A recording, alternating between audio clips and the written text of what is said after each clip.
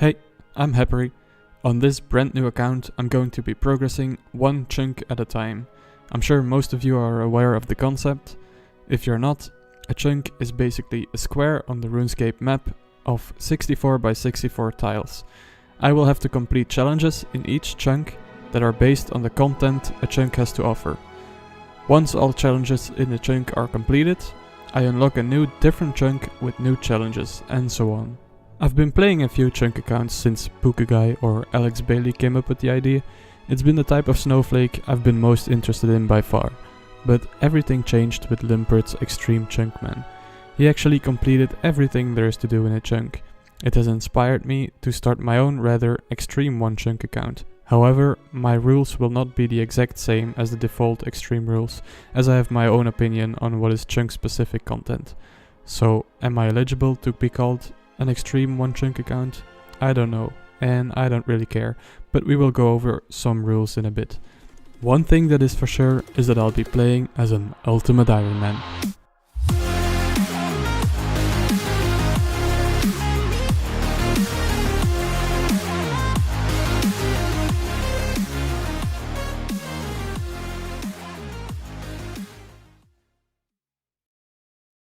Alright, before we start, let's go over the rules real quick.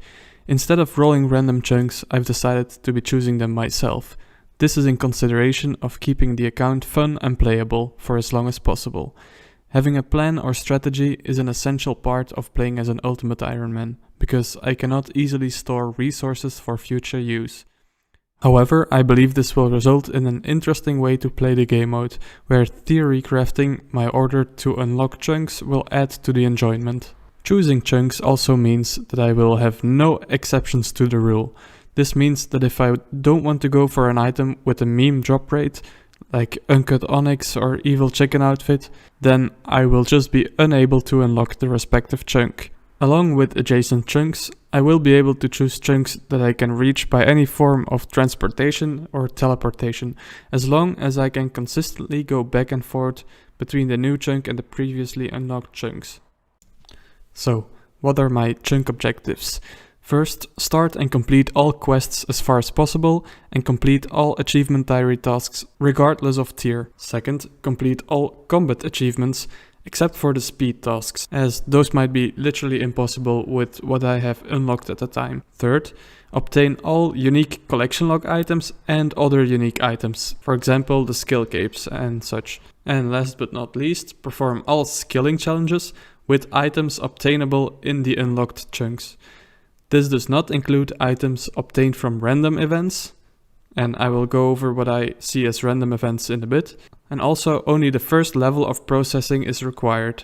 That means if I have access to a rune ore, I just have to process it into a rune bar and not a rune plate body, for example. If I were to get access to a rune bar, then I have to smith it into a rune dagger and not the rune plate body, because I just have to process the rune bar. I don't have to process it into the item that requires the highest level. So, as I said, items obtained from random events do not need to be processed as a skilling challenge, because in my opinion, these items are not specific to the chunk. They can be obtained anywhere. And I want my skilling challenges to be set in stone at the start of a chunk and not change along the way, basically. So, what do I see as random events? These are events that are not consistently reproducible or cannot be worked towards at all times. Resources obtained from these random events, as I said, are not required to be processed as a skilling challenge, but are free to use for any purpose. So, some examples of random events are random events like we all know them, Prison Pete, Maze, etc. The random drop table or gem drop table, overworld implinks, the random implinks that can spawn basically anywhere, shooting stars.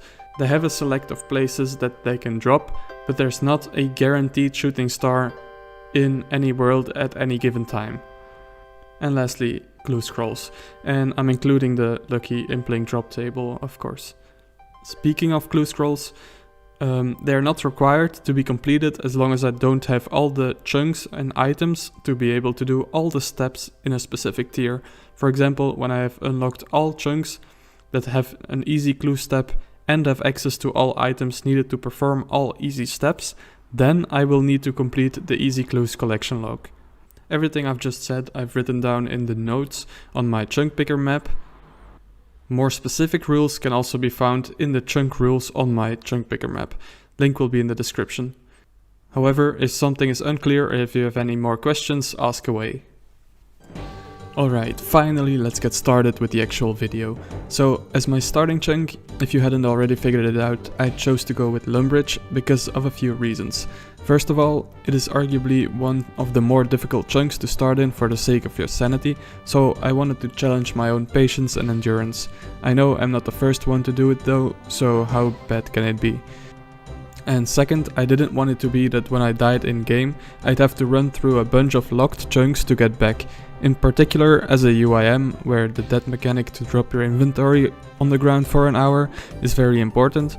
So I'll probably be committing Sudoku more than once, and this way I just respawn in Lumbridge. Let's have a look at what my objectives will be for the first chunk.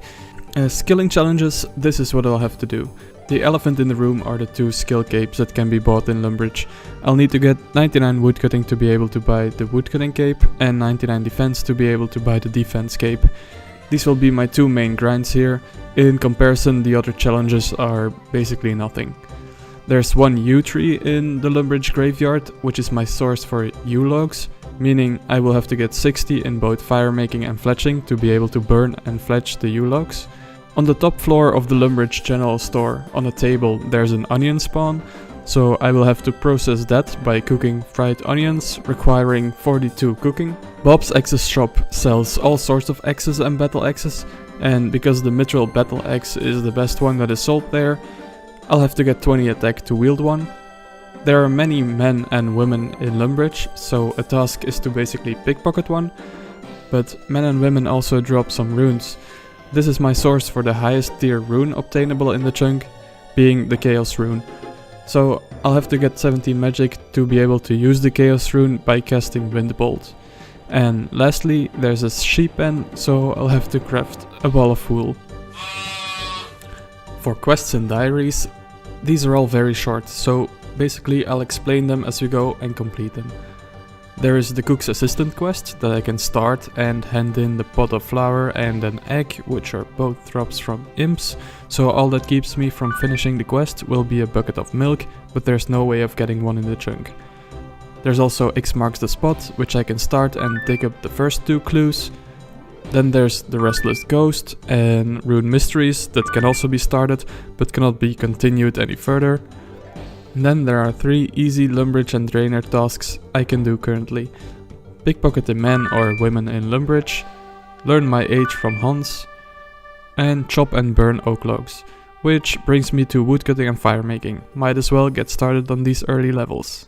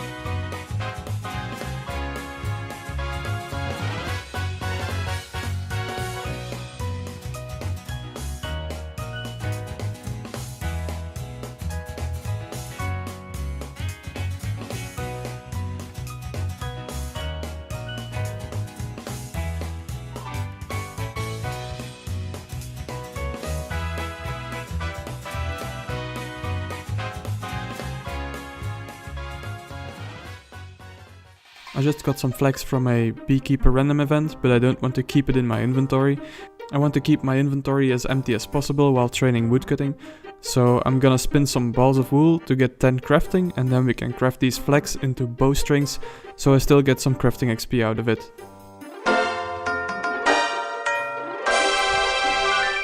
There's 10 crafting, let's unload these flax. There we go, those 19 flax got me a little over 11 crafting. Okay, I just got a dragon fruit seed already. That's one of the more rare seeds to get from bird's nests. And the most expensive one if you sell it on the Grand Exchange. But we will have to settle for 172 coins. Another beekeeper random. This time I get the dark grey beekeeper gloves, which are probably my favorite, so I'm wearing them. And a freaky forester random gives me lederhosen shorts. Just gonna drop those, but it's a collection log item.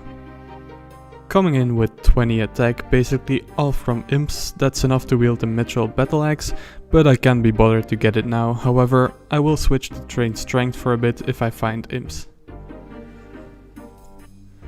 You might be asking, why are you getting 70 fire making in this clip? Didn't you only need 60 for U-logs? And that would be correct. I even forgot to record level 60 because I can't stop fire making, please send help. Hey, nice, some more flax to spin into bowstrings. There's 12 crafting. 71 fire making. Just got the first maze random on the account. Hope I get something good. Oh, dead runes and iron arrows. I'm gonna sell everything, but hold on to the iron arrows in my quiver actually. 69 woodcutting. Got my first quiz random event. I'm always choosing mystery box here. Let's see what we get. An easy clue that we cannot do. However, Runelight is highlighting the bartender here, so I might as well try. Nope. Lederhosen top on the collection log. There is 72 fire making. And 70 woodcutting. Yes, another raw chicken from imps. So I need to get 42 cooking somehow to make fried onions, and I will need to kill hundreds of thousands of level 2 NPCs to get 99 defense anyway, so I might try to train cooking with chicken and eggs from imps. It would on average only be around 10k imp kills, which is nothing in the long run. Oh. 10 strength, that's something. 73 fire making. 10 prayer. Hey, my second acorn seed. Might as well hold on to these, as they might be useful in the future. I hope I get a lot of these. 71 woodcutting. Another mystery box for an old boot. Nice, another acorn seed. 74 fire making coming in.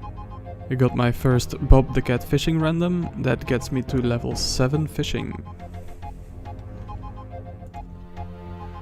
Ooh, a genie. I'll be taking that. I'm going to be lamping Hunter first, not sure if that would be the best, but I want to get 17 Hunters someday to be able to catch implings in Puro-Puro. 72 woodcutting, and finally 75 fire making. Way overshot what it needed to be, but I was gonna be here for a very long time anyway, and I might as well set myself up for when I get a magic tree in the future. Now I'll continue with fletching. That is 35 fletching. Now I can fletch unstrung bows, which I will be selling to the general store for a small amount of coins, but I'm sure it will add up in the end. 73 woodcutting. That is 1/13 of the way to 99 woodcutting, and closing in on 3 days playtime. There is 40 fletching. From now on I'll be making willow longbows and still sell them. 42 fletching. Let me make myself a cool looking shield. Oh, I need 30 defense to wield it. No cool shield for me. 15 strength. Another lederhosen bottom, but let me show you what we've received so far on the collection log, because I for sure haven't shown everything. There you go. 74 woodcutting. As you can see in my inventory, I'm now holding on to all acorn seeds and willow seeds I get. That is 2 inventory spots I'm willing to give up for now, so it better be worth it. There is 50 fletching and 75 woodcutting and able to chop magic trees. If I had one! The second mime random of the account, I get the gloves and legs. Now only the mask is missing from the collection log. 76 woodcutting, we're also up to 5 acorns and 5 willow seeds. Beekeeper legs. And 60 fletching. Now let's go and grab some U-logs to mark the skilling challenges as completed. That is the U-log burned. And that is the U-log fletched. Alright. 77 woodcutting.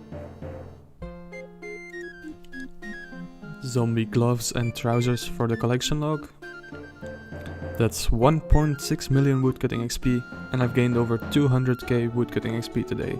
It's been a good day. 78 woodcutting.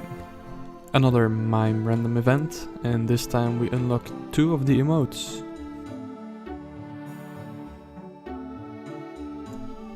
$65 fletching, 79 woodcutting. Got another dunce random event, 1 more XP random to go for level 2 hunter. There's the mime mask, that's all mime outfit pieces for the collection log. Unlocked the zombie dance emote. And there's my 3rd mystery box, I think, for a body rune. Big level 80 woodcutting. A bird's nest with a green egg. We've now had all colors, but they're useless to me. Also, something weird is going on here. Apparently I got an unstrung bow from a nest. Not sure why that's in there. 69 fletching. 70 fletching.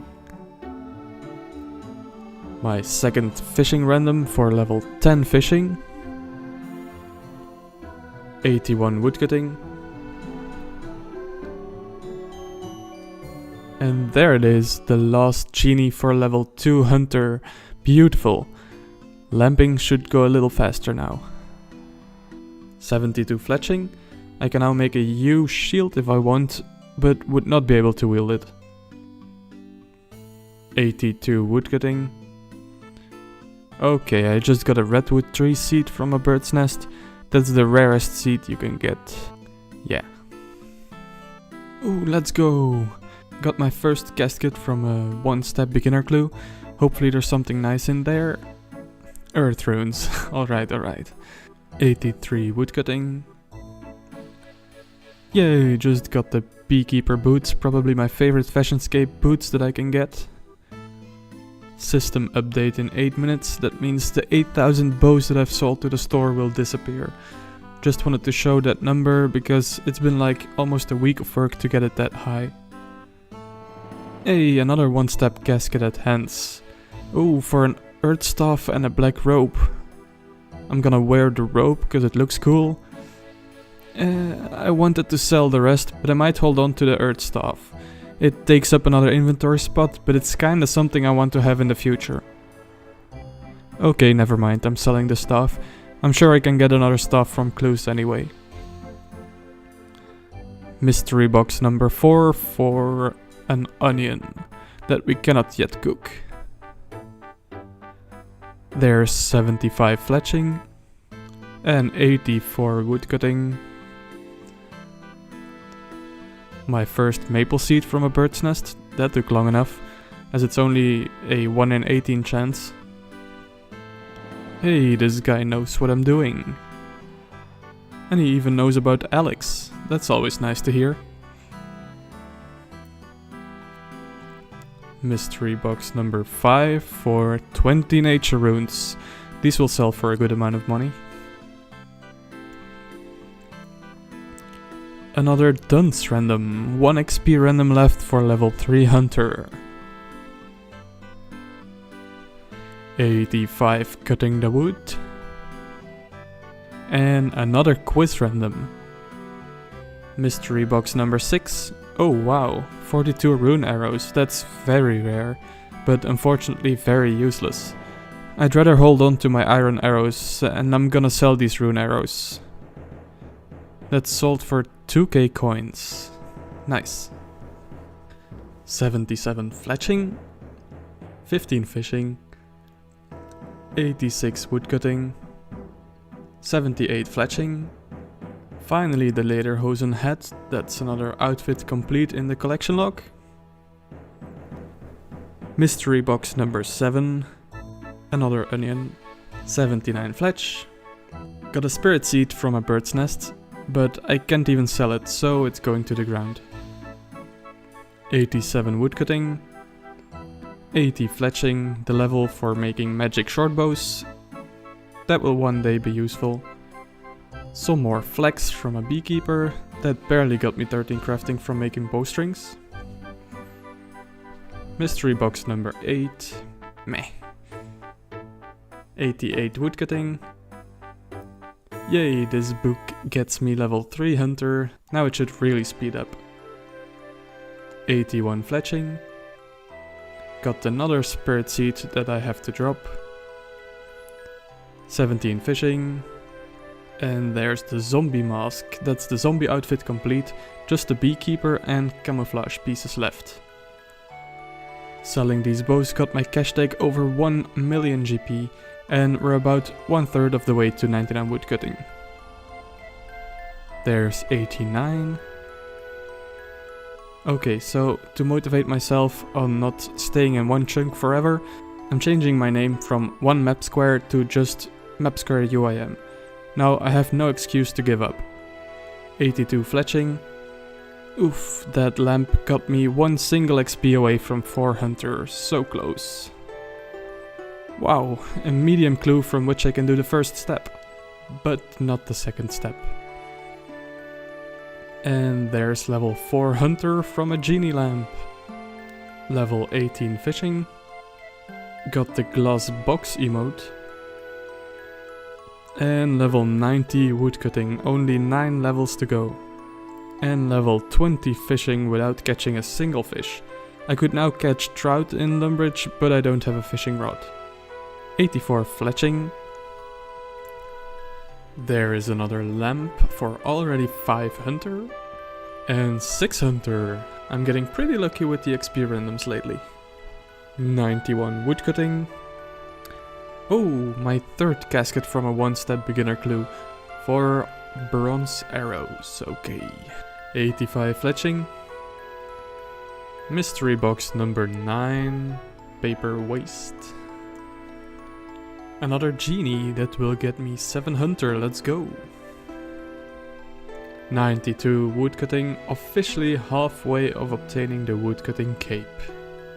And I got the zombie walk emote, that's the very last emote from random events. 86 fletching. Oh my god, I got a back-to-back step in Lumbridge.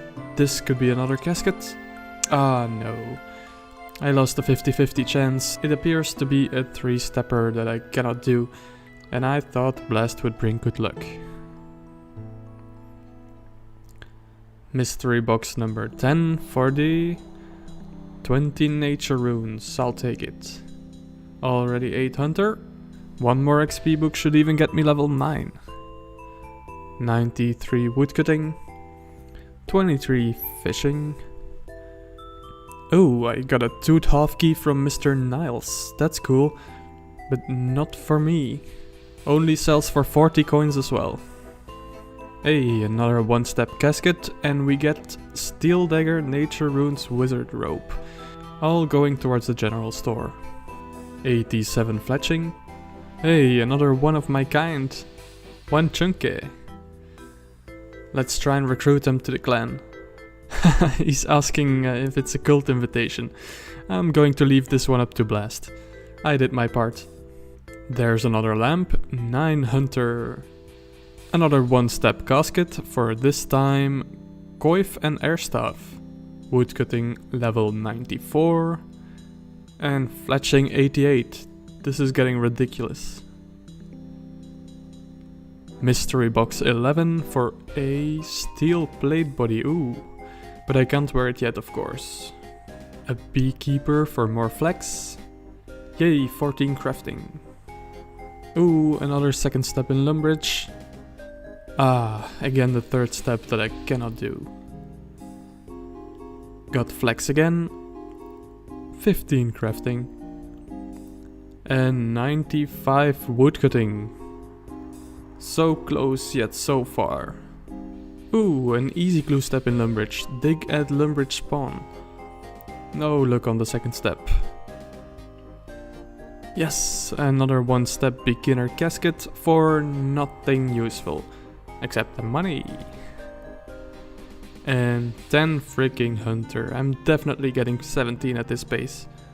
Another one step casket. 2 earth staffs. That's more money. 25 fishing. Big level 90 fletching. I can probably get up to like 92 or 93 when I'm done. It's been so satisfying to see my seed stacks grow. Over 60 acorns and over 50 willow seeds. At least I've kept on to some farming XP for the future. And there's level 96 woodcutting as well, 3 levels to go. 11 hunter from another dunce random. Beginner casket number 8 with an iron pickaxe. My apologies to every chunkman who's hoping for a pickaxe upgrade at the moment, but mine gets sold. Another XP book for 12 hunter. 13 hunter. That's 1 hunter level a day now. 91 fletching. Mystery box number 12, I think. For 97 woodcutting with the acorn stack looking sexy. Another one step casket. Ooh, fighter staff. Really wanting to keep this one, but I can't. I'll get another one someday. Mystery box number 13. 500 coins. And 14 hunter. So the Shattered Relics Leaks was released today. Not that I was planning to play it, but apparently there were some issues, big issues, and I did a rollback. So I lost a couple of hours of woodcutting, along with 1 acorn seed, 2 willow seeds, and a dunce random event. Awesome. Mystery box number 14, nothing. Ooh, a hard clue step that I can do. But as expected, can't do the second step. A medium step also in Lumbridge. And it gets dropped. Another quiz random, don't mind if I do. Map Square, welcome to the chunk quiz. What? What's different about this quiz random compared to all the other ones I've done? Nothing, this is actually a normal quiz random, but I get no screen time in the video with the normal boring questions. You only show off the rewards I give you. True. So now I've come up with 3 riddles. Answer all 3 correct and you'll be rewarded greatly. Oh, by the way, audience, feel free to play along. Yeah, but maybe pause the video after every question. I don't want to lead you in the wrong direction if I think out loud. Alright, Quizmaster, I'm ready. Riddle number 1. How many chunkmen do you need to complete the Fight Arena quest? How many chunkmen do you need to complete the Fight Arena quest? Is he talking about group chunkmen? That's a whole different animal. But wait, no, most quests are always done solo, except from like 2. Do I need to think of how many chunkmen have done the quest in the past? Oh, I think I know the answer. How many chunkmen do you need to complete the Fight Arena quest? 1 that has the Fight Arena chunk unlocked. Your answer is correct! Yes! Riddle number 2. Every snowflake has 1. A chunkman even has 2, but the extreme or supreme have none at all. What is it? Every snowflake has 1? Well, the answer will not be alive. Maybe it's like regions or restrictions? No, that doesn't seem right. If the last part was the supreme have none at all, I would have said chunk rolls. A chunkman has two... Two what? Too much time on his hands? Oh, I got it. Every snowflake has one, a chunkman even has two, but the extreme or supreme have none at all. The letter N. Your answer is... correct! Woo! Let's go! Riddle number 3. What part of a chunkman's first chunk will always take him the longest to complete? Wait, what? Huh? What part of a chunkman's first chunk will always take him the longest to complete? But every starting chunk is different, and every chunkman's rules are different. The longest part, the hardest part, the chunkiest part? Wait, no, I'm thinking of the chunkman, not the chunk. The part where they should go outside and touch grass? Oh! What part of the chunkman's first chunk will always take him the longest to complete? The outside, like all other chunks combined. Is that your final answer? Yes, it's my final answer. That is... correct! Congratulations! Ooh, thank you. Okay, let's see what my reward is then. Oh my god, a rune spear from a mystery box. What? Holy crap. That's insane. Mystery box number 17. Oh, I'm definitely holding on to this one. This is perfect for the defense grind. No way! And I even got it before I got a mithril scimitar. Well, I don't need one anymore now. Let's go! Another beginner clue that I can do. Oh, and the second step is also in Lumbridge. Unfortunately it's 3 steps. There's 92 fletching. And the genie, this lamp gets me 15 hunter. There we go, 98 woodcutting, only 1 level to go. Wow. An XP book for 16 hunter, 1 more hunter level to reach the Puro-Puro level. Another mystery box with an easy clue that I can't do. Beginner casket number 10, Staff of Air and Cabbage. And there, that should be the last XP random I need. Yes, level 1700 achieved. I can't do anything with Hunter yet, but I'm now set to catch Implinks and Puro-Puro in the future. Next I'll probably start lamping agility. And after selling these bows to the general store, my cash tag is now 3 million coins. I'm really scared to sell my rune spear by accident. Mystery box 20 with a steel plate body. There's the first XP lamp that is going into agility. A mace random, maybe the last one in the woodcutting grind. Ooh, quite a few iron arrows and chaos runes. I'm selling the chaos runes and now I have over 2k iron arrows in my quiver, all from mace randoms. 93 fletching, the final fletching level I will get. This will help me so much in the future, whenever I get another fletching challenge. I probably don't even have to train it anymore, until I have to get a skill cape or something. Another mystery box, probably the last one during woodcutting as well, for a steel plate body again.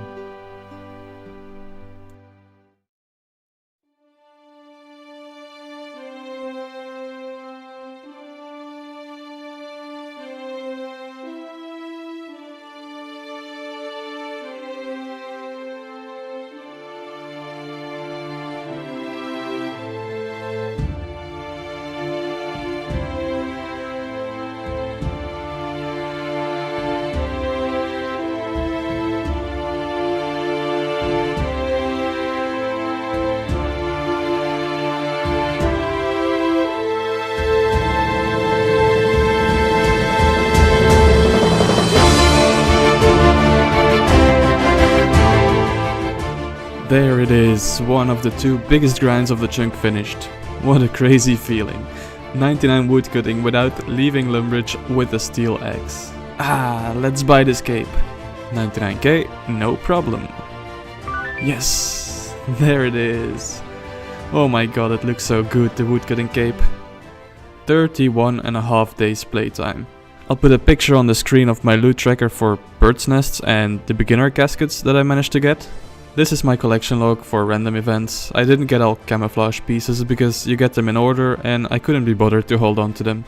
But I got everything else apart from the stale baguette. But hey, that's like way too rare to get from a mystery box. No beaver pet though, but I wasn't really hoping for one too much, to be honest. It wouldn't be safe just sitting in my inventory. I would probably die somewhere before I can get it insured anyway, and losing it would be much more painful than not getting it. Here's the 3 diary tasks that we could do so far. Let's have a look at how the chunk objectives are looking at the end of this video. At the very beginning I completed all the quests and diaries. And these are the skilling challenges. That's 4 out of 9 objectives remaining. Alright, with 99 woodcutting achieved, I don't need the steel axe anymore, so I'm selling it back to Bob and buying the Mitchell battle axe. And by wielding it, I complete another skilling challenge. I will be using it to train my melee stats for now, until I can wield the rune spear that I got out of a mystery box last episode. There's the first level of the video, 18 hit points. I'm going to see how viable it is to kill imps for raw chicken and eggs, because I need to get 42 cooking in this chunk. They are very annoying though, constantly teleporting out of the castle walls and behind the castle, and then I have to run all the way around and hope they wander back here, because I can't go behind the castle, that's outside of my chunk. Men and women are still too strong for me at the moment. I've only killed a few and I'm almost dead. I'll grab myself some Iron Man armor. It has the same stats as iron armor, that's better than nothing. Strength level 20, that's the same as my attack, but I'm going to keep training strength for a bit, up to level 40 or so. Another Bob the Cat fishing random event, and it gets me 26 fishing. 20 hit points, 15 prayer, and I'm dead. But I respawn again right here. This is why, especially as an Ultimate Iron Man, I chose my first chunk to be Lumbridge. If you didn't know, if Ultimate Iron Men die, their items stay on the ground for 1 hour and cannot be seen or picked up by other players. This is often done intentionally to have more inventory space, and I'm sure I will also be using this mechanic from time to time. So, by respawning in Lumbridge, at least I don't leave my unlocked chunks while doing it. And there's 25 strength. I died again, but nothing to worry about. This is easier than trying to stay alive with food, because food isn't exactly easy to get. Level 30 strength. I totally forgot, I can grab a free training shield from the melee tutor. Might as well use one with the battle axe. I think it looks great with my armor. And I can already go and reclaim everything. There is 25 hit points. Egg number 5 in the inventory already. You would think that's good to train cooking, right? But I first need to get 13 cooking from raw chickens before I can make these eggs into scrambled eggs. And currently I'm not getting many raw chickens. Anyway, I also got this beginner clue that I can do at hand, but let's try and juggle it for a bit to increase my chance at getting a casket. There's 20 prayer. Oh, finally, another raw chicken. Hopefully it doesn't burn. Hey, level 3 cooking. Okay, new plan. Because killing imps until level 42 cooking isn't going to work for me anymore. I'm sick of them. And I really want to get rid of these 5 eggs that I've collected so far. I have some cows in the chunk, and cows drop raw beef. Unfortunately, I can't get to the cows because I can't reach the gate. I could range the ones behind the fence from here, but then I can't pick up the raw beef. If I can't get to the cows, I need to get the cows to me. And when the gate is open, they sometimes wander outside, so maybe if I hop worlds a few times... There is one. Let's try and find some more. That's a full inventory. I'm going to cook these and repeat.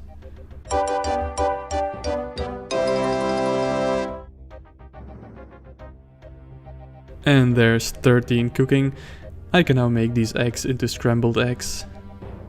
Finally, my inventory is a bit more empty again. Raw beef is definitely the way to go for 42 cooking as well. That was way easier than killing imps, and cows outside of the cow pen aren't actually too hard to find. 13 flax from a beekeeper event. I'll hold on to them for now. These will allow me to fletch my own bow up to a U bow if I want one in the future. There's level 30 hit points. And 40 strength. That will do for now. I'm going to train attack again, so I can wield my rune spear finally. I'm dead again.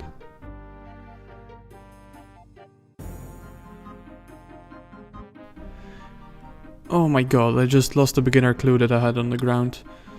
You know what, I cannot be bothered to try this hard. From now on, if I get a step that I can do, I'm just going for it, like I did during the woodcutting grind, and hope it's a one-step casket. I can't hold on to too many rewards anyway, so there's no point in grinding out clues at this point of the account. There's level 25 attack, and 25 prayer. That unlocks the most useless prayer protect item, as it simply doesn't apply to Ultimate Iron Man. That's a Prism Pete random event completed for Grimy Snapdragons. These are the only herbs that I will be able to hold on to, since they are noted. All other herb drops from men and women that I will get aren't noted, and I'll have to leave them on the ground. So much herb lore XP that I unfortunately cannot keep in my inventory. 30 attack, and I died again. The Pillory Guard random event, the only one that I will always dismiss. It actually takes you to Yanil, so as long as that chunk is not unlocked, I can't do the random event. 35 attack. And there we go, 40 attack. I can now wield rune weapons, and that means I'll be switching to my precious rune spear. The thing about spears that some of you may not know yet is that they have only two training options. Either you get shared XP in attack, strength and defense, or you just get defense XP. Luckily for me, defense XP is what I need. Imagine if the only options were shared XP or just attack XP. Then this would be a terrible weapon for this grind. But the spear is actually perfect, and it has faster attack speed than the battle axe. The same as a scimitar. Let's sell the battle axe back to Bob, don't need it anymore. For now, I'll train with the shared XP option for a bit longer to get attack and strength a little higher, but this is where I start gaining defense levels. Oh, a dunce. That XP reward is going into agility. Level 2, 3, 4, 5 defense, and apparently total level 500. Quite a few of you have commented on episode 1, asking why I didn't collect mind and air runes from the magic tutor during the long woodcutting grind. And of course, I listened to your advice. I've started collecting the runes, better late than never. But as a serious answer, woodcutting was very AFK, and as I mentioned in that video, I really valued my inventory space. The more space, the longer I could AFK. I also knew that the defense grind would take way longer, so now that 2 inventory spaces don't make much of a difference, I will collect mind and air runes every 30 minutes. And to help me with that, once I've collected, I will home teleport, so a 30-minute countdown is displayed on my screen as a reminder to know when I can collect again. I should still be able to stack an insane amount of runes before I complete the chunk. There's 30 prayer, 15 defense, and 41 attack and strength. 20 defense, 25 defense, 42 attack and strength, 40 hit points, 43 attack and strength, 30 defense, 44 attack and strength. A clue step I can do. Nice, it's a one-step casket. With steel plate legs. I can wear those now. Is it just me, or does it look like I'm wearing skinny jeans? And 35 defense. Another one-step casket already. That's pretty trash. Got another Prism Pete random event, and I get noted toad flags. The second type of herbs I can keep. And there's 45 attack and strength. That will do for now. I want to focus on defense for a bit, because training on shared XP is pretty slow. 40 defense coming in. That's the level needed for rune armor. However, I don't think I will see any rune armor in this chunk. Got my first Demon Sergeant random of the video. I already had the camo top on the collection log, but this time I'm keeping it so I can get the other pieces as well. 37 prayer for protect from magic, that's my first overhead unlocked. Another beginner casket for 2 fire staffs and a steel dagger. This time I'm keeping 1 staff, and the other 2 items will sell for nice GP in the general store. Now that I got myself a staff, I kinda want to train a bit of magic. That's level 2. I need level 3 to cast the confuse spell to use up the body runes that I got from a casket earlier. There's level 3, now I just need some water runes from goblins. Oh right, goblins drop body runes as well. I'll just receive more while I'm trying to get rid of them, so there's no point. I'm just gonna drop them. Back to training defense. There's 45 hit points. Someone just dropped a mithril scimitar here. If that's an attempt at trolling me, that's a fail. I still tried to pick it up, but I mean, that was for scientific purposes, to see if the perpetrator would show themselves.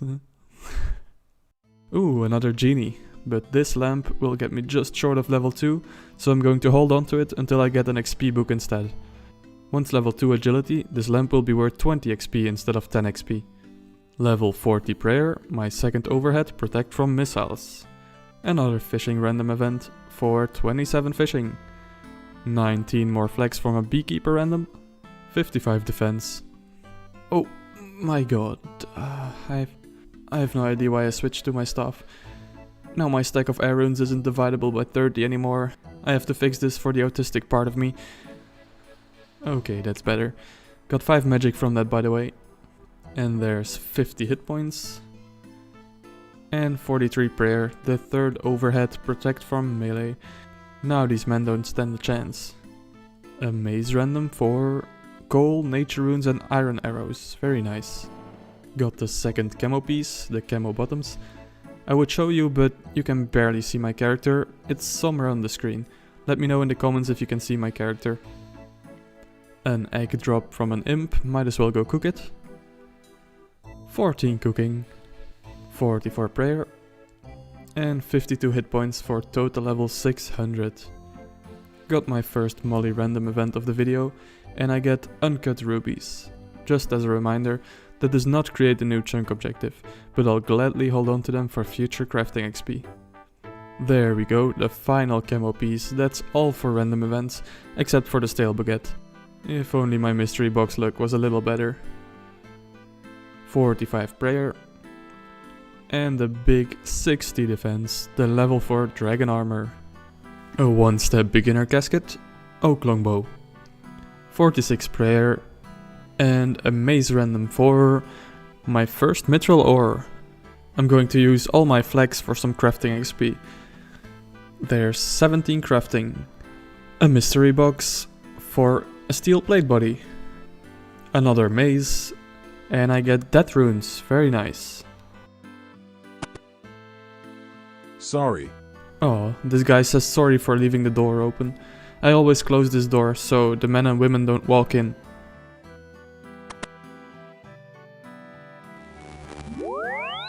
Okay, seriously? What the fuck?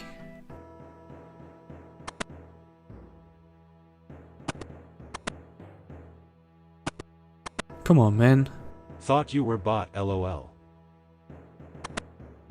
How nice. He did close the door for me. There it is. The XP book I was waiting for. Level 2 agility. And now I can use this lamp as well. 49 prayer for redemption. 65 defense, a genie, and this lamp gets me 3 agility already. Some nice uncut emeralds from a molly random, and 50 prayer. Beginner casket number 15, steel plate legs again. An easy clue that I can do. Oh, second step is also doable? Nope, third step is a bust.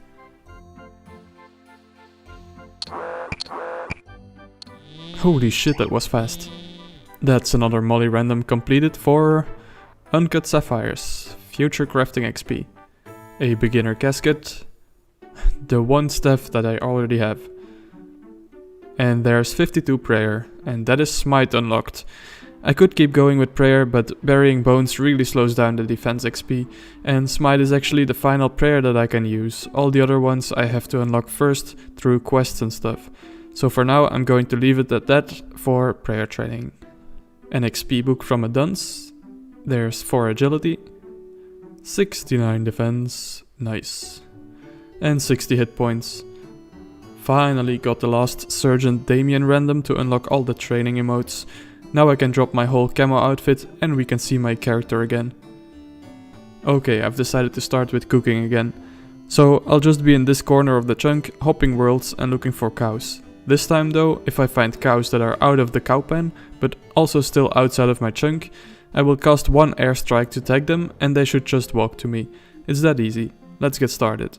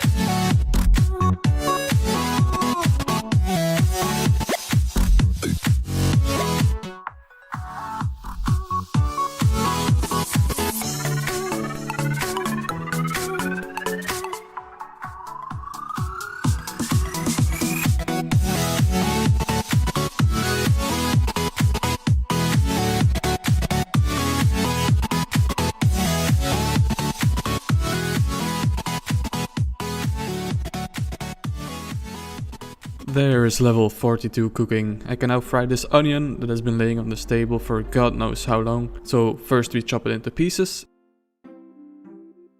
And then we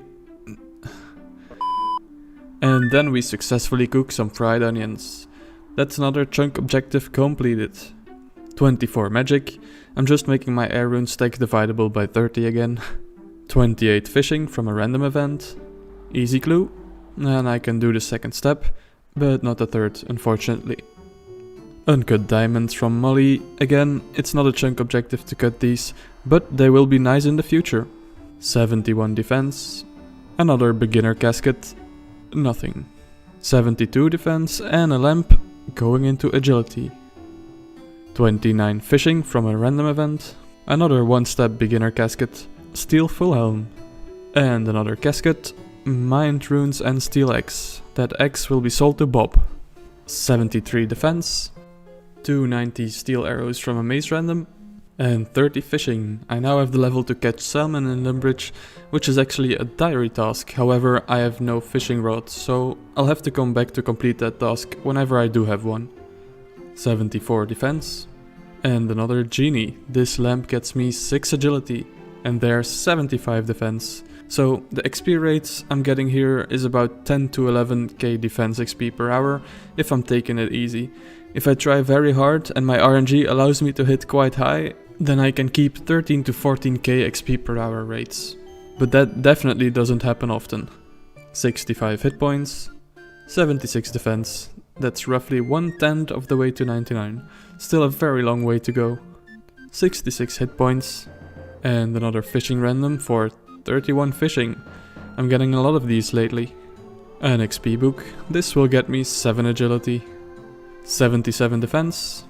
A beekeeper random. So not long ago Jagex updated the beekeeper random event to be more in line with the other costume giving random events, and it now prioritizes outfit pieces if you don't have them.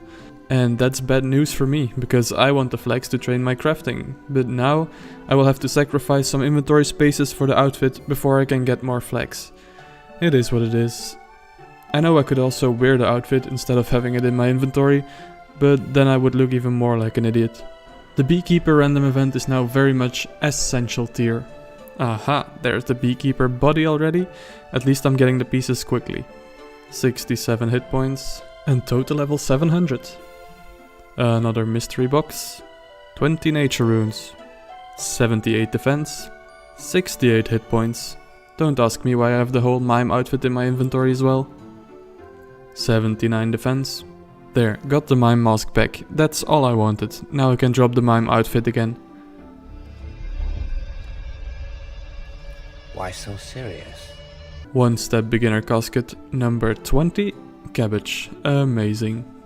An XP lamp for level 8 agility. And 69 hit points. There's finally the beekeeper legs. I can now receive flax again. And I will collect as much as I need for at least level 20 crafting, because at level 20 I can start cutting sapphires. Decided to train up attack and strength a bit more. There's level 46. 47. A maze random. Oh, nice amount of runes. 48 attack and strength. 49. And 50 attack and strength. That looks a lot nicer than 45. And I guess my hits have also improved. Just missed it, but I got level 80 defense, almost 2 million defense XP. There's 70 hit points. Oh, and a genie as well, I'll take it. A beginner casket 4. A leather cowl, that's the worst reward yet I think. Another Molly random event. I think that was the least amount of effort I ever had to do here. And I get 4 diamonds. Another mystery box for 20 nature runes again. I'm not complaining. Defense level 81, 71 hit points. Another one step beginner for trash. And this beginner clue is a back-to-back Lumbridge step and a casket. More trash. 82 defense. Level 72 hit points. Please let this be a maze random. Oh, it's a mime. I'm literally on 24 useless random events in a row now. Finally got a quiz random for mystery box number 27. A medium clue that I can't do. 83 defense. My first beekeeper with flags after so long. I'm going straight to the spinning wheel. Level 18 crafting. And 73 hit points. Yay, another one step beginner. Hey, there we go, first clue scroll unique on the account, the sandwich lady top. After 24 beginner clues, almost all of them one-steppers. Although it's my first unique and my friends think it's hot, I'm going to sell it. I don't have any other reason to hold on to it. And it's gone for 200 GP. Beginner casket 25. Oh no, air runes, my nice stack is ruined again. Can I just drop these? Oh, no. Didn't work. This XP lamp gets me level 9 agility, 84 defense, and another lamp, but this won't get me a level, so I'll keep it until I get an XP book. Back-to-back Lumbridge step for a casket. Okay. There's 74 hit points. The XP book I've been waiting for. That's level 10 agility. I could now do the Drainer agility course, but I'm not sure that I want to go to Drainer anytime soon, so I keep lamping agility. Another lamp, that was fast. That's 11 agility. And 85 defense, a quarter of the way to 99. One step casket, trash. And another casket. Oh, law runes, very interesting. I'm keeping those. So this changes things a little bit. I know that my rules say that items obtained from random events do not make for new chunk objectives. So I don't actually have to do anything with the law rune yet. However, there's a medium tier diary task that requires me to cast the Lumbridge teleport spell, Not the home teleport, but the actual spell that requires 31 magic. So I will add that task to my to-do list actually, just because I want to. Not that it will take a long time at all. Got 7 more flax from a beekeeper, and that gets me to 19 crafting. Another mace random. Ooh, that's amazing. That's a lot of chaos runes and iron arrows. And that's 75 hit points. Another genie, that gets me level 12 agility, only 1 XP book away from 13. The next step is to focus 100% on grinding defense as much as I possibly can. So if you want to see me complete the first chunk, consider subscribing. I'm gonna see if Map Square UIM is here. If he's logged in or not. He's training the 99 defense the Extreme One Chunk way. It should be around here somewhere if he is. There he is! There's my first beginner casket of the video. Leather chaps. It's worth only 4 coins. What a great way to start this episode. And the first defense level, there's 86. A Bob the Cat fishing random, level 32 fishing. Beginner casket number 30. Cabbage and 2 whole chaos runes. Another 1-step casket for... Oh, nice, a Staff of Earth. My second staff that I can keep, for if I didn't have enough fire and earth strike runes already. A back-to-back Lumbridge step on this beginner clue. And another casket. I'm getting so many all of a sudden. But the reward isn't great. First mystery box of the video, number 28. Still haven't seen a Mithril Scimitar, and it's a diamond. That's good, it sold for 800 GP. And the mace random for also a great reward. Iron arrows, mithril ore and dead runes. Level 76 hit points.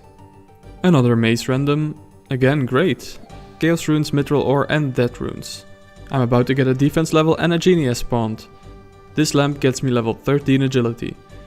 And there's level 87 defense. Wait, what was that?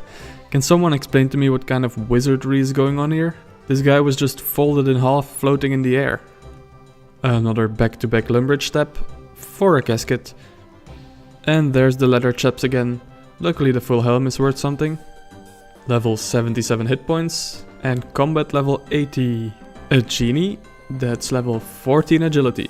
Yay, a beekeeper random event, I need those. Yes, 17 flex, very nice. I'm going to spin those right away. This is currently the way I gain crafting XP. An easy clue that I can do. And the second step is also in Lumbridge. But the third step is not. There's level 88 defense. Man, training on men and women for months does get you some reactions from people. Man. What is going on? You can't just murder everybody. I can, look. Ooh.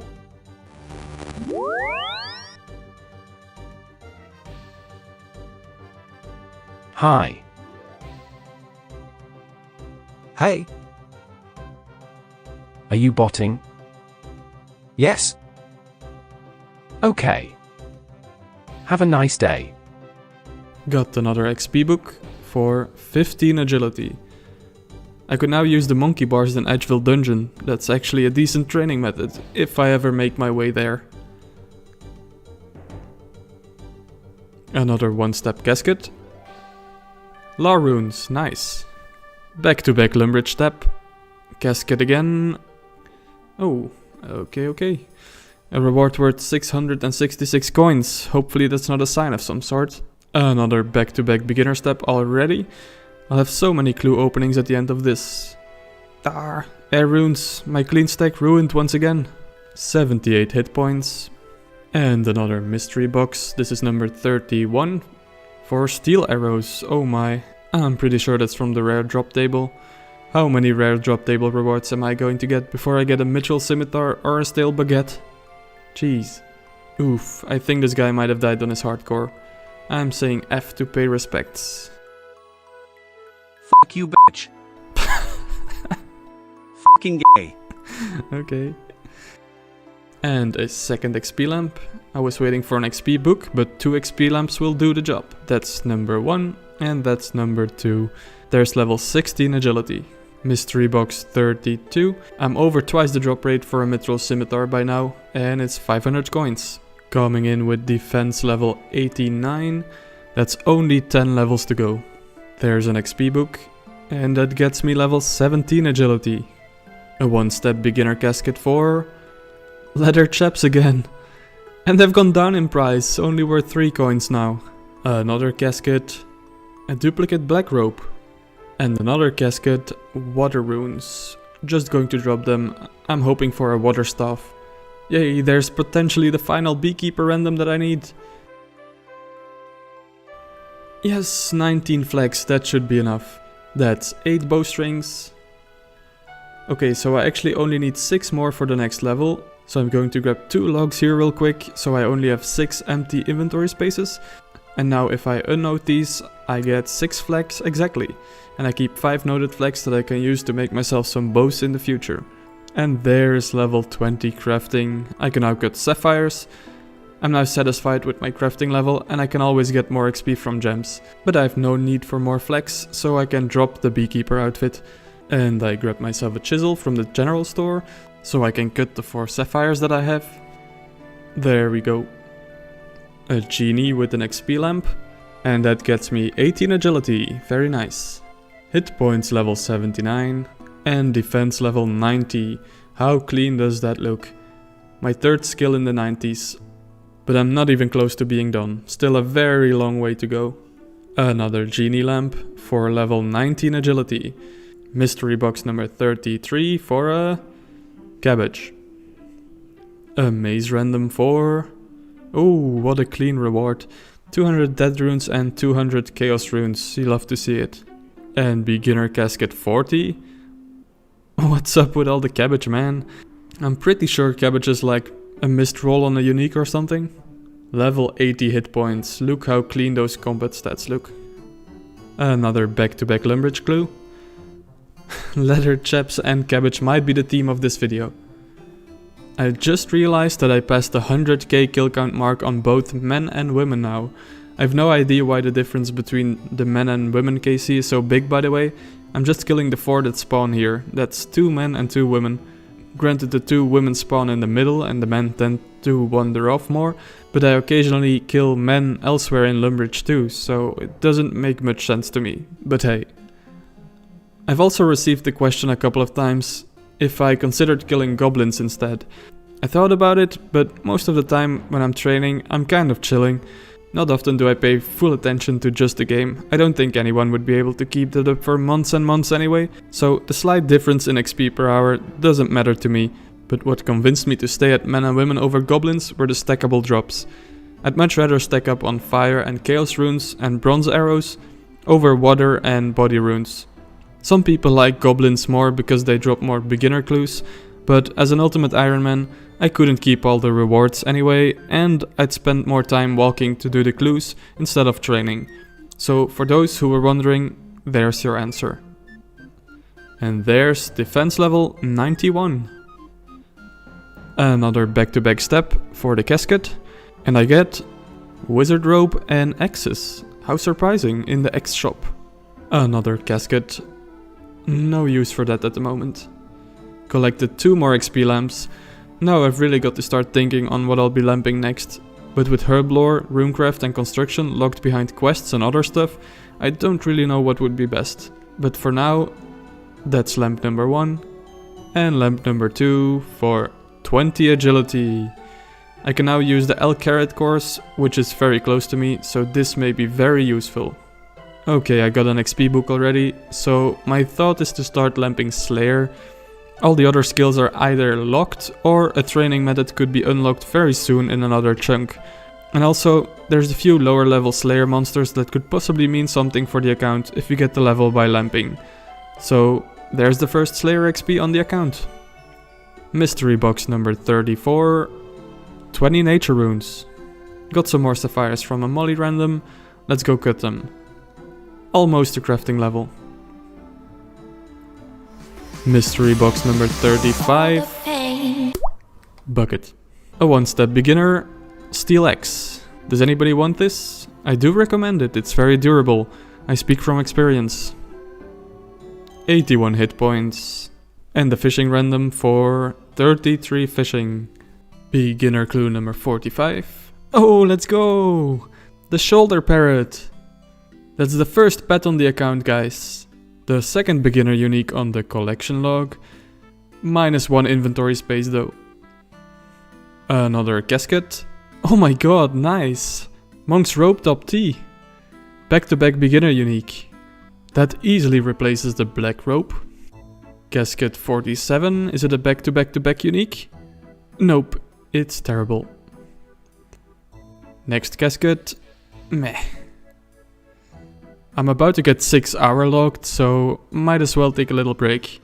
Alright, 1 minute is enough rest. On to round 2 of the day. And there's 92 defense.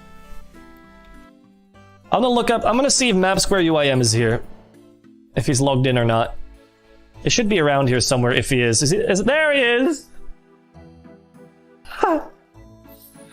Let's give him a bit of a good luck today. He's at 92, he's halfway. Hey, what are the chances to see you here, Mr. Trails? That guy is always there, dude. I mean, not always, World 360 Lumbridge. Mystery box 36. Literally paper trash. Another beginner casket. Yes! Monk's rope T bottom. That's the Monk's rope set completed. So close after each other. This is amazing. Got another casket. A black wizard head. Stop this senseless violence. Why do you do this? It must end. These people did nothing to you. It's wrong. If you keep this up, you leave me no choice. I will expose myself to you. Wait, are those even clothes? That's my wrinkly crunkled skin. That's what you get. Beginner clue number 51. Oh, nice, a staff of air. This is a great beginner clue. Oh my god, what am I even doing? Man, I was killing goblins for runes because I wanted to get a clean stack of earth runes again. And now I've accidentally crossed all 4 of my chunk borders. That's so annoying. I guess I'll restart the account. What's up guys, I'm Happery and on this brand new, same account, I'm just going to continue playing, it's no big deal. This guy wants to say something? Hello YouTube, make sure you click like and subscribe. You've heard the man, do it. Another casket for more cabbage. Mystery box number 37, a heart clue. Nope, can't do it. There's hit points level 82 and another back-to-back Lumbridge tab. And I get a rune scimitar ornament kit. That's actually dope. It's my favorite one as well. That's my 5th unique from beginners and no duplicates. And defense level 93. An XP book from a dunce random, only 1 XP random away from level 2 slayer. Another mystery box. For nature runes again, nice. A 1-step beginner, steel dagger. And another 1-stepper. There is the XP random I was waiting for. My slayer level is now 2. Mystery box 39, coins. Another casket for law runes, very nice. And this is mystery box number 40. What will I get this time? Whoa, rune square shield. What is my luck with these? That is the 4th rare drop table reward in 40 mystery boxes. That is unbelievable, dude. It's only unfortunate that I can't wield the shield and the spear at the same time, but I'm definitely keeping this. Another casket, yeah. And the fishing random event that will get me level 34 fishing. Hit points level 83 and also combat level 83. And there's 94 defense, 5 levels to go. Another visual glitch. The NPCs are surrendering, they can't take it anymore. But I need to keep going. I feel bad, but I'm not stopping until I'm wearing the blue cape. And look at that, my time played has now passed 65 days. I'm now officially been on the defense grind for as many hours as the woodcutting grind took me to complete. That's mind blowing.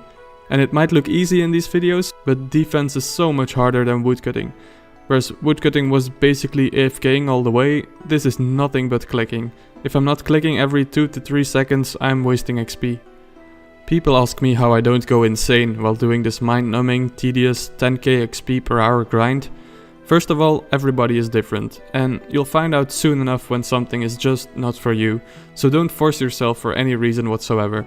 If you feel forced to finish something, you're going to burn out. Now, here's some tips that help me achieve my Chunkman goals. The easiest one is to keep yourself entertained. Switch between listening to music and podcasts, like the Seibecast or the Based After Dark podcast. Chat to your friends, watch a lot of Netflix, YouTube, whatever you're into. There are so many great old school RuneScape series out there, from fellow Chunkman series to the Gillinor games or many other kind of progress series, or rewatch something nostalgic. The second tip is to not think about your end goal, especially when you're nowhere near it. Level 90 is awesome to achieve, but if your goal is 99 and you realize you're not even halfway, that can be demotivating. Set yourself smaller goals, play until the next level, until the next round XP mark, or until the next random event spawns, because that's always exciting during a monotone grind. What I personally did and what motivated me to keep going, I drew these XP bars on a physical piece of paper, and every 166k XP I could add another line with a marker. And it's a good source of dopamine to physically mark something as completed. And the last tip can be the hardest one to follow, because you can't do it alone, but it is to have someone as crazy as you to do the same grind alongside you. Just knowing that somebody else is doing the same thing really motivated me to keep going. So I really want to shout out Stowy Chunks. He's a really cool and friendly guy that I randomly met while training on Men and Women, and he's also playing as an Extreme One Chunk UIM. It's not like we were competing against each other, because I started before him and I was always a little bit ahead XP wise, and I'm not that competitive minded, but it did somehow motivate me to stay ahead, or at least to keep up with him. And I'm glad, because if it didn't, everything may have taken me a lot longer to complete. So again, big shout out to Stowy. He's also got plans to make a video when he's ready. That's why he asked me not to show anything on what he managed to achieve, but please go show him some love when he does upload. I don't think he has a YouTube channel yet, but I'll be sure to put his links in the description when he does. Another beginner casket, more cabbage. And the surprise exam random, that's level 3 Slayer. Another beginner casket, just got a Prison Pete random event. Ooh, 9 law runes. That just doubled my amount of law runes. Awesome. Mystery box for an old boot. And the mace random. Yes, very nice. That's a lot of dead runes. Mystery box 42. Another onion. And another XP book. That gets me level 4 Slayer. I didn't even plan on lamping Slayer in this chunk, but I wonder how high I can get it before I'm done here. Beginner casket 60. Nice, more nature runes. Another easy clue step that I can do. Ooh, and I can do the second step as well. Of course not the third step. Decided to get a quick magic level because I'm very close. There's level 25. I could now technically unlock Varrock as my next chunk. That's something to think about. And another beginner clue. Oh my god, 2 new uniques, let's go! Amulet of Defense T and the Frog Slippers. I can wear them both, so I don't actually lose an inventory space by keeping them. I'm literally getting all the best uniques, yes, yes, yes. And not a single duplicate so far. Drop 18k cheater? Wait, why do I have to drop 18k? What am I looking at here? Why is this man... Good day, sir. Good day. What? Oh, my Iron Man confused me, man. Why is he stabbing men with a rune spear in Lumbridge? I'm so confused. Map square, oh, my Iron Man. Hey, fuck knows. A question, and I don't mean any offense by this. So you're on an Ultimate Iron Man that can only go to Lumbridge. Are you insane? I guess. I respect it. I saw the frog boots. I saw the rune spear. You know, is what it is. Is what it is. Got another back-to-back easy clue step in Lumbridge. Oh my god, I actually got a casket. It happened without juggling clues. Let's see what I get. Ah, that's not too bad. It's another collection log slot. Okay, so I really want to use these purple firelighters now. But I need to grab some logs, so what can I drop for just a second? I guess the herbs and the ores. There, that's 1, 2, 3 logs. Grabbing a tinderbox and dropping these so I can light them. Oh no! This guy just yoinked my mithril ore. Oh well, let's continue to celebrate my easy clue completion. Yay! Guess I'll just get rid of my coal and toad flags as well. They're worth nothing to me at the moment. I was just keeping them to see how many I could stack up, but I'd like some more inventory space instead. And another beginner clue. That sells for some nice GP. And with that claim, my mind rune stack has grown to 100k. That looks so nice. All from drops and from claiming every 30 minutes during the defense grind. Wait here. This guy comes up to me and tells me to wait here, like I have anywhere else to be. Okay, he's back. Oh, what the fuck? Oh, what the fuck? He just gave me a bond? I've never met this man, and we didn't even talk, but he just comes up to me and gives me a bond? I also haven't seen or heard from him since, so if you happen to be watching this video, thanks again, my man. Beginner casket. Alright. And another one. Yikes. There's another genie. That gets me 5 Slayer. 84 hit points. And there's 95 defense. It's getting so close, but it's still such a long way to go. There's another fishing level from a random event. That's 35 fishing. And another beginner casket. An XP book for level 6 Slayer. And another one, that's back-to-back dunce randoms, for level 7 Slayer. I can now kill cave bugs, which are very close to me actually, in the Lumbridge swamp caves. 4 noted sapphires from a molly random, these will get me a crafting level. There's level 21 crafting. Another beginner casket. And another 2-step casket. For Sandwich Lady bottoms, another new unique. They can't replace my monk's robe though, so I'll have to sell them. Another beginner casket. And beginner casket 69. Nice. Casket number 70 for an air staff. Finally another mace random. Like the last 10 mysterious old men that I got were mime randoms. And I get iron arrows and dead runes. And another back-to-back Lumbridge step. I am getting pretty lucky on these, but there's also just so much time in between defense levels now that I get so many clue drops. And another casket. Air runes, no. Beginner casket 72. Hey, a water staff, finally.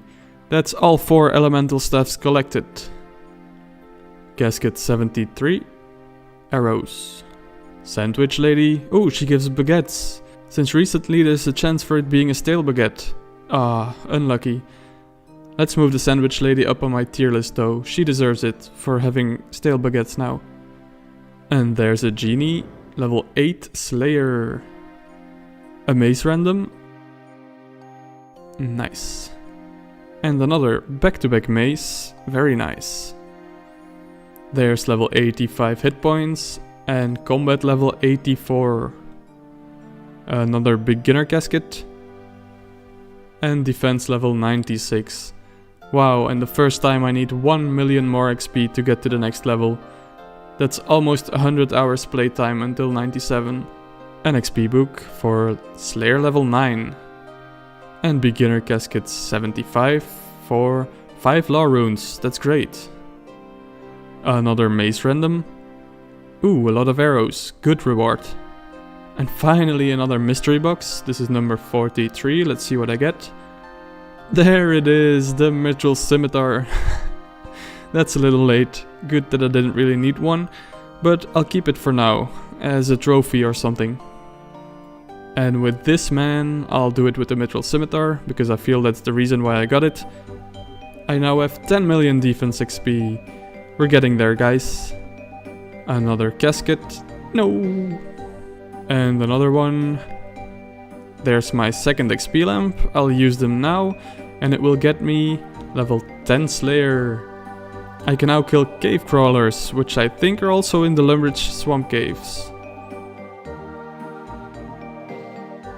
Os. AE. Another beginner casket. Ugh. And another one. At least an air staff sells for nice GP. Casket 80 bronze arrows. And the casket full of fish.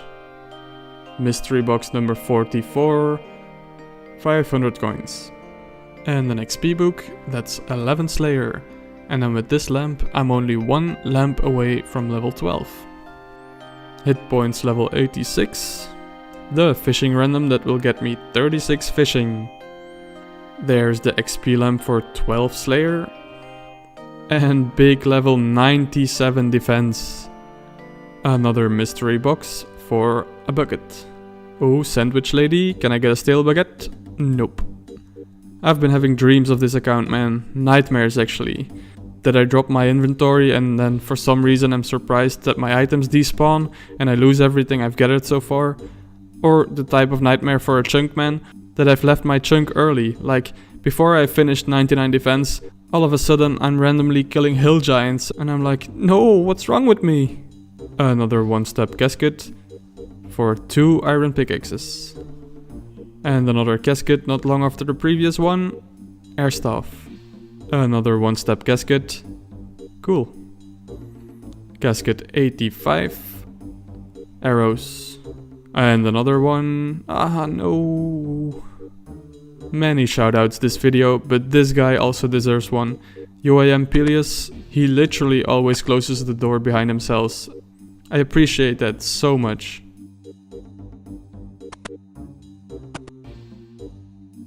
Another XP book for 13 Slayer. And another one that's back-to-back dunce randoms again for 14 Slayer. What's going on? So many XP randoms lately. There's 15 Slayer already. Let's freaking go. Another beginner casket. Fire staff. Casket 88. And the genie for Slayer level 16. That's a maze random done for death runes. Nice. And another one for more arrows. What is going on? Did I just duplicate my mind rune stack? I have it in my inventory, but it's still on the ground as well. Although I can't pick it up. What the heck? I really hope I don't lose my stack when I log out and log in again. And there's level 37 fishing from a fishing random. Another casket, oak bow. And casket number 90 for a fire staff that I will sell. Hit points level 87 for combat level 85. And defense level 98. One more level. The countdown can begin. A beginner casket. And mystery box number 46 for a second mithril scimitar. I'm catching up to the drop rate. Sorry to whoever is trying to get one, but this one is getting sold. Mystery box 47 coins. 1 sapphire from Rick Turpentine. That's the best thing I could have gotten from him. Let's cut this one. And there's level 22 crafting. Another casket. More fish. And another beginner casket. Hey, the bare feet. -1 inventory space, but I'll try to keep these. Still no duplicates though. Beginner clues are great. Casket 94. And another XP book. There's level 17 Slayer. I can now kill cave slimes. Mystery box 48. A heart clue. I drop. And the XP book for level 18 Slayer. Beginner casket 95. Holy shit. Black plate skirt. That's pretty rare. But I'll sell it. Alright, I can't forget about the Lumbridge teleport task that I set myself. So let's get level 31 magic out of the way real quick. Cheeky level 38 fishing from an Evil Bob fishing random. 27 magic. 28. 29. 30 magic. It's so strange to level up this fast, oh my god. I've gotten 5 levels in less than 20 minutes. And I'm currently used to more than 100 hours for one level. There we go, and now I can teleport within my one and only chunk. That's the medium task and another chunk objective completed. Might as well use up my 22 remaining law runes now to clear up an inventory spot.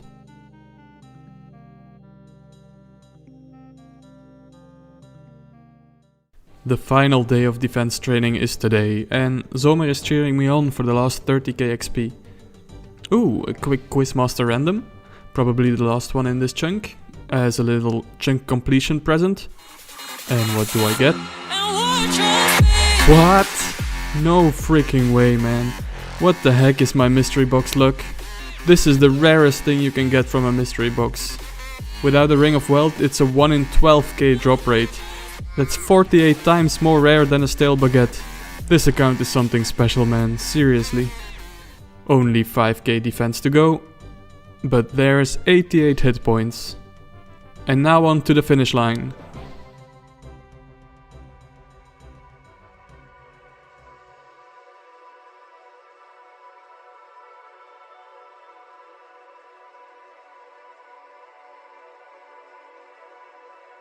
It's so cool to see how many people have turned up to see me get this final level. Thanks to everybody that has supported me during this grind. My friends, the One Chunk clan, and everybody I've met along the way. It's been an honor. Today I'm getting 99 defense without ever leaving Lumbridge. Here we go.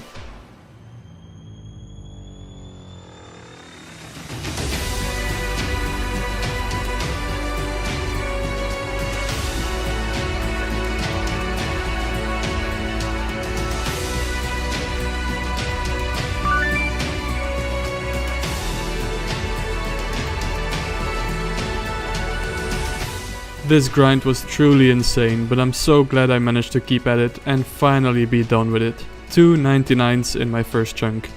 I ended on total level 802 after 84 days and 21 hours of playtime. That's equivalent to over 2000 hours. Let's have a look at the collection log as well. Managed to complete 95 beginner clues in Lumbridge without juggling and got 9 out of 16 uniques. Completed 1 easy clue for the purple firelighters. And this is for random events. Everything but the stale baguette, of course. You need insane mystery box RNG for that one. This is the gear I ended with. Absolute one chunk champion gear. Almost 2k steel arrows. And this is what the inventory has become. Look at those rune stacks from just men and women drops. And of course claiming the mind and air runes every 30 minutes. And also an insane amount of bronze arrows. And I'm sure most of you want to see the entire loot tracker. I got a total of 466k men and women kills combined. And all the herbs that I had to leave on the ground would have got me 492k XP, so level 65 herblore from just cleaning them, or 6,272k XP, which is level 91 herblore, if I also made them all into potions. That's painful, but oh well. But in the end, I made it through my first chunk, so I'm super happy right now. I hope you all enjoyed it so far, because the progress will only really start now. In the next episode, I'm choosing my next chunk, so I'm curious where you want to see me go next, or what you think would be best for the account. Let me know in the comments. Thank you all so much for the support on these videos so far, it really means the world to me. And I'll see you in the next one. See ya! Alright, without further ado, let's jump into the chunk picker to talk about my options. I'll quickly go over every chunk that I can go to from here. So first, the adjacent chunks. Just north of Lumbridge we have the entrance of the cow pen, so easier access to cows and dairy cows, so I would be able to complete Cook's Assistant. There's also the chicken farm with the churn. There's a potato field, so access to the potatoes and the milk from dairy cows and the churn. I would be able to make cheese potatoes, which heal 16 hit points, so that would be a great unlock for the future when I ever require some good food. And then of course there's the hops patch, where I'll be able to start raking and gain some farming XP. To the east is the toll gate to El Carrot. There is the feud quest that can be started in this chunk. The Temple of Eye can't be started yet, because it requires rune mysteries. Then there's also the gem stall, which sells sapphires and emeralds. That would be a nice early crafting training method to buy and cut those. There's also a cactus patch, which again I could start raking at and gain farming XP. And lastly, it's not on this map, but the fire altar for runecrafting is in here. But I can't get a fire talisman for now, so that would still be locked anyway. In the chunk to the south we have what would be my first fishing training method in catching shrimps. And also my first mining and smithing method, because I would have the tin and copper rocks and I can smith bronze equipment on the anvil in Lumbridge. There's the Misthalin mystery quest, which is in an instanced area, so it's included in this chunk. And there are some giant frogs somewhere here in this chunk as well, which have collection log drops, being the long bone and the curved bone, which I would have to obtain. To the west of Lumbridge I can start the Lost City quest, but mainly have access to the Hem hideout, so some better thieving methods, but also the infamous tree patch. Now, I've seen people assume that I included bird nests as random events, and thus I wouldn't have to use the seeds that you can get out of them, but intentionally I did not include them in the list of random events, because technically you can always work towards getting them, because it's just a very rare drop from a tree, and the trees are always there to chop. So that being said, unlocking this chunk would mean I'd have to get 75 farming and plant a magic tree seed. Moving on, I also decided that chunks reachable via transportation and teleportation are eligible to be unlocked, and Lumbridge has access to the canoe system. So the canoe could take me over here by the Champions Guild. Although the transportation icon is in this right chunk, I'm pretty sure that when you arrive you are dropped off just over the border in this left chunk. The icon is where you create a new canoe to depart from. So there's not too much in this left chunk though, a farming patch where I would start raking and the mining and smithing training method. The Champions Guild I can't enter yet. Barbarian Village also can be reached with the canoe. Here is of course the Stronghold of Security, which would mean some unique items I'd have to obtain, including some collection log slots. This would also mean mining and smithing unlocked, because there are some tin rocks around the entrance of the stronghold, but it wouldn't be the best smithing method as my current source of copper ore is from monster drops. And also notable are the fishing spots, but I had those in Lumbridge and I still don't have a fishing rod. Next up is Edgeville, by far the biggest and most interesting chunk at the moment, I would say, with most of the content being in the Edgeville dungeon. There's the part of the dungeon that is wilderness, where I can get a looting bag, and there's the monkey bars towards the Earth Warriors, where I could train agility. There are 2 Slayer Masters, there is Obor, so I'd have to get the Hill Giant Club, and Bryophyta for Bryophyta's essence.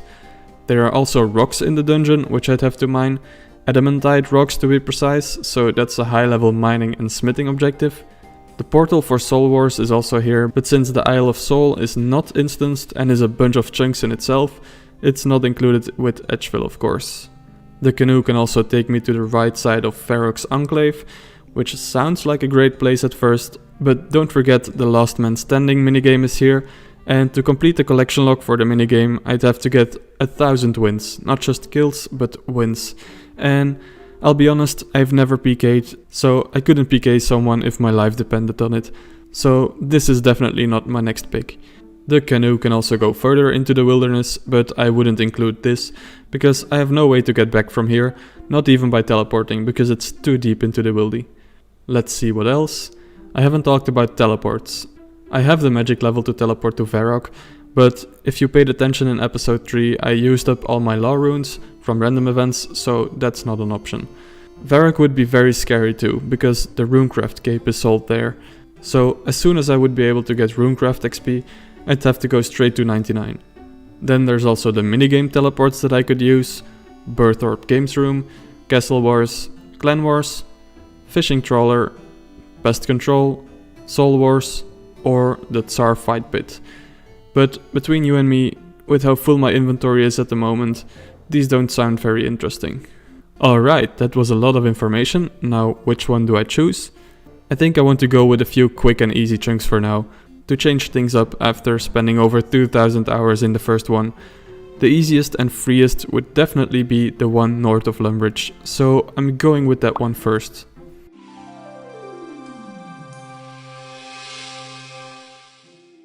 Let's have a look at the new objectives. There's the farming patch that I have to rake. I now have access to dairy cows, so with a bucket of milk I can finally finish Cook's Assistant.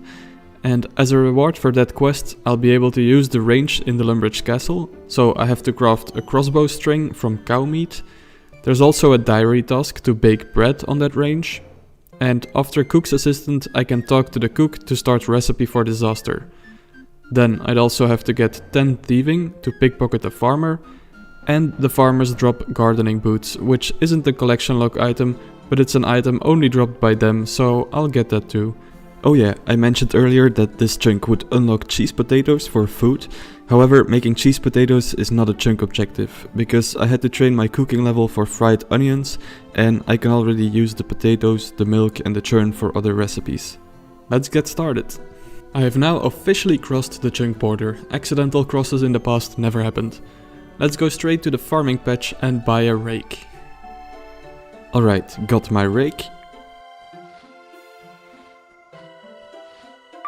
And that's the first objective completed.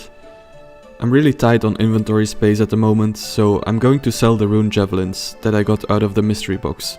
And while I'm here, I'll grab a bucket, get myself some milk. A bucket of milk is the final ingredient I need to finish Cook's Assistant. And there we go. After almost 2 years, that's the first quest point on the account. I can now use the range to cook stuff. I'm back in the cow pen to grab some raw beef.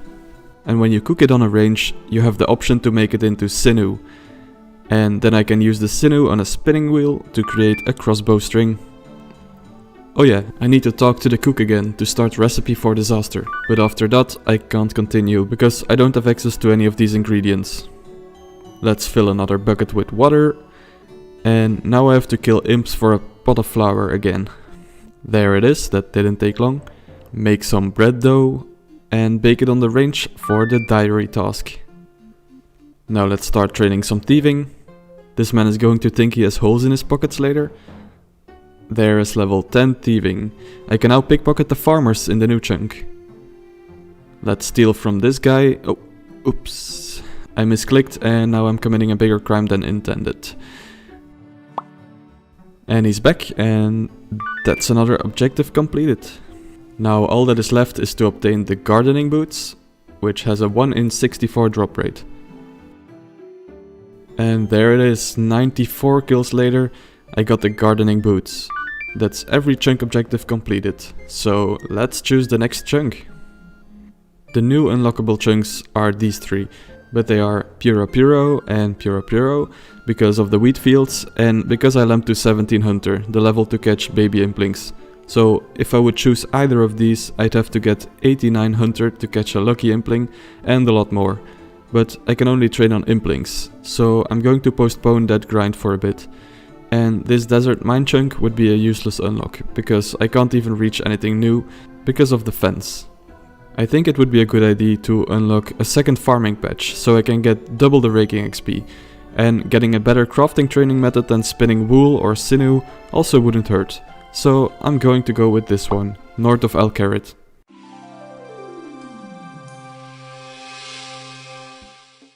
Okay, the objectives for this chunk at the moment are very limited. There's a gem stall, or gem trader rather, who sells uncut sapphires and uncut emeralds. So I'll have to get 27 crafting to cut an emerald. And then there's also a quest, the feud, that I can start by talking to Ellie Morrison. But a requirement to start the quest is 30 thieving, so I'll have to get that too. And that's everything. Should be another quick and easy one. And I'm in the chunk. No new music track unfortunately, but we all know how that happened. Let's see what Ellie Morrison has to say. You do not meet the requirements to start the feud quest, as I expected. Level 30 thieving is required to start. Well, first I want to tackle the crafting goal. I'll buy an uncut sapphire, and of course I need a chisel to cut them. Be right back. Got the chisel, now I can get to work. So, because I've only got one inventory spot, what I'll do is buy an uncut sapphire, cut it, hop to another world, sell the sapphire, and buy another uncut one. And repeat that process until 27 crafting. It's a tedious training method, but the good news is that it makes me some profit as well. Oh no, I'm so close to level 27 and now some of the worlds are already bought out. And if I don't finish the goal now, I'll have to wait a long time before the stock resets. For some reason this shop has a crazy restock time of like 6 to 8 hours I think. There's the guy who's doing the same method as me. It's everyone for themselves now. I've got to craft and hop faster. Look, there he is again. And I did it. That's 27 crafting. I can now cut the emerald. Aha, there he is. It's all yours now, man. Instead of cutting the emeralds from the gem trader, I'm going to cut all the noted emeralds that I have and clear up an inventory spot. I'm just going to drop a bunch of stuff for a second, hopefully nobody yoinks it. There's 28 crafting, and all emeralds are cut. So at least I got some crafting XP out of them. I should have also sold them for GP. Okay, I'm going to juggle them to the general store in smaller amounts. Let's see if anybody will log in upon these emeralds scattered all over the floor. And I'm off to sell the first batch. Okay, nice, they're still here. Juggle them all once. And now for batch number 2. I'm almost done, just a couple more trips. And these are the last ones. Ah, crap, I think I lost about 2 there in the end. Oh well, I still made about 5k GP. That's one objective completed. Now more thieving training. But first...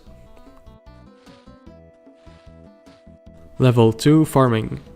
Raking is something I'll start doing passively here and there while I'm doing something else. I don't have a farming objective at the moment, but I better get a head start because of how slow and time gated it is to actually train. Okay, now actually thieving. 15 thieving. Oh, I forgot about the defense cape perk. It acts as a ring of life and teleports me to safety when I'm close to dying. But I better just die to reset my hit points. There we go, now I can just recollect my items and continue.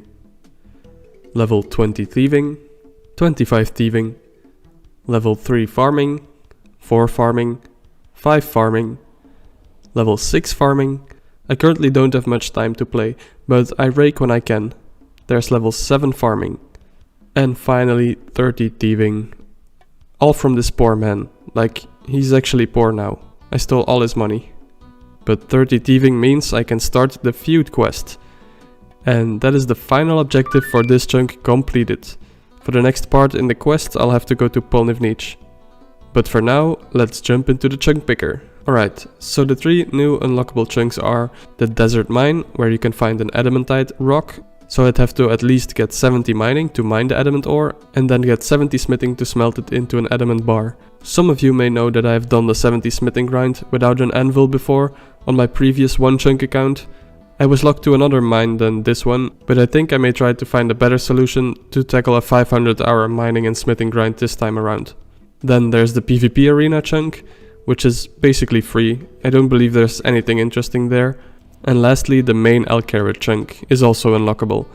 It has the plate legs and plate skirt shops, the scimitar shop, it has the tanner and the crafting shop, which will make crafting training a lot faster. And the biggest thing that Alcarat has to offer is the rooftop course. So that would mean an agility training method, because I lamped until the required level 20 agility while I was still locked to Lumbridge. So yeah, that being said, I'm going to keep it short. Alcarat unlocks a lot for me and I don't see any downsides at the moment, so I'm going to unlock the Alcarat chunk.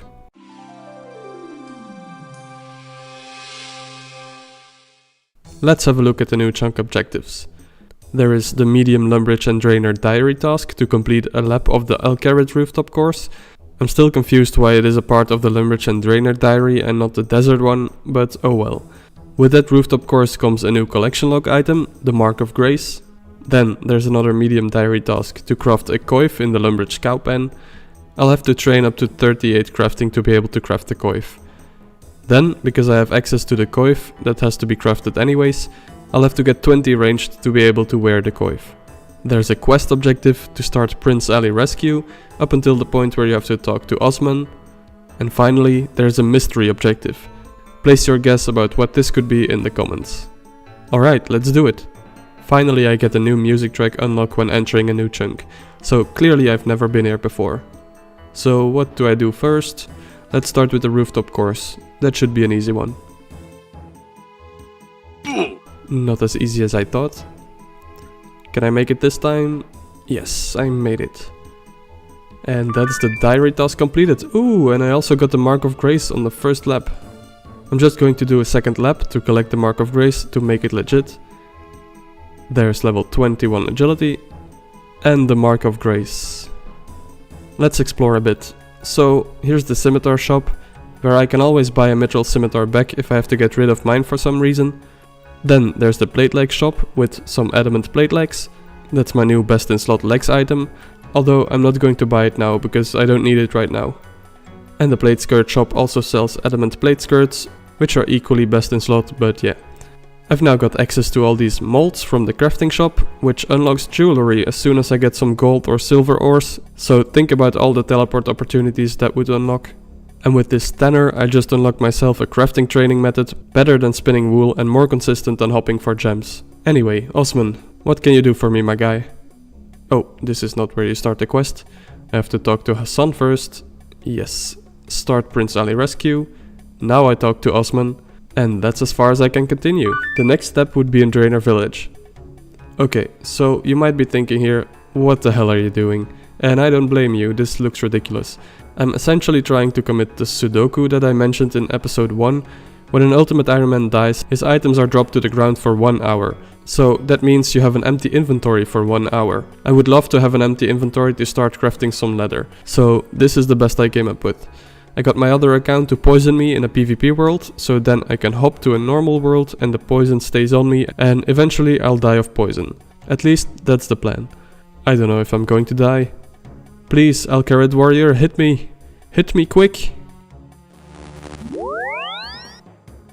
Can you tell that I've never done this? I'll just pickpocket until I perish. There we go. Okay, oh my god, I'm so nervous. This is actually the first time I'm doing a dead pile. I hope this actually works. I can't afford to lose everything I've gathered. Alright, I grabbed a few necessary things and now I can go and collect some cow hides. First inventory. Oh no. Oh no. Okay, I'm back. Turn everything into hard leather. And that's level 29 crafting. I can't help it, I have to check if everything's still there. Phew, okay, it's still there. I think it actually works. Let's continue. There's level 30 crafting. These hard leather bodies don't sell for a lot, so I think I can save some time if I just drop them, so I'll do that. Level 31, 32, 33 crafting and total level 850. Almost 1 hour has passed, so I'm going to retrieve my items and repeat. Hopefully this time I can die without the 5 minutes of struggle. Okay, I got poisoned, but now I'm going to let the other account hit me until my hit points are lower. There we go. A great success! Time for round 2. 34 crafting. Oh, which is the level for rubies. For some reason I thought that was level 36. Okay, then I'll go and grab my noted rubies real quick to speed up the crafting a bit. Rubies, there they are. Level 35 crafting. And all rubies cut. Luckily this time I don't have to juggle them to the general store. I'll actually sell them all to the gem trader. Nice, that got me about 9k coins. 36 crafting. 37 crafting, only one more level, but an hour has almost passed again, so I have to retrieve my stuff. I will have to go for round 3. Once again, waiting for the poison to finish me. And that is level 38 crafting. I'll quickly get myself a cowhide before I get my stuff back. Alright, also got the cowhide tent already. Now I just have to craft a coif in the cow pen. I guess this spot will do. There we go, that's another achievement and chunk objective completed. Now I can go for 20 ranged to wear this thing. Oh, I didn't know you couldn't use bronze arrows with the training bow. Well, that's why I kept some flex on me, so I can fletch a bow myself. Alright, got the bowstring and some logs. And the short bow. Now I can train ranged. Level 8 farming. And that's level 20 ranged. I can now wear the coif. And that's another chunk objective completed. Now there's only one objective remaining. Have you guessed what the mystery objective is? If you talk to Louis Legs in Alcarid with bones and an acorn in your inventory, he will give you some corrupted plate legs. The corrupted plate legs are a part of the corrupted armor, which was the reward of the Christmas Corrupt Glue Fest in 2016. And because it's a unique item that can be obtained in this chunk, I think it was required to obtain. And with that, I have completed every chunk objective once again. Alright, this is what my current map looks like. I just finished everything in my fourth chunk, being Alcarid. Now I really want to do something about my inventory, because I have just so much stuff. It will be hard to do new grinds with so little inventory space. The obvious solution for that, as an Ultimate Iron Man, is of course to acquire the looting bag. The looting bag is an item that lets you store up to 28 tradable items, or even stacks of items. And where do you get a looting bag? In the wilderness. Every monster in the wilderness can drop a looting bag. Reaching the wilderness in the overworld can be quite a stretch, but like I mentioned in my previous video, there's a part of the Edgeville dungeon that's a part of the wilderness, and I can totally unlock Edgeville by using the canoe system. However, in the Edgeville dungeon mine is an adamantite rock, which I would need to mine and smelt, and thus get 70 mining and smithing. But I don't have a normal anvil to smith on, so likely I'll just have to smelt bars for smithing XP.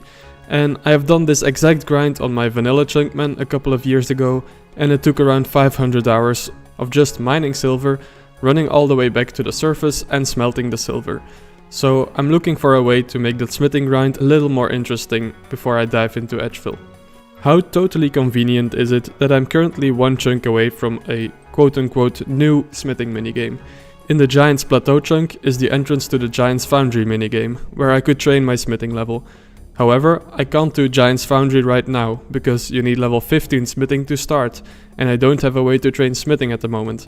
But if I unlock a chunk where I can train smithing after, then I can come back here to train it more efficiently.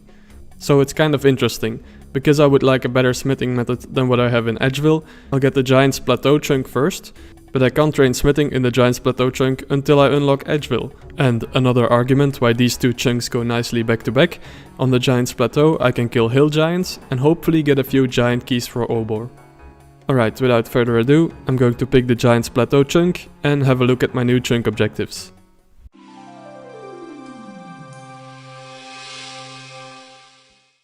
Okay, let's see. I cannot do any Giant's Foundry for the moment, so that will be going to the backlog for now.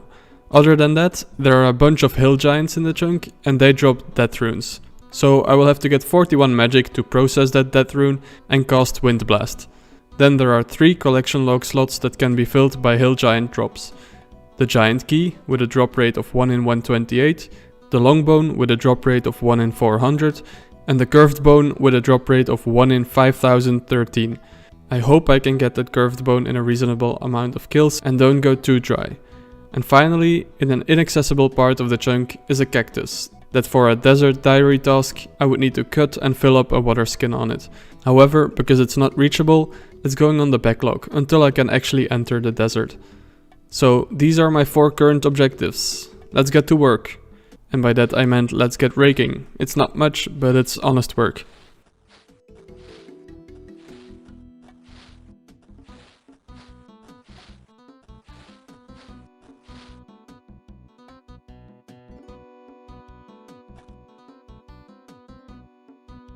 Okay, I'm going to get started on killing some hill giants, and I'm going to do it with magic, so that I can slowly use up all my runes that I have. I'll begin by using Earth Strike with my air staff, so I can use up my earth runes first. I have 28k earth runes to go through, and I use 2 per cast, so that is 14k earth strikes. This is literally the easiest place to safe spot hill giants. There's level 32 magic. Oh my god, the first giant key, that only took 8 kills to get. If I get everything this early, I'll be out of here quick. 33 magic, 34 magic, and the second giant key. I'm only on 21 kills so far. 35 magic, 36 magic. Alright, I'm going to sell my mithril scimitar to the scimitar shop, so I have at least 1 extra inventory space to work with. I'm also holding on to all the lore runes that I get, and I will use them to get in some farming XP. Every 15 minutes while I'm killing hill giants, I will either home teleport or use the Lumbridge teleport spell to teleport to Lumbridge. And then I'll go and rake both my unlocked patches on the way back to the Giant's Plateau. That gets me around 85 farming XP per hour. That's 37 magic. I can now teleport to Falador. But to not accidentally teleport to Falador, I will use the custom menu swaps plugin on Runelight to hide the Falador teleport options. Now if I click these icons, nothing happens. I thought I'd share this, maybe it's useful for you as well. 38 magic, 39 magic, 40 magic, the level to use the teleport to house spell. But no need to add this teleport to the custom menu swaps plugin, because you can't use it if you don't own a house anyway. 41 magic, the level I needed to cast Wind Blast. I happen to have some death runes from maze randoms on me, so let's get that chunk objective out of the way. There we go. Giant key number 3. And there is the death rune drop I would have needed for Wind Blast. And 18 farming, 42 magic, and a fishing random that is waiting for me. 43 magic, 44 magic. I got a sapphire and a ruby drop, so while I'm on my raking run, I'll quickly cut these and sell them to the gem trader, so I get a bit of crafting XP and a bit of money as well. 45 magic, that is teleport to Camelot, so I'll add that to the plugin as well. Don't want to accidentally teleport there. 46 magic and total level 900. Giant key number 4 at only 258 KC, so still extremely lucky. 47, 48, 49 magic and level 19 farming. 50 magic. Giant key number 5. This one took almost 200 kills, so I guess my luck is evening out. 51 magic. Hey, the first very rare drop, a tooth half key, which is even more rare than a curved bone. 1 in 5,461 without the Ring of Wealth, and I'm not even 500 kills in. Goodbye key half for 40 coins. 52 magic, and I've used up half of my earth runes. Another giant key. 53 magic. Giant key. 54 magic. And that is the first Bob the Cat fishing random since I have 50 magic, so yep, no guaranteed fishing XP anymore. I got magic XP instead. 20 farming. I could now grow corn.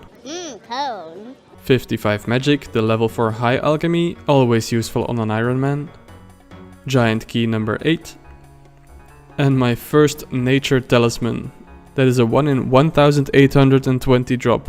And after almost 800 kills, I still haven't seen a longbone, which is 1 in 400. 56 magic. And 53 prayer. So yeah, I've been burying all the big bones I get. I guess it's worth it with big bones instead of normal bones. I got 4 rubies from a Molly random event. You'll love to see it. Free crafting XP and GP. Giant key number 9. 57 magic. Giant key 10. And giant key 11. I'm on a lucky streak once again. There's level 58 magic. And I'm almost out of earth runes. About 100 costs left. Level 21 farming. It would be nice if I can get up to at least 28 farming. That's the level for Wildblood hops, the highest level hops that I could plant in the hops patch in Lumbridge. And there we go, one more cost, and I'm out of earth runes, after a little over 1000 hill giants. I will now switch to fire strikes, while still using the air staff, so I can use up the 43k fire runes that I got. It takes 3 fire runes per cost, so that's another 14k costs or so. But I should get faster kills this time, because my magic level is higher and Fire Strike is a stronger spell. Oh hey, there we go. A giant key and a longbone in the same drop. That's the first longbone in 1083 kills. Now I just need the curved bone to finish the chunk. I could technically be done after any kill now. 59 magic, the level for Fire Blast. Giant key 13. 14. Oh no, the second 1 in 5k drop. A loop half key. 15th giant key.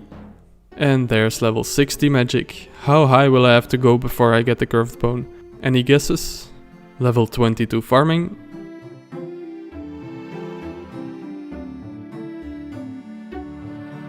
Level 61 magic. And my third nature talisman, let's go. I haven't even hit the drop rate for one yet. 62 magic. 200 kills later, nature talisman number 4. And that is longbone number 2. 54 prayer. 63 magic. And I've used half of my fire runes. And 23 farming. Oh man, these connection issues lately. What is my drop? Oh no way, longbone number 3. But because of that connection lost, it's not added to my loot tracker. It is in the collection log though. 64 magic. Level 65 magic. Oh my god, my second tooth half of key in 2284 KC. 24 farming. Level 66 magic. I could now enter the magic guild. And that was the last fire strike with fire runes. However, I'm going to carry on with fire strike, but now with my fire staff and air runes. That's 41k more fire strikes.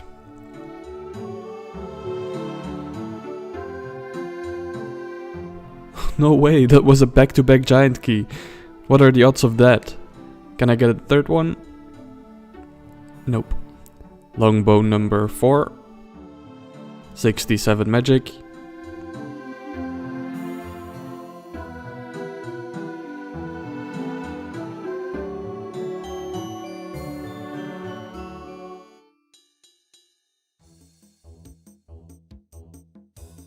$55 prayer.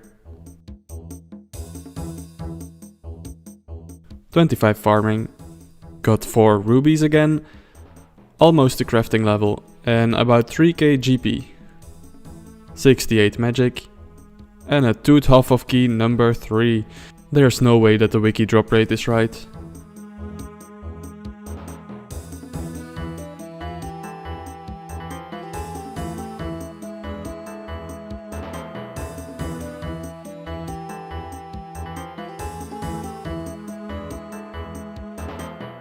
There is an uncut diamond, another rare drop table drop I didn't have yet. 69 magic, nice. And this emerald will get me 39 crafting. Level 26 farming. And big level 70 magic. 56 prayer.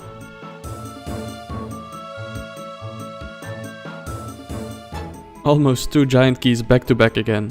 One more and I'm up to 40 giant keys for Obor. 71 magic. And 27 farming. Ooh, a genie. I'm going to put all lamps on farming from now on. I think that will be the best in the long term. And 72 magic. I've already used up half of my air runes now. I hope I can get that curved bone before I'm completely out. There's giant key number 40. And farming level 28, almost completely from raking 2 patches. I can now plant everything in the hops patch, if I have the seeds for it. But now that I reached that small goal, I'm going to stop my raking runs every 15 minutes and focus on killing hill giants until I've got my curved bone. An XP book going into farming for 420 XP. And that is 5,000 hill giants killed. I'm basically at the drop rate for the thing, but I guess I'm going dry. Got longbow number 7. And 73 magic. Longbow number 8. 57 prayer. Another XP book into farming. Got another XP lamp for farming and it gets me so close to a level that I figured I'd come and rake for level 29.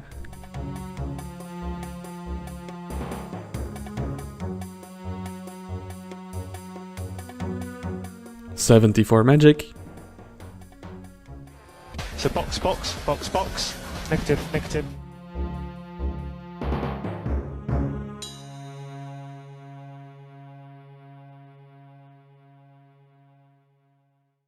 Level 75 magic. I'm afraid I'll run out of air runes soon, so this will be the last magic level I'll get.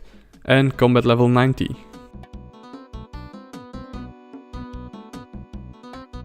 Giant key number 50. And there we go, all out of air runes as well. I've got a few fire runes again that I will use real quick, but that will be it for magic training, I guess. My second loop half of key, great.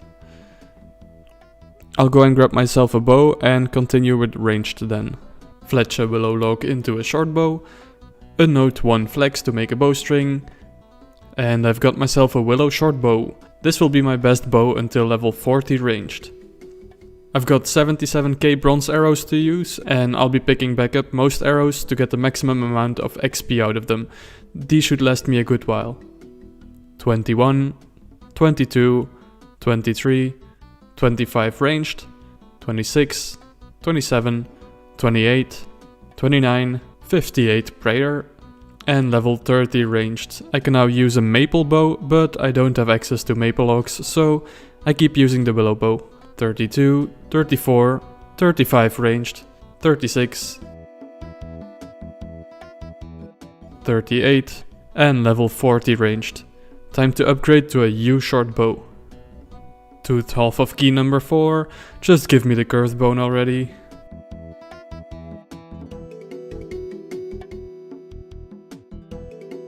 .45 ranged.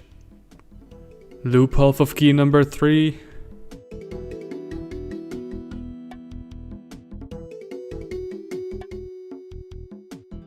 And level 50 ranged. Can't wait to upgrade to a magic short bow once I have access to magic logs. Nature talisman number 8, by the way. Why do I get so many rare drop table drops without the Ring of Wealth?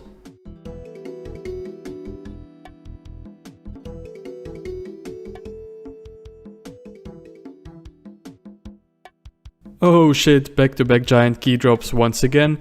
If my math checks out, that's a 1 in 16k chance to happen. 55 ranged.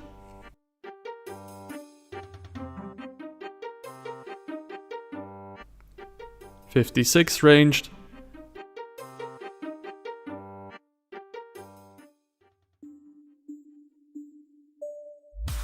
Oh my god, yes, I got it. I got the curved bone. That is the final drop I needed to finish the chunk. It took me 7,991 Hill Giant KC to get. Let's have a look at the collection log. 14 long bones, 1 curved bone and 61 giant keys. And it took me about 5 in-game days of playtime. That's how long it took to burn through all of those runes and a bit of ranged as well. So yeah, that's all 4 chunk objectives completed. Before I unlock the next chunk, I got a mystery box while I was just standing here, so let's open it. 500 coins. And I still have the curved bone in the inventory, however I have no use for it except to bury it for prayer XP, so that I will do. Alright, I'm back in the chunk picker, and you guys know what chunk I'm most interested in, so without further ado, let's unlock Edgeville.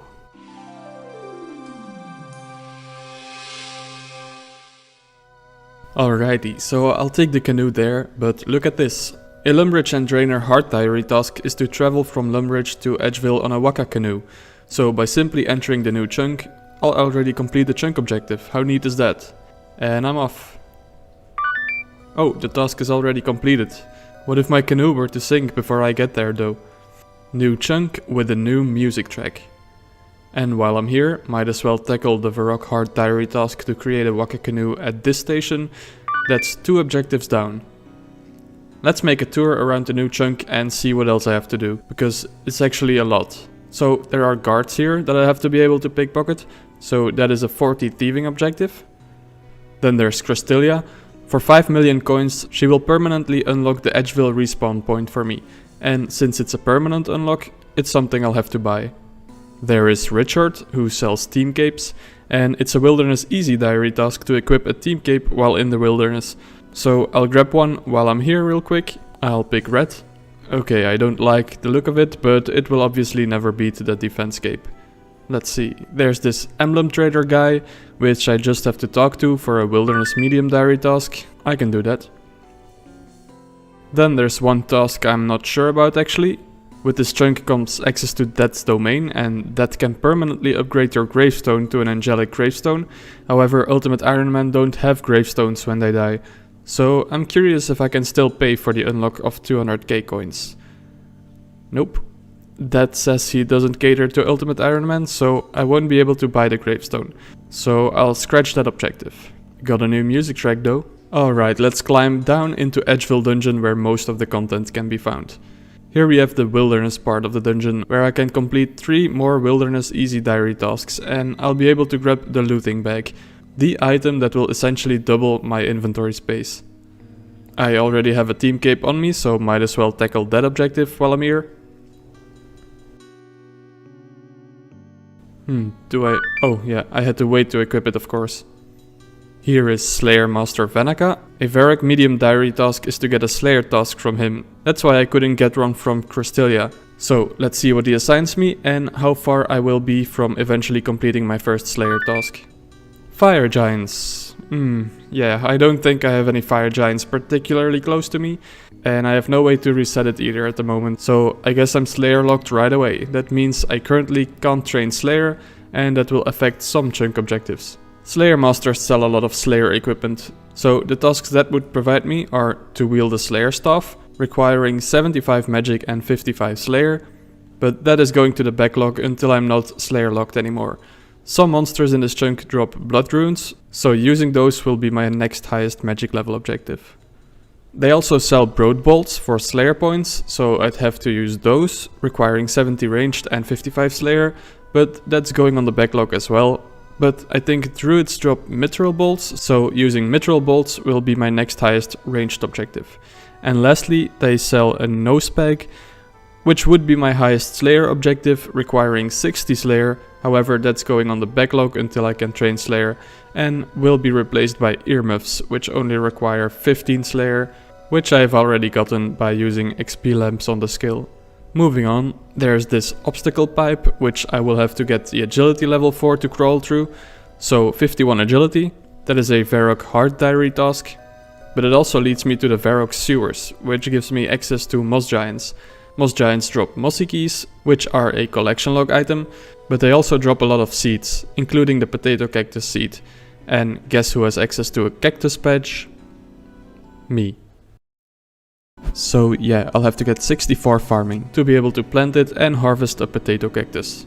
And then I can also reach Bryophyta, where I'll have to get the Bryophyta's essence, get 62 crafting to make the essence into the Bryophyta staff, and complete all the Bryophyta combat achievements that I'm able to do, which is all but one. I don't have a way to poison Bryophyta, so that combat task will go on the backlog.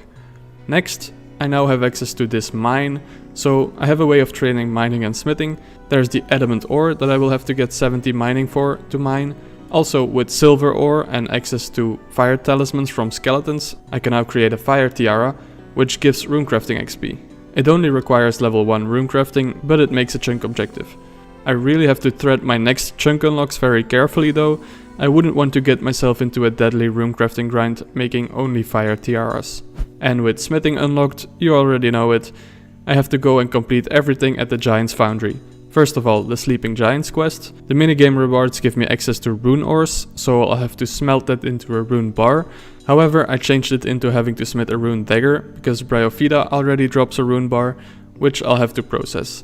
Luckily, rune bar and rune dagger is only the same level. I'll have to get all possible collection log slots filled, get 60 attack to wield the Colossal Blade as well, and finally permanently unlock all the molds used in the minigame. That's a whole lot in only Giant's Foundry, goddamn. And the final piece of content in Edgeville Dungeon is of course Obor. I'll have to obtain the Hill Giant Club and also complete all of the combat achievements. Phew, and that's everything I have to do in this chunk. That's light work. I bought myself a Mithril Scimitar in Alcarat real quick, so I can sort my inventory problems. There's an easy way to deadpile in Edgeville by getting continuous damage from these nettles. I just have to spam click until I die and my items will be on the ground for an hour. There we go. Now I quickly run over to the chicken farm for the bronze egg spawn. And I can take the canoe back to Edgeville. I'm back and there's all my stuff. Now I just need the Mithril Scimitar and I can go and try to get the looting bag. So I have to be in the wilderness part of the dungeon to receive a looting bag as a drop. The wilderness is scary on an Ultimate Iron Man. If you die, you don't keep a single item. Luckily, this part isn't multi-combat, so as long as I stay in combat with NPCs, no players will be able to attack me. While I'm here, I might as well complete 2 more diary tasks. Firstly, pick up 5 red spider's eggs. There we go. And then I also have to kill an earth warrior. Okay, now I'm going to kill thugs for a looting bag. It's a 1 in 15 drop, but they should be fast kills. Level 52 strength, still no looting bag though. Ah, finally, jeez. Took me 3 times the drop rate. I was getting a bit nervous there, but I still have a lot of time left to get my items back. Oh, this feels so good to store all my items. My inventory hasn't been so empty in a long time. And these are the last of them. I'll wear most of these. I feel so free now, and I still have a bit of empty space in the looting bag. I'm going to drop my last 2 flags. It will not be worth it to hold on to it until I have access to magic logs, I think. I'll just have to make sure I don't lose my U-short bow as long as I can't make a new one. And I'll cast High Alchemy on my woodcutting skill cape for now. It takes up an inventory spot and I don't see myself using it in the near future. And it asks for like 60k coins. That money is more important to me at the moment. Alright, with all this inventory space I can start to prepare for Obor. I have 61 giant keys stacked up. Maybe I get lucky and that is enough to get the Hill Giant Club, but either way it will be a good source for money, so every key is useful. I'm going to kill Obor with magic. I have a nice amount of Death Runes and Chaos Runes stacked up. Those will get me a long way, but there are a couple of other small upgrades I can make to my gear. I'll chop some U-logs to make myself a U-shield. Anything helps, and I can make as many of these as I want, so if I'm not using it, I could just drop it again. I just realized there's another very easy task I can complete. I still have to buy and wear the earmuffs from a Slayer Master. There we go, easy peasy. If only this video was sponsored by an audiobooks company. Okay, for food, I'm going to make butter potatoes. So I grabbed a lot of buckets, fill them with milk, and slowly churn them into butter. Grab some potatoes and cook the potatoes. Ah crap, I'll have to bring them to the Lumbridge castle to do that. So let's redrop my butter here, and now I have to be quick. Bake all these potatoes and make my way back. Ah, fuck, they despawned. Oh, I've been killing imps for a wizard head and I just got one. Again, it's a very small magic upgrade, but it's something. Yes, and I managed to make an inventory of butter potatoes. That should be everything I need. Alright, let's enter the cave and see how I do. Oh god, great start. I forgot to put on protect from range. For this skill I'm going to stand still near the wall for one of the combat achievements. You're supposed to not get knocked back for more than 1 square, and by standing against the wall I can't get knocked back. Damn, he's hitting quite hard. Alright, there we go. A rune Mad Helm, I'll take it. And 2 combat achievements completed, Obor Novice and Back to the Wall. There's also a combat achievement where you have to finish Obor while he is immobilized, so I'm going to grab some water and earth runes from goblins so I can cast the snare spell on him. Oh yeah, might as well elk the rune Mad Helm already. There's also a good chance to get a rune Full Helm. I'll need the money from elks anyway to eventually purchase the Edgeville respawn point. Got my runes and some more food, so let's try to get this next combat achievement done. Cast snare. And hope I can kill him in time. Ah, damn it, it just started moving again. Oh well, that's skill number 2 for Chaos Runes, not bad. Okay, let's try again. Snare him. There we go, very nice. Hey, and there's the rune Full Helm. I'll be holding on to that. Oh my god, I got the one for killing him without taking any damage off prayer. I didn't actually get the immobilized combat achievement. Alright, guess I'll keep trying then. Oh, completely forgot to snare him that time. And I get law runes. 43 cooking while making butter potatoes. Okay, don't forget to snare Obor this time. And snare. And now finish him. There we go, that's it. I barely used any food that kill. And that's also the 5 kill count combat achievement completed. And I got Cosmic Runes, the most disappointing runes drop. Let's go straight back in. Oh no, I'm out of run energy. I should have waited a bit longer.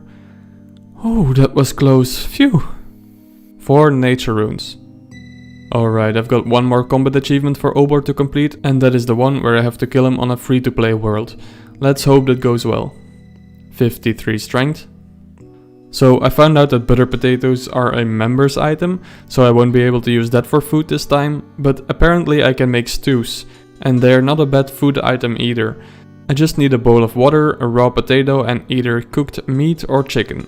They heal 11 hit points instead of 14 from the potato with butter, but for one kill that should be more than enough. Alright, there's one inventory of stews. Let's get the final combat achievement done. There we go, easy peasy. No different from members to be honest. Barely used any stews. That's all 6 Obor combat achievements completed. And I got Extreme One Chunk roots. Same trip, second kill, 4 law runes. I've decided I'm going to keep using stews over butter potatoes, even in members worlds, because they're just so much faster to make. And I've also replaced the water and earth runes with food. Instead of trying to snare Obor, I'll just do the running method, where I run back and forth between the 2 walls and hit him twice each time before he catches up to me. Hey, there's the rune chain body, very nice. I'll be keeping that as well. And kill count number 10 for a rune battle axe and a free extra giant key. I think I've got enough food for another kill this trip. Phew, barely. I almost ran out of prayer and food there. More limpert roots. 44 cooking. 50 noted big bones. I'll stack them for now and bury them later. Duplicate rune full helm. This one's getting alked. Rune mat helm. A free giant key and more chaos runes. That's 15 Obor kills done, but I've decided to get the agility requirement of 51 out of the way for the obstacle pipe in Edgeville dungeon. I feel like it's a smart thing to do before I use the rest of my giant keys, because I'm running a lot during the Obor kills, and the higher agility level will help to get my run energy restored faster. There's 25 agility, 30 agility, 34 agility, and I have reached total level 1000 on the One Chunk Ultimate Iron Man. Very nice. Let's get over to Lumbridge to get the Iron Man status permanent. There we go, I'm locked in guys. 35 agility, 40 agility, 45 agility, quick level 30 farming. There's 50 agility, one more level to go. And after 594 laps of the El Carrot rooftop course, level 51 agility. Let's get over to the shortcut and complete a chunk objective. The click box has turned green, which means I can use the shortcut. Ta-da! That was the final diary task I had left to do. I got 70 marks of grace from that, but they are untradeable and thus cannot be stored in the looting bag. But I'm nowhere close to be going for a graceful outfit, so I will just drop them and reobtain more when I need them. 45 cooking, preparing some more stews for Obor. At least 48 more kills to go, so fingers crossed for the club. Limpert roots. 15k coins. Oh, a rune plate skirt, I'll take it. I'm going to keep this as my best in slot legs item. Diamonds and rubies, some nice crafting XP. Rune full helm number 3. And nature runes. There's 46 cooking. Another rune full helm. And a duplicate rune battle axe, that is getting the alchemy. What the heck, rune full helm number 5? That's crazy, but rune items are good money, so I'm not complaining. 47 cooking. More limpert roots. Law runes. Cosmic runes. Chaos runes. Death runes, that's a good drop. Death runes set me up for easy Obor kills. I like death runes. And kill count number 30 for chaos runes. Chaos runes are fine too, for if I ever run out of deaths. And law runes. There's 48 cooking. Limpert roots. And another rune battle axe. I'm seeing a lot of duplicate rune items already. Yup, another rune chain body. But that's good, that's a lot of money. Nature runes. 14k coins. And 50 big ones. Big bones, sorry. 49 cooking. Cosmic runes. Nature runes. Okay, so apparently it is possible to safe spot Obor. You sort of have to lure him in this corner. And then move right here, and now he shouldn't be able to hit me with melee. Holy shit, it actually works. Now I can just mage him and he only attacks with ranged. Oh fuck, wait, what? He just decided to hit me with melee again. Dang it. That's kill number 40 for 12k coins. Okay, let's try that again. I finally got him in the spot. And now, apparently to keep the safe spot, every few attacks you have to move out of the... Ah, shit. You know, screw that. That's too hard for me. I feel more comfortable doing the running method. Phew. And 10k coins. More cosmic runes. 70 death runes, very nice. Big bones. And death runes again. 50 cooking. Cosmic runes. Another rune full helm, it's been a while since I've got one of those. Limpward roots. Chaos runes. For kill number 50, law runes. And nature runes, I'm getting lots of runes. So I was just wandering around in a chunk for a bit and I realized there's a portal up here that I haven't been into. And that's another music track unlocked. However, I don't think there's anything else to do here. Oh, apparently there is. What a timing. Nature runes again. And my 4th rune battle axe. Can I get another rune weapon please? A longsword would be nice. Death runes, I'll take it. Cosmic runes. Finally something new. A rune 2H sword. That's also fine. I'll hold on to that for now. This is what the looting bag is looking like so far. Level 51 cooking and total level 1025. Cosmic runes. Cosmic runes again. I've got 5 more giant keys here. Please give me something good. Diamonds and rubies. Kill count number 60. 14k coins. Oh nice, I got another free key from that one. 3 more kills to go. Nice. Alright, I got a rune longsword. I think that's my best melee weapon for now, for DPS at least. Come on, 2 more kills. And I got a beginner casket as well, number 96. Bad. Diamonds and rubies again, 1 more key to go.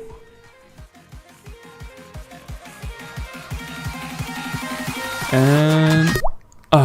dead runes, unlucky. I guess I'm going to collect more keys then.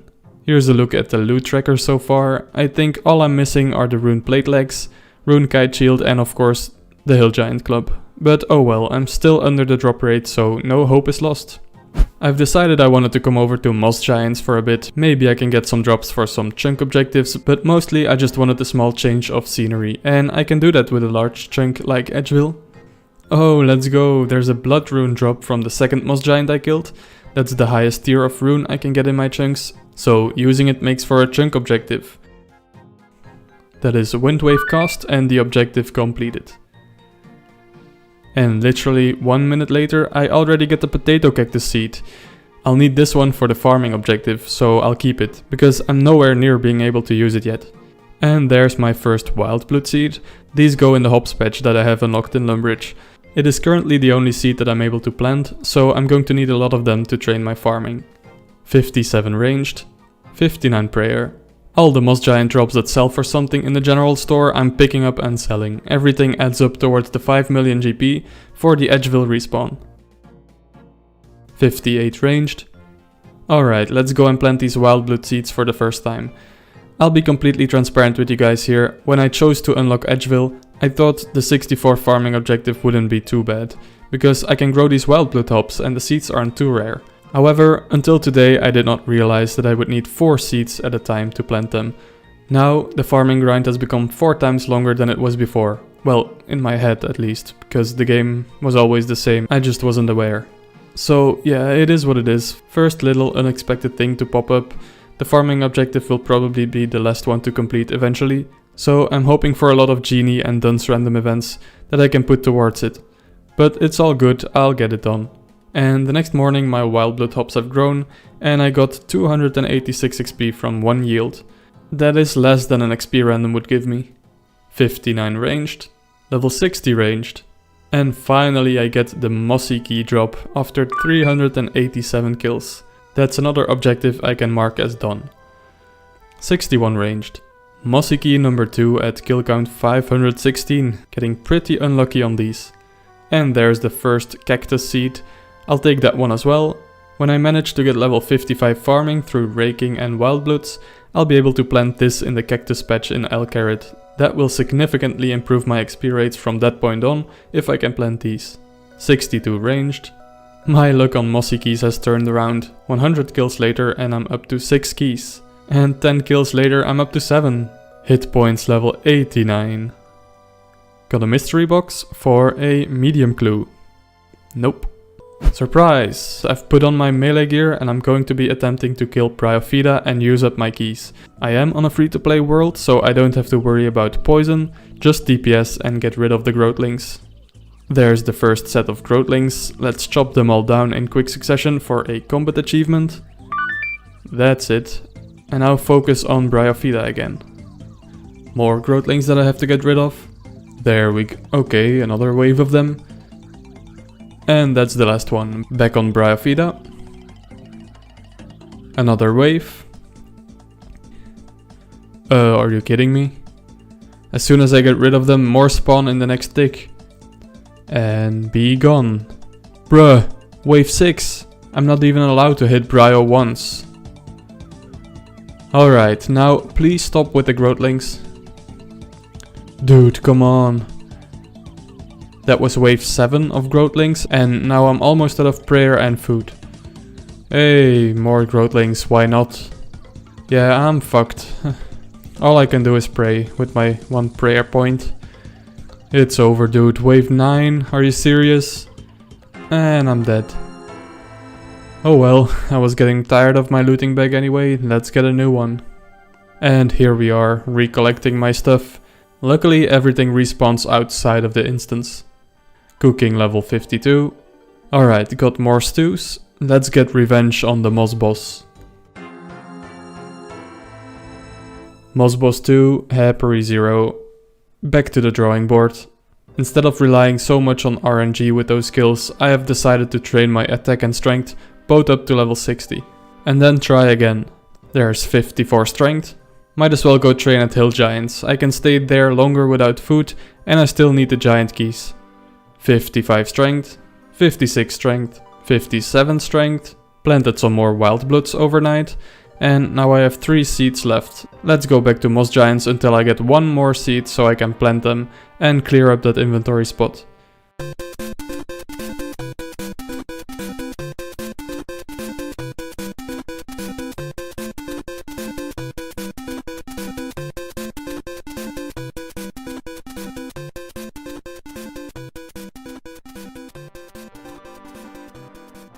Oh my god, no way, the first kill and I already get the Wildblood seed. Let's fucking go. Alright, with that planted, I can go back to Hill Giants. 58 strength, 40 crafting from cutting some gems, 59 strength, another mystery box for nothing, and 60 strength. Now 10 more attack levels, 51, 52, 53 attack, level 60 prayer. I'm still burying all big bones that I get. 54 attack, got another beginner casket, cabbage, and the Bob the Cat fishing random that gets me level 39 fishing, 55 attack, 56 attack and level 92 combat. Got a genie random and this lamp will get me 31 farming, 57, 58, 59 attack and finally level 60 attack. I got 20 giant keys in the process, which I'll use later, but first let's see if this is enough to get a Puro-Puro kill. Alright, fingers crossed that I don't get continuous growthling spawns and I should be good. Oh no, damn it, I forgot to hop to our free-to-play world, now I have to deal with the poison as well. Yeah, that poison damage is not helping. Oh, it's gonna be close, I'm out of food and prayer. I'm also gonna eat this last fruit to cure my poison so I can last a little longer. Since I'm on a members world, if I go under like 10 hit points, my defense cape will activate and I'll be teleported out. Yes, yes. I got fuck all it looks like, but at least I got the kill. Let's go. If I can kill it in members, I'll definitely be able to kill it in free to play. But let's teleport out of here before I die of poison. And there it is. Let's re-gear and do that again. Alright, I prepared for another Bryophyta kill. This time I did not forget to hop to a free-to-play world, so with this next kill I should be able to complete a few combat achievements at once. Going very well so far. Now if I enable protect from magic while finishing him, that is a combat achievement. Yes, that is 3 combat achievements completed at once. Killed it on a free-to-play world, didn't take poison damage and had protect from magic on. And I got rune plate legs. Those will replace my plate skirt. I mentioned in the previous episode that there's one Bryophyta combat achievement that I wouldn't be able to do in my chunks. To kill Bryo with poison, because I didn't think I had anything to poison with. 2 very intelligent commenters helped me remember that enchanted emerald bolts also have a poison effect. And I do have the means to make emerald bolts in my chunks. So shout out to these guys. So it is very much possible to complete all combat achievements, and I will definitely do so. However, there's one thing that makes this objective harder than it should be. Emerald bolts are made by attaching emerald bolt tips onto mithril bolts. To be able to use mithril bolts, you need a crossbow that is mithril or higher. However, I can't make a mithril crossbow with a maple stock because I don't have access to maple logs. I also can't make an adamant crossbow with a mahogany stock because I don't have access to mahogany logs. I am able to make a rune crossbow, which requires a yew stock, but it also requires 91 smithing to make the runite limbs. That is 6 extra smithing levels that I have to get over my smithing objective of smithing a rune dagger, just to complete a combat achievement. And that, ladies and gentlemen, is the beauty of a chunk restricted account. Alright, I'm back for another Bryo kill.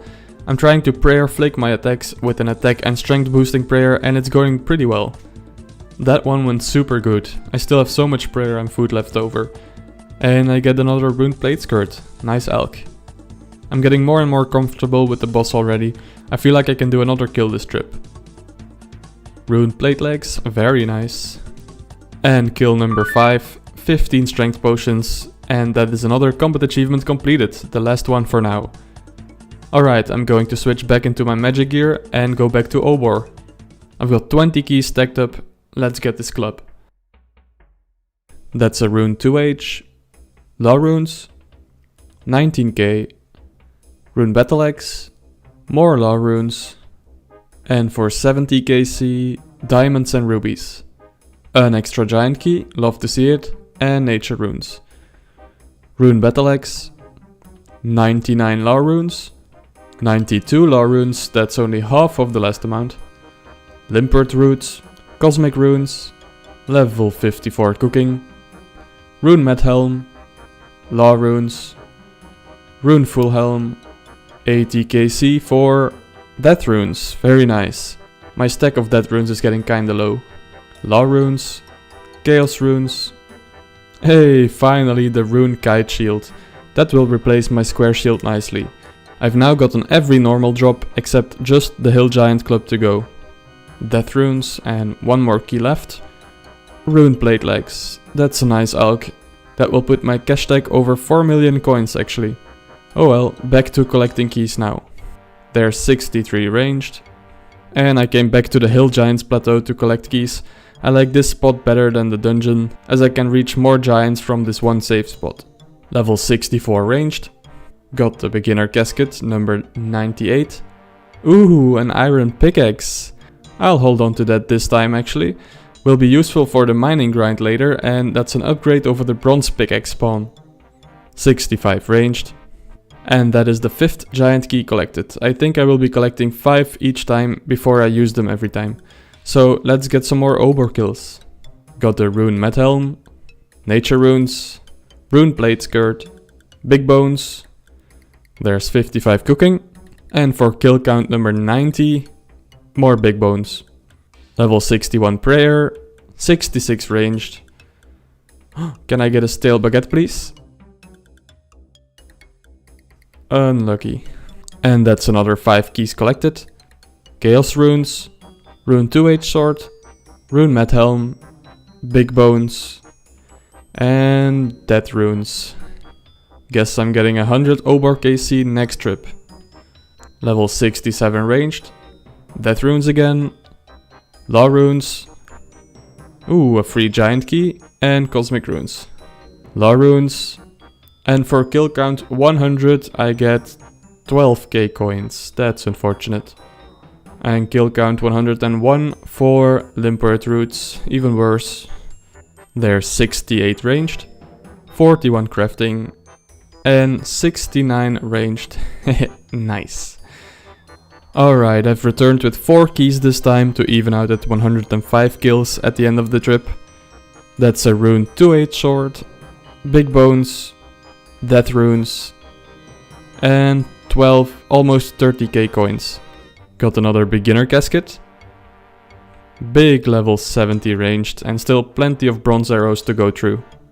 62 prayer and 56 cooking.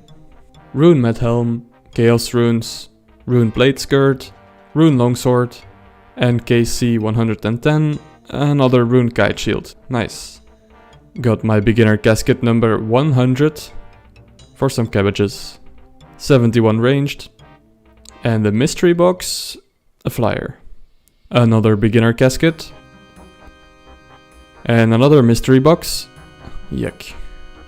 Alright, 5 more keys. I'm getting close to the drop rate, so maybe this is the trip for the club. Rune Full Helm. Chaos Runes. More Chaos Runes. 10k coins. And a Rune Med Helm. Level 72 ranged. And that's 5 more keys. I'm going over the drop rate of 118 with this trip. Some big bones, back-to-back big bones. And for kill count 118, some dead runes. I'm now officially over the drop rate for the Hill Giant Club. Curious how far I'll have to go. Nature runes. And for KC 120, more nature runes. Level 73 ranged. Rune Longsword, Cosmic Runes. 57 cooking, Cosmic Runes again, Limpert Roots, and Death Runes. Back to collecting keys, and there's prayer level 63 and range level 74. Obor kill count 126 for Cosmic Runes. Law Runes, Big Bones, Cosmic Runes, and 130 KC Death Runes. Got back-to-back keys there to finish the stack of 5. Damn, does that count as 3 back-to-back giant keys? Got another free one. Ooh, a lot of dead runes. Nature runes. 13k coins. And the Rune Med Helm. Last kill of the trip. Limpert Roots. Level 75 ranged already. Ranged is about to overtake magic. Got 4 more keys to get me to 140 KC. 69 nature runes. And I'm out of death runes, and 27 Chaos Runes is probably not enough to get a kill, so I'm going to Death Pile and grab my 11k Chaos Runes out of my looting bag. There we go, got my Chaos Runes. Instead of Wind Blast, I'll now be casting Firebolt. Limpert Roots. Got an XP book from a Dunce random that is level 32 farming. A Rune Battle Axe. And for kill count 140, more Limpert Roots. Level 76 ranged. 58 cooking. I will now stop burning stews. Some Cosmic Runes, 11k coins, and a Rune Chain Body, Nature Runes, and a Rune Longsword. Ooh, stale baguette maybe? Nope, it's fresh. Death Runes, Rune Battle Axe, Rune Chain Body, Rune Longsword, and for kill 150, only Cosmic Runes, unlucky. Level 64 prayer, and combat 94. There's key number 5 in less than 1 hour of collecting them, jeez. I think the game wants me to go get that club already. 11k coins, big bones, got a beginner casket, nothing interesting. Ooh, a Rune Kite Shield, a free giant key and Limpert Roots, another Rune Kite Shield, I'm getting a lot of good elks lately, and a Rune Med Helm. Whoa, giant keys are so common today, the first drop since I have returned to Hill Giants. Rune Full Helm, Rune Plate Legs, very nice. Cosmic Runes, and kill 160 for Death Runes. Level 77 ranged, 42 crafting. Big level 90 hit points, unsurprisingly my 4th skill in the 90s. And 59 cooking. Back at Obor for Limpert Roots. Death Runes, Nature Runes, Very nice, another rune kite shield. And law runes.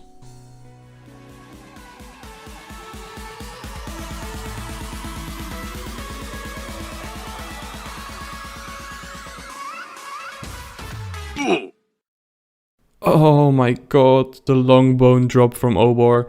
That is a 1 in 400 drop, so way more rare than the club.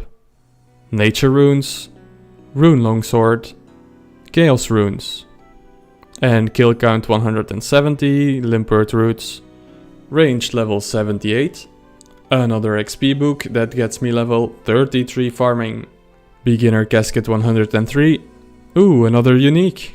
I still haven't received a single duplicate from beginner clues, very nice. And another beginner casket, 5 more keys, I'm feeling good about these.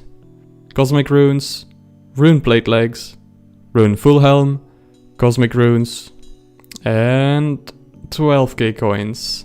Not so good after all. However, I'm getting very close to the 5 million GP I need for the Edgeville respawn point.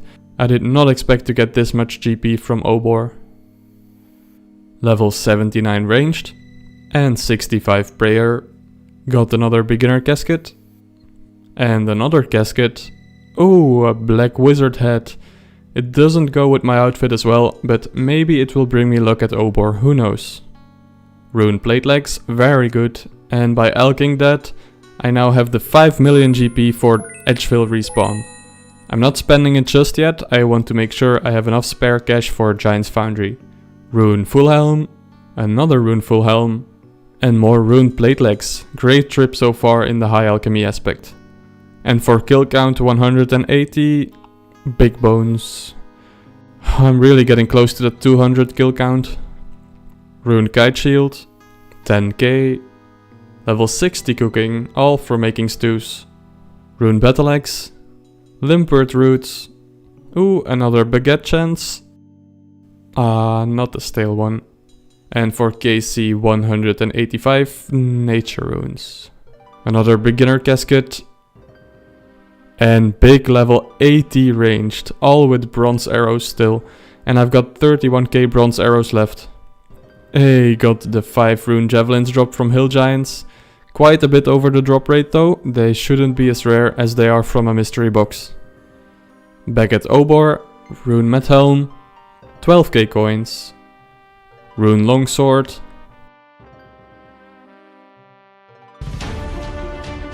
oh my god, let's go! I got it, I'm done, finally! Oh, it took me a few seconds to realize, I was going numb from the grind. I'm done!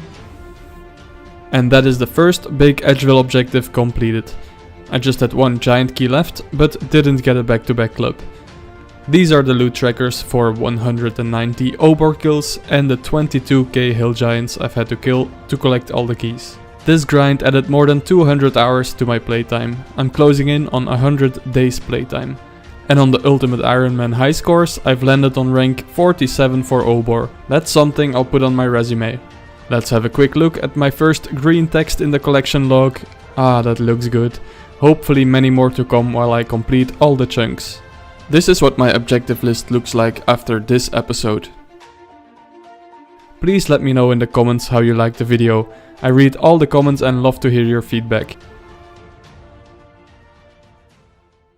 Alright, because I went a little dry for the Obor club, I made more than 5 million GP from all the rune items. So first thing I can do now is purchase the Edgeville respawn point from Crystalia. It is a permanent unlock, so also a chunk objective.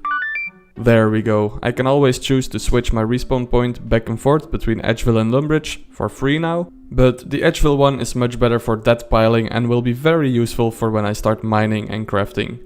Let's get rid of some stuff here. I want to get started with the skilling grinds to break up the RNG grind. The U-shield can be dropped, I can always make a new one if needed, but I won't be doing much magic for the remainder of this chunk, so I'll get rid of the wizard hat as well. And now I can rearrange my stuff and get whatever else I need out of the looting bag. Somebody in the comments suggested to kill these red spiders for a looting bag instead of thugs, because these have a 1 in 4 drop chance. Thanks for pointing that out, this was a lot quicker. I'm also going to get rid of my Rune 2H sword and water staff. The Rune 2H has basically the same stats as the Hill Giant club, except it's slash and the club is crush. so I feel like it's not worth to keep both at the moment. And the water staff, I haven't even used it so far, and I can't immediately think of an instance where it would be useful, so it's just taking up an inventory spot for nothing, so yeah. And then I have these air, earth and fire runes, which I planned to use up, but I already bagged my mind and chaos runes, so I can't be bothered that piling again. They'll just go to the ground. Now I'm ready to start skilling. Came here for a raking session just to find out that I apparently planted some wild blood hops and totally forgot about them. That is 4 seeds down the drain.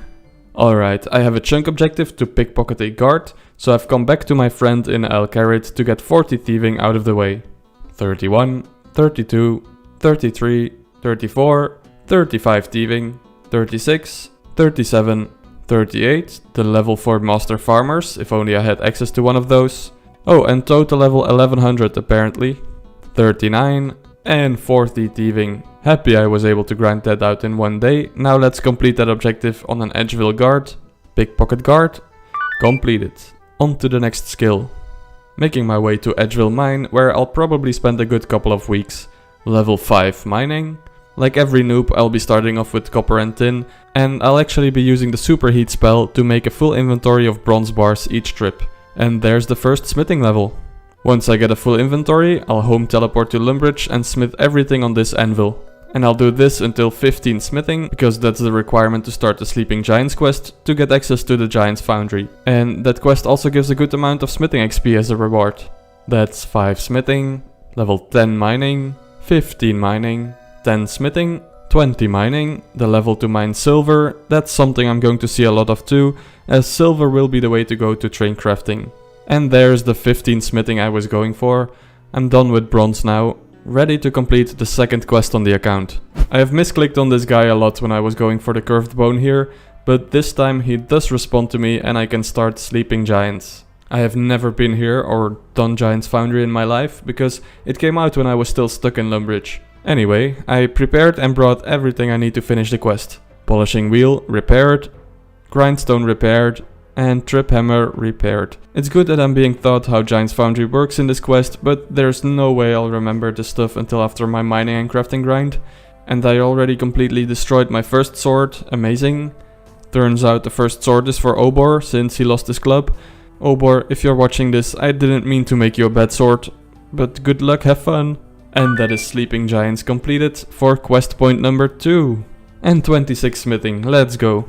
Another chunk objective to get out of the way real quick is to make a fire tiara. So I'm going to grab a tiara mold. Skeletons drop a fire talisman at a rate of 1 in 64, so it shouldn't take too long to get one. Oh my god, no way, I literally got it on drop rate. That was kill count 64. There we go, got the fire talisman and a silver ore. Make that silver ore into a tiara. And now I can go and imbue it at the fire altar. That is 1 fire tiara made and the first Runecraft XP on the account. Luckily, I do not have a higher Runecraft objective at the moment, because making fire tiaras is my only way of getting Runecraft XP at the moment. Alright, let's start training mining and crafting now. I won't need these nature runes or fire staff anymore, so I'm going to tuck them into my looting bag. The looting bag is full now, but I've got all I need on me. So for this method, I'm going to want to keep my hit points extremely low, below 10% of my maximum hit points, so that when I do get hit by anything, my defense cape perk activates, which acts like a ring of life, and then I get teleported right here to the Edgeville respawn point. Then when I'm mining silver down in the dungeon and have a full inventory, I can have one of the monsters here hit me and I will be teleported straight to the surface, where I can use the Edgeville furnace to smelt the silver. And I will be crafting silver bolts. Tiaras give like 2.5 XP more each, I think, but then I'd have to drop every single one, whereas the bolts will stack up, and I'm excited to see how many I'll end up with.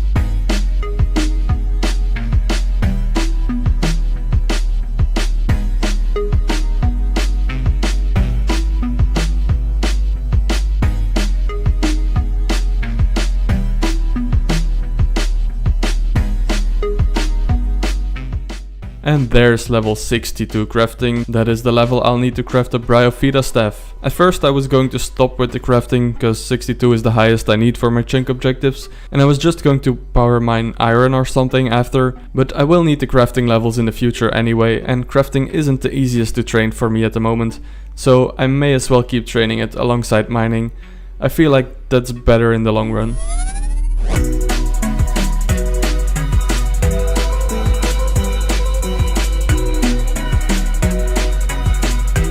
How the hell did I mine a tin ore?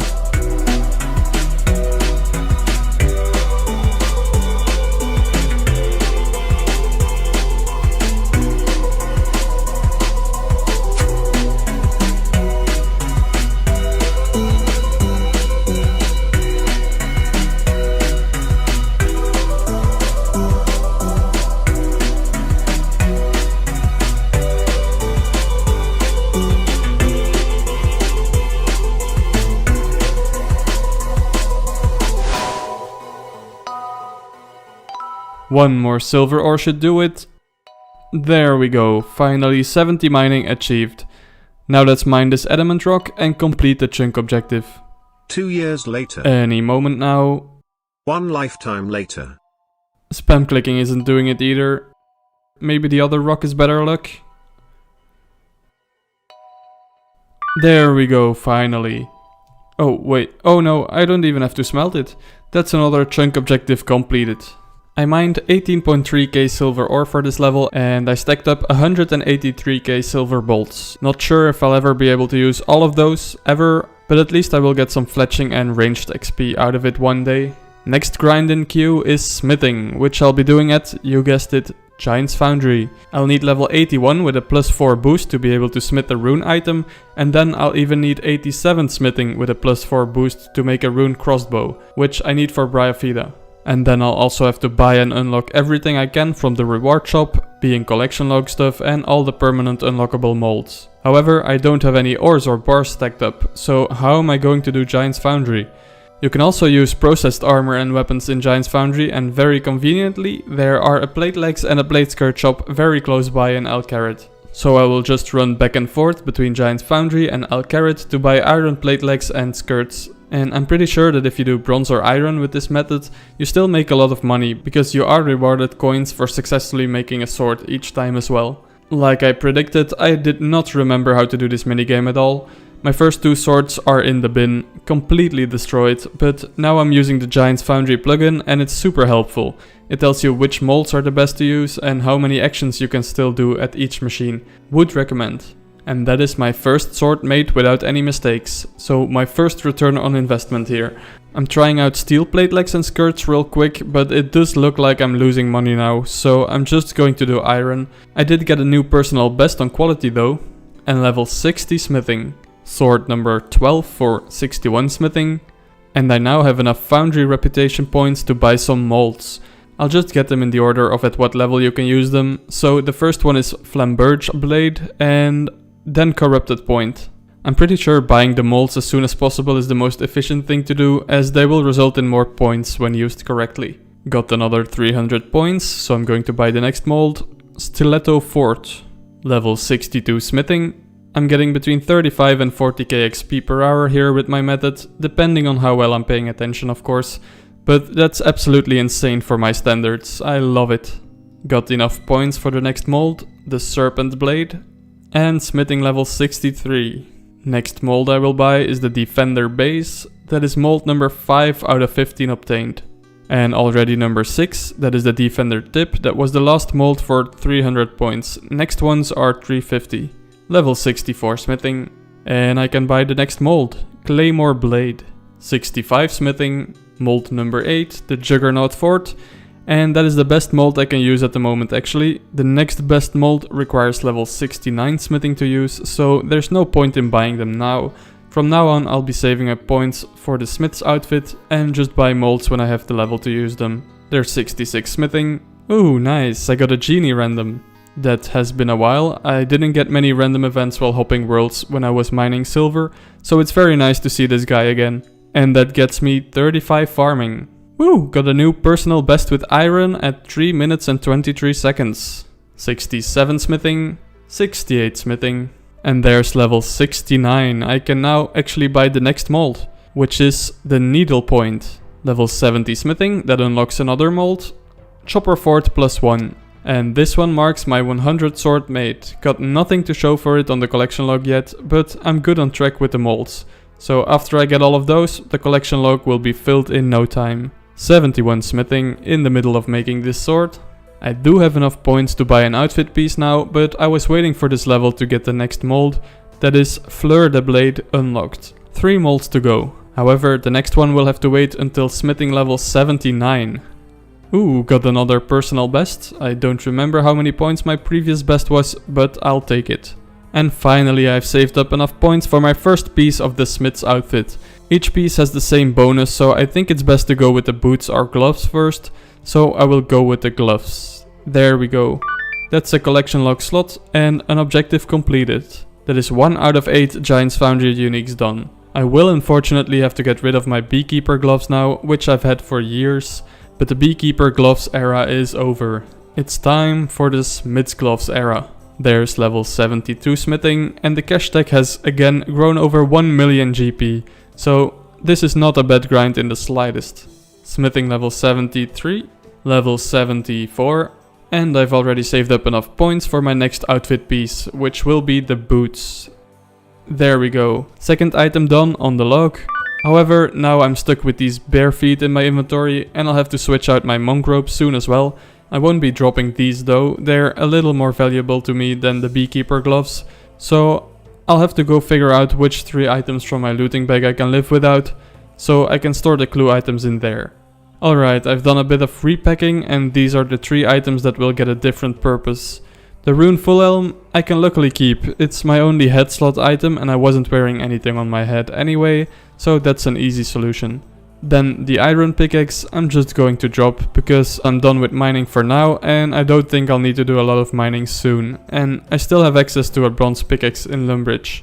And the rune longsword I won't be needing until after the smithing grind, but then with some luck I'll be able to make my own rune scimitar, which is an even better weapon, so the rune longsword is getting elked. Now I'm ready to grind out the rest of Giant's Foundry.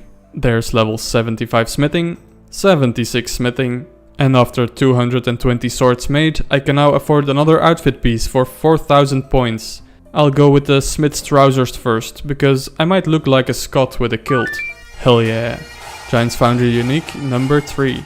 Smithing level 77 and level 78 smithing. And with sword number 278 I should now have enough points to buy the smith's tunic.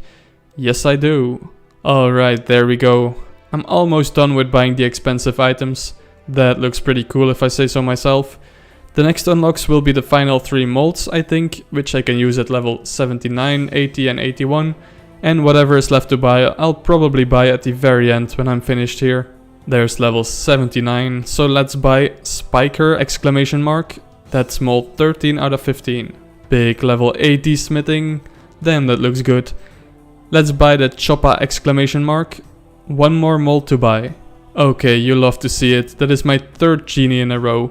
Happy to get some farming training done while I'm doing Giant's Foundry. And finally level 81 smithing. Technically I'm only halfway with the smithing grind, but this level lets me complete a few chunk objectives. First of all, let's buy that final mold. The point exclamation mark. There we go. No more molds to buy, all of them permanently unlocked. Secondly, I can now boost my smithing level by 4 with Kovacs Grog to smith rune items. Let me quickly buy one of each of these cheap collection log items from the reward shop. Alright, I'm never going to use this smithing catalyst probably, so I'll sell it back. You can sell most items back to Kovac for 80% of the points by using it on him. Then let's see what I get from this ore pack. Coal and iron. All I need is 1 rune ore and I can complete my chunk objective. Let's buy 1 more. Nope. Nope.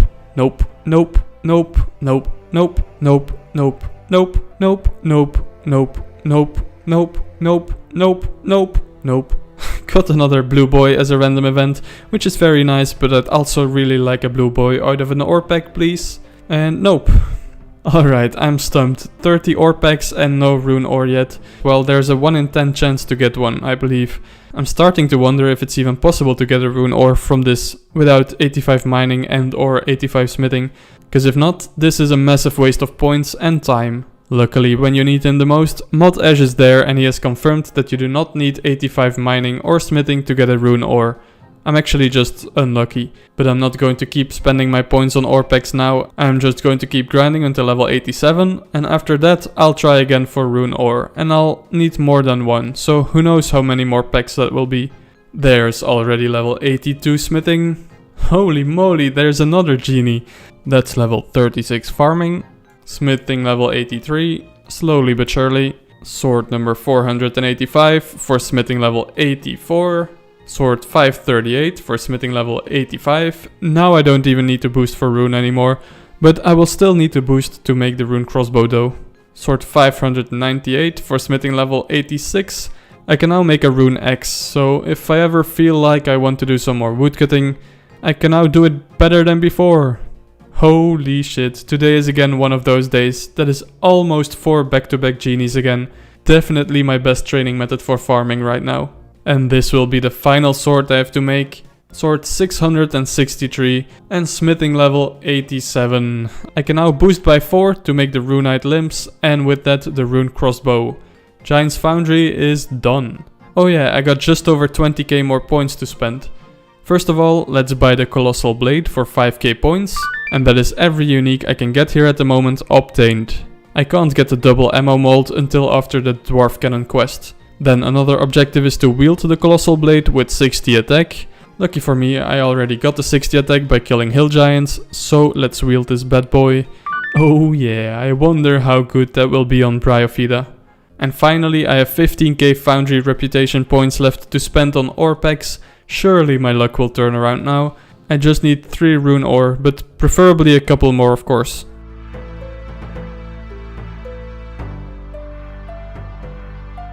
Oh yes, let's go, it exists. Only took 37 ore packs for the first rune ore.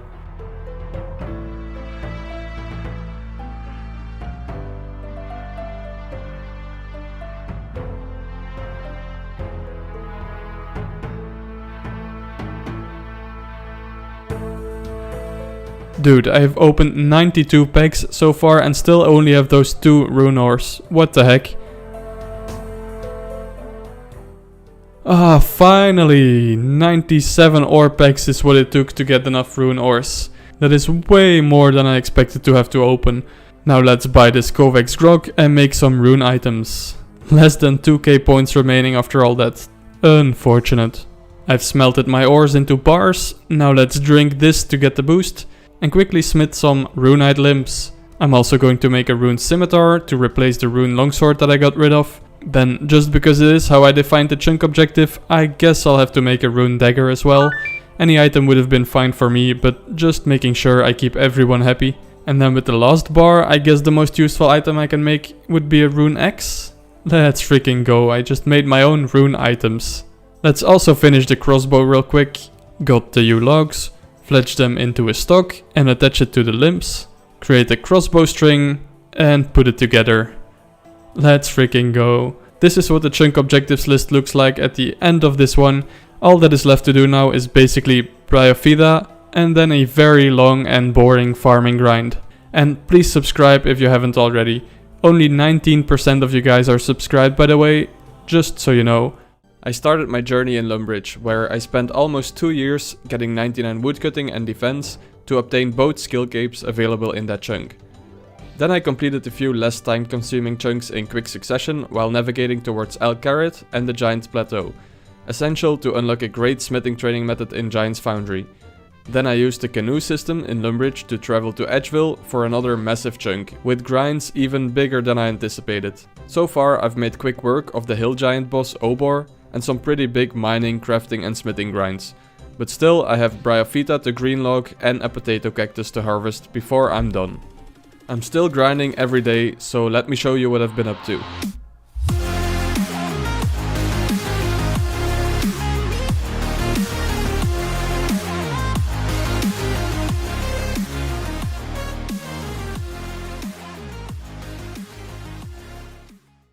So these are the rest of the ores that I got from ore packs. a good amount of mithril and more than enough coal as well, which I will superheat and make into mithril bolts. I need those for 2 of my remaining chunk objectives. There we go, that is 100 mithril bolts. That will do for now. The rest of the bars I'll use up in Giant's Foundry, that shouldn't take too long. And that's all of it, 677 swords made in total. Enough Giant's Foundry for me, time to prepare for Bryophyta now. I bought some emeralds in El Carrot and made 100 bolt tips. Then I need to get 100 feathers real quick, so I can use everything together and have my emerald tipped bolts. Now I just need to enchant them. But before I do that, I'm going to take off my smith's outfit and resell it to Kovac. I'm done with Giant's Foundry and smithing training for a while, so I won't need this anymore. And you can sell back most of the items by using them on Kovac, and he will give back 80% of the reputation points that you bought it for. So that's 3200 for the body, 3200 for the legs, 2800 for the boots and 2800 for the gloves. And I end with 15k reputation in my name, which is actually enough to buy the outfit back if I ever want to. Now let's get my inventory sorted for the next grind. Oh, a genie random, and that is 37 farming. Alright, let's enchant the emerald bolts. All done, now I will start gathering the mossy keys for Bryophyta. This episode I'm starting at about 750k C, but I was pretty lucky on keys before, so I don't expect to get many in the beginning here. I was going to use up these mind runes by casting airstrikes, but goddamn this seems slow. Let's see if I can get rid of these by doing some AFK splashing real quick. I got my rune armor back out of my looting bag, because I need to get my magic attack bonus as low as possible.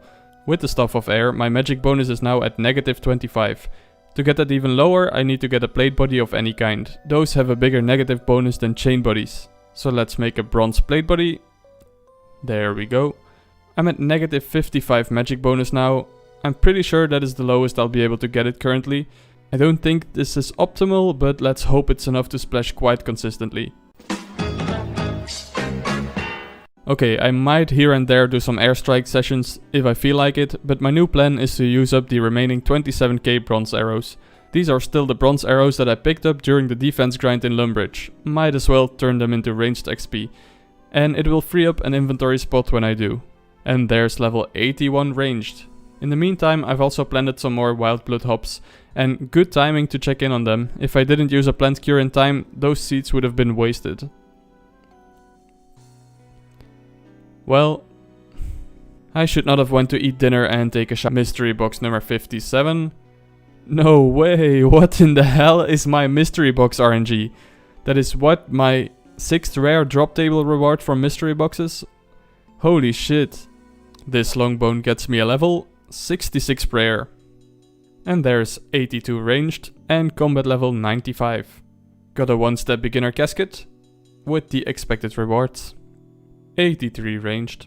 I need to create some more inventory space before I run out, so I'm going to high elk the lucky rune square shield. This one wasn't so special anyway. We've seen it before, who cares? Another beginner casket. Making good progress on the arrows. And there's level 84 ranged. And 96 combat. 91 hit points. Oh, there we go. There's my 2nd ever curved bone on the account, as you can see in the collection log. And that is after 5k moss giants, nicely on drop rate. If I didn't kill 22k hill giants for only 1 curved bone, that is. And there's level 67 prayer. Another genie for 38 farming. And 1300 total level. Man, I really need to get back to raking my patches, but they're so out of my way at the moment. Once I'm done with Bryophyta, I'll only have farming left. But right now, it's just such a hassle to rake those patches all the time.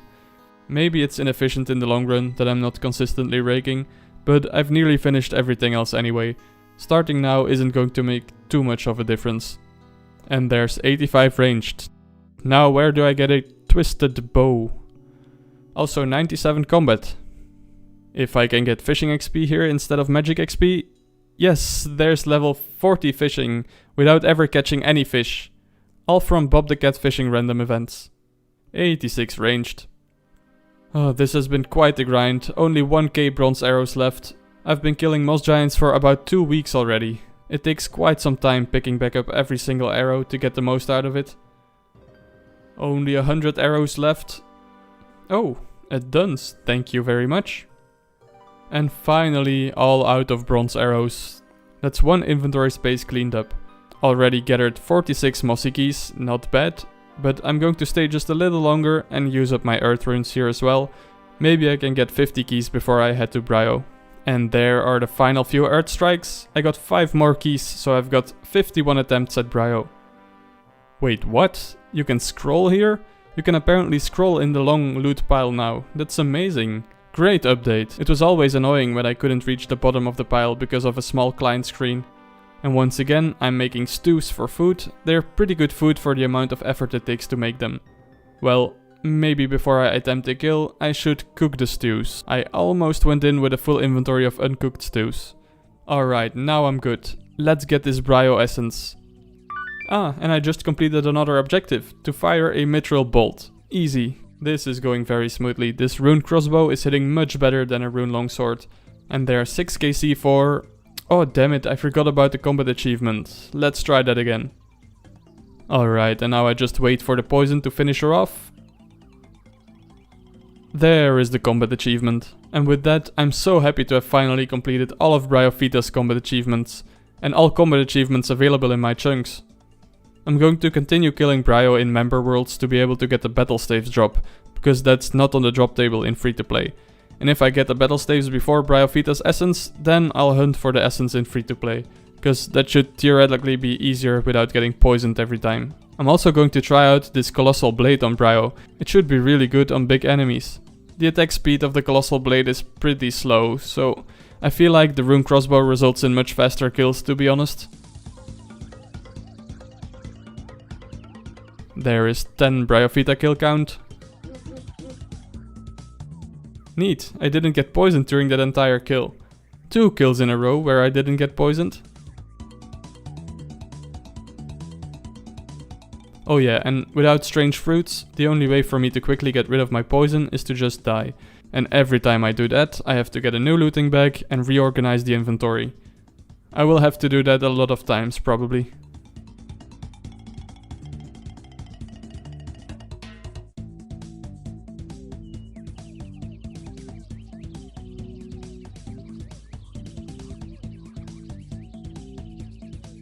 Beginner casket 110. Not bad.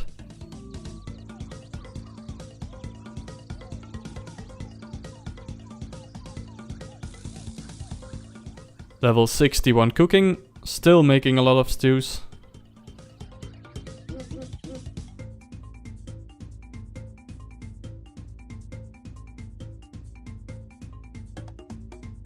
Oh, let's go! I got the essence at kill count 31. That is so lucky. I guess that compensates for the Obor luck. That is another chunk objective completed. Now I just need to get the battle staves drop to make it into a Bryophyta staff. And also, that is the second green log on the account. Man, does it feel good to complete something like that.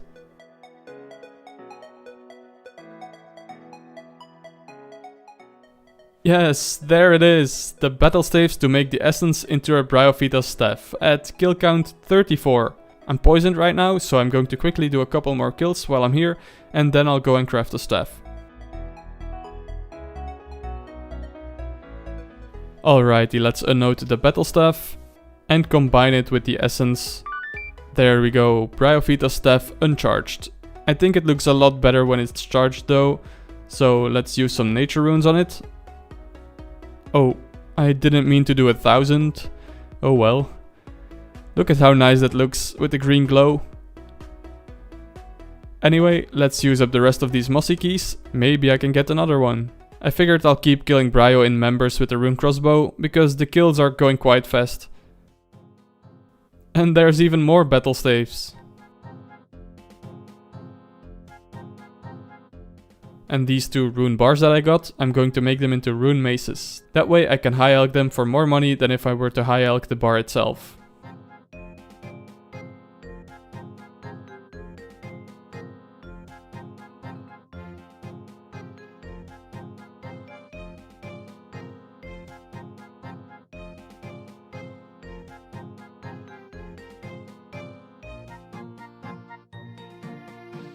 Please, not like this. I'm going to die.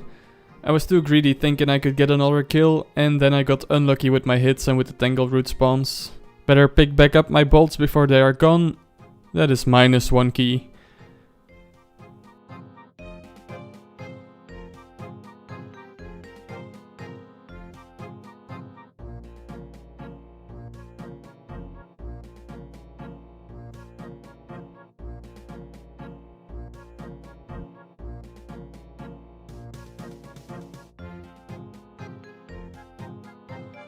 And this will be my last key right here, unless I get another one from Brio, of course. That's it, 61 KC and I'm done here. Now all that I've left to do in this chunk is to get 64 farming, as my very last objective is to plant and harvest a potato cactus. The potato cactus seed is a drop from moss giants, and I can plant it in the cactus patch in Alcarid, so it's something I have to do. I've gathered 162 wild blood seeds, so I'll get all those growing, as well as more raking I have to do. It's going to be painfully slow, that's why I've been delaying this chore so much, but now it's all that I've left to do. No way around it. So I've only got 2 farming patches in my chunks. This hops patch north of Lumbridge, and then the Alcarid cactus patch. For now, wild blood hops is all I can plant. To plant a regular cactus I need 55 farming, which I'm still almost 140k XP away from. I figured I'd buy back a woodcutting skill cape and do some woodcutting and fletching at the willow trees near the hops patch. So at least I'll be doing something while I'm looking over my wild blood hops. I want to be able to keep a close eye on them so I can keep as many as possible from dying. And I'll already be working towards future fletching requirements, which will take time away from other chunks. There are the first 10 wild blood hops. If I can get 10 every harvest, that would be great. I'll be noting them all, just like I'm trying to note all the weeds I rake. I don't know how much raking I will be showing in the video, but keep an eye on the stacks in my inventory from now on. Oh shit, a new collection log, and a spory seed. I'm so far off of the farming guild, so it's not useful at the moment, but it's something to put in the video. I might keep it to see how many I get from this, but if I can use more inventory space, it's going to the ground. Just got an XP book, very nice. That is 39 farming. Every XP random is so nice to get right now. Each one saves me like 2 to 3 hours of actual farming and raking. Oof, only 5 harvested from that one. That is unfortunate. And this is exactly why I want to stay near my hops patch while it grows. If I leave for 10 minutes, it could already be too late to apply plant cure. Glad I was able to save that one. I just came across a dragon impling and asked somebody to notify Limpert so he could come catch it. Just doing my part to help the legend get 99 construction.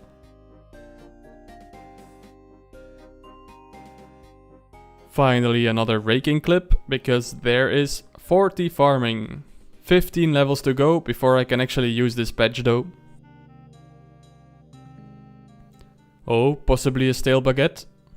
Ah, nope, this one's definitely fresh. Another genie, -2 hours on the grind.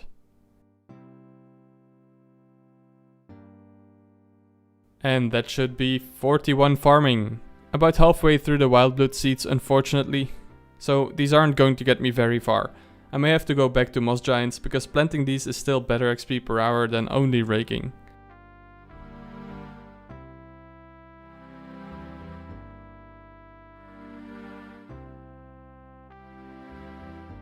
There's 42 farming.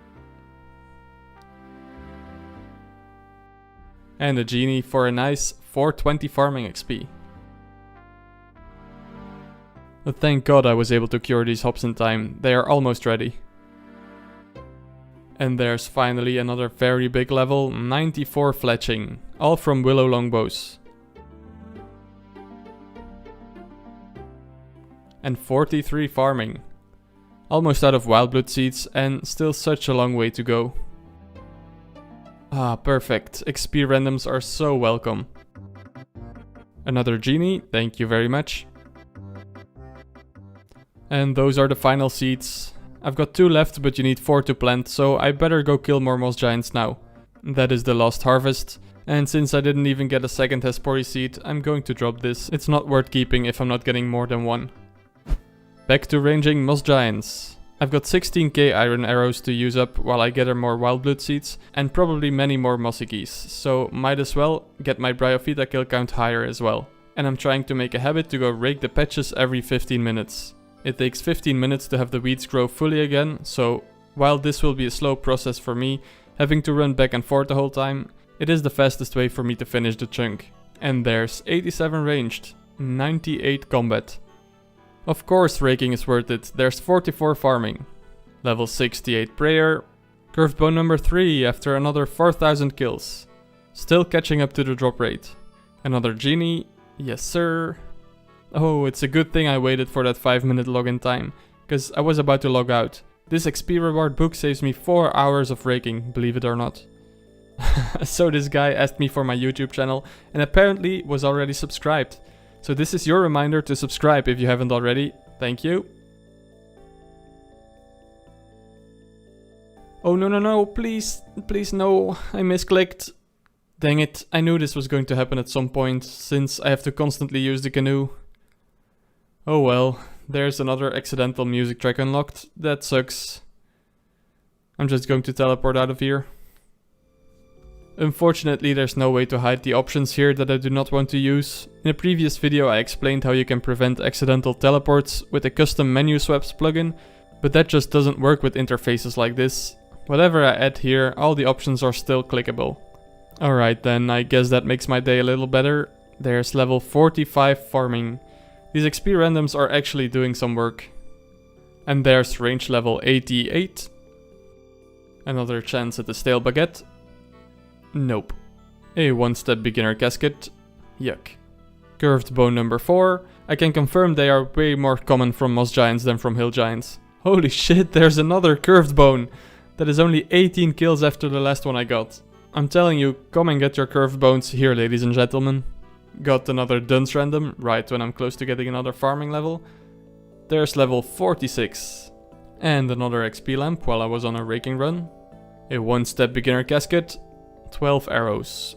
And right when I was over halfway through my iron arrows, I get another 2k from a mace random. They are useful, but I'm trying to use them up. If I keep getting more, it's never going to end. Genie, thank you very much. Another one-step casket.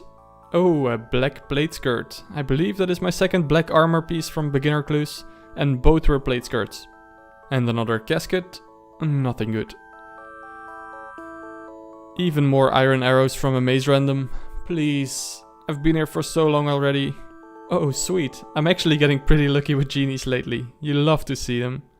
Beginner casket 115. Hit points level 92. Finally halfway to 99. Any moment now. Level 47 farming. Already more than 6,600 weeds collected. And there's 69 prayer from burying all these big boners. Another XP book. Over 700 farming XP. That is about 5 hours of raking saved with just one random event. I know I keep repeating it, but you don't understand how big they are to speed up the grind. Oh yeah. And there's big level 90 ranged. And 100 combat as well. That is my 5th skill in the 90s now. All still from bronze and iron arrows that I picked up or got from random events. Let's get another farming level from raking this time. There's level 48. And now this XP lamp will give me 10 more XP than before. Another genie. Genie. A one-step beginner. A law runes at least. And another casket, hence is generous today. More law runes. Oh, I've successfully gone under 1k iron arrows. Almost done. Curved bone number 6. That is 5 in 15k moss giant KC. And that's it. All out of iron arrows finally. That is another inventory space cleared up. Now I can switch to steel arrows and just keep killing moss giants. Yay. This is a small step for men, but a huge step for the raking content enthusiasts. 10,000 noted weeds, all raked by my own hands. And we're not done. So today Jack exchanged random events. Random events with costume rewards now all give XP lamps instead of coins when you own the full outfit, as well as I think the Quizmaster and Prison Pete random events. It took me some time, but I understand that this is better for everyone. The random events were neglected by almost everybody who wasn't after the outfits, making them dead content once you completed them. Now at least there's an incentive to keep doing them, and most importantly they help out restricted accounts a lot. They will help me immensely during this grind, which is good for both me and everybody who wants this series to continue. The only thing that I was a little bit annoyed at is, why would they change this now? The genie and the dunce randoms were so iconic and always nice to see. Now they're just another random event along with the Freaky Forester and Leo. And also, why was this not polled or at least announced beforehand? I was completely shocked when I learned about the update at work today. If I had known beforehand, I could have saved up some outfits and be ready to obtain XP lamps starting today. But no, I guess I'll be collecting the outfit pieces first. Anyway, that's all I'll say on it, it's no big deal. Thank you Jagex for free farming XP in return for less inventory space.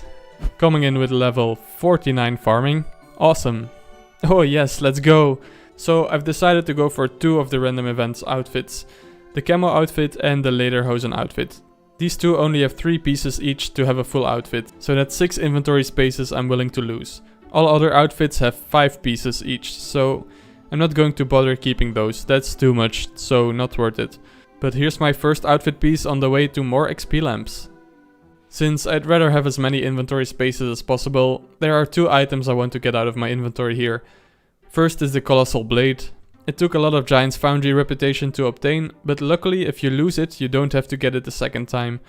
When lost, it can be reclaimed right here at Purdue for only 300k GP. It is untradeable, so I can't store it in my looting bag, and it is also a very heavy item, which greatly affects my run energy. With it, I weigh 48 kg, and without it only 18 kg, so the item itself is 30 kg. That's insane, so for those reasons I will just drop the Colossal Blade. And then I have the Bryophyta staff. In its charged state it's also untradeable and thus can't be stored in the looting bag. So I'm going to remove the charges, which does mean that I lose the 1000 nature runes that I charged it with, but it is what it is, we learn from our mistakes. Another Sergeant Damien random event in the same day, my prayers are being answered. 1 more piece for the full camo outfit. Level 91 ranged. There we go, full camo outfit in 2 days. From now on, Sergeant Damien randoms will result in an XP lamp. The number 1 best random event in my heart will forever be the Duns though. Literally nothing beats the little fella. And you know it, already got my next Sergeant Damien random. I've never been happier to see it. So that should be an XP lamp? Yeah, very nice.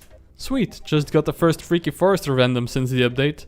So there's the lederhosen hat, I'll be keeping this, thank you. Another genie. And another one. With this big bone, I get level 70 prayer. That's a clean level, very nice. Hello? Hello? What are you doing? I'm raking. There's 50 farming. I've come so far, yet I'm still so far off 64. Only 5 levels until I can plant cacti though.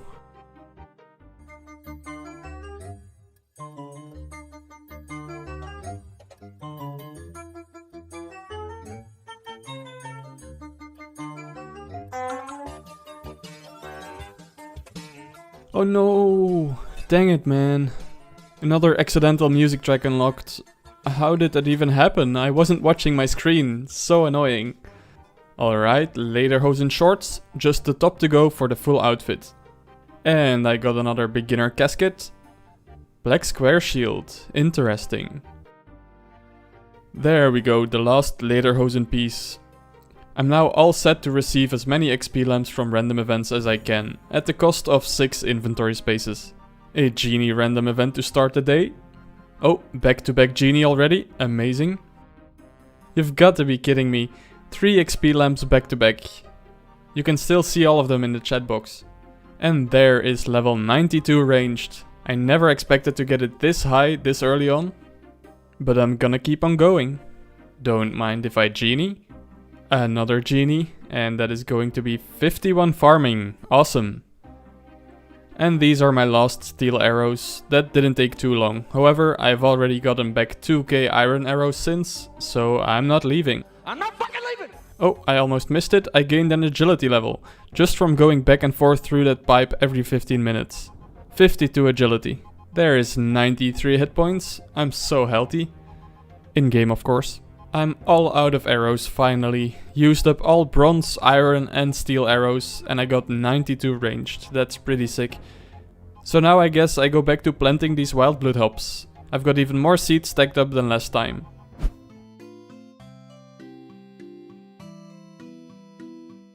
Hey, that's a random event I haven't seen before. Good addition to the game if you ask me. And there's another fishing level. Level 41. Another XP lamp that goes into farming. So close to the next level. There is 52 farming. Slowly but surely I'm getting there. 3 more levels until I can finally plant my first cactus. Oh, logged in just in time to cure this one. It would have been a shame if they would have died on the last stage. Another beginner casket.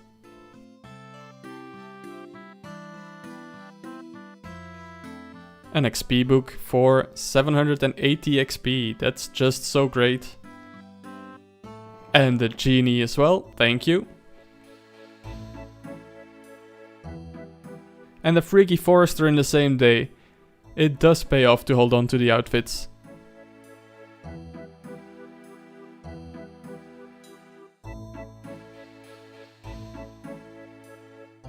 Hey, there's level 95 fletching. I'm now able to make dragon darts. I believe that is the highest skill requirement for fletching in the game, apart from the skill cape, so I'm pretty much already done for any future fletching objectives. Even though I'll be in this chunk for a while still, this has shaved off quite a bit of time from the first chunk that has dragon dart tips. Once this patch is raked, I get 53 farming. I am getting somewhere.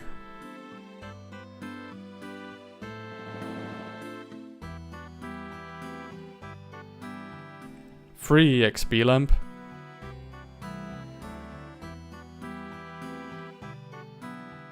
Just finished a maze random and got over 2k iron arrows again, so I'll probably go kill some more moss giants soon.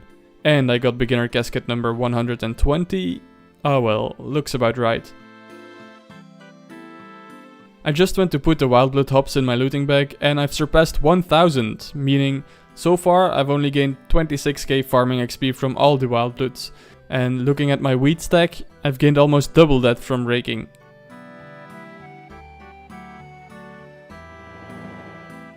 There is level 54 farming. I'm so close to being able to plant cactus seeds, and only 10 very long levels for completing the chunk. Oh, and that's a cool total level. That was the last wild blood harvest for now. Back to moss giants. A maze random completed, pretty good. I also have a beginner clue casket, pretty bad. Another maze random, and I'm back up to 3k iron arrows. Level 93 ranged. If only I was keeping track of how many XP randoms I've used on farming. Don't bother counting them, cause I haven't even recorded all of them. 71 prayer. Finally got another Sergeant random event, and I'm over halfway to 55 farming. A one-step beginner casket? No. Oh, I just got my first lamp from a Prison Pete random event. Very, very nice. Stop right there. Oh shit, the raking police has shown up. You must answer a question before you can rake. What goes up, but never down? My stack of weeds? Also my playtime. If you didn't know, Chunk Life also has a YouTube series. It's genuinely very chill to watch and one I personally enjoy. So everybody go check out his channel, I will put a link in the description. Hello blue boy, please teach me how to rake my patches better. Alright, I've got 93 mossy keys, 380 emerald bolts and an annoyingly small amount of inventory space for food. But it's time for some more bryophyta. This one's going to be close. No way! I forgot to turn off the defense perk. That's unfortunate. Okay, that's even more embarrassing. Don't put that in the video.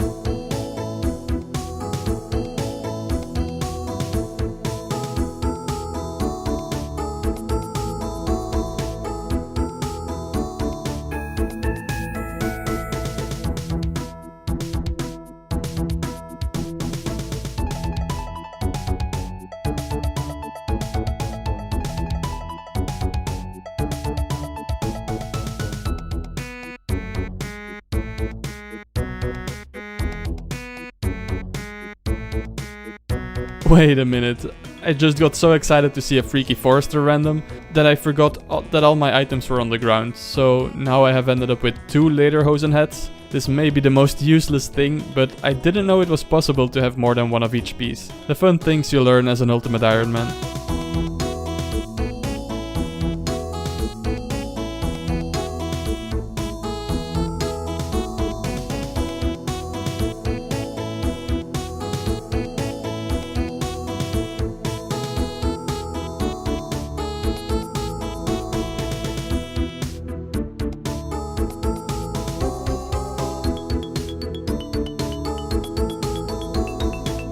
And that's it once again for Brio. I managed to get 154 kills. Died a couple of times for thinking I could get one more kill in the trip, but that's okay.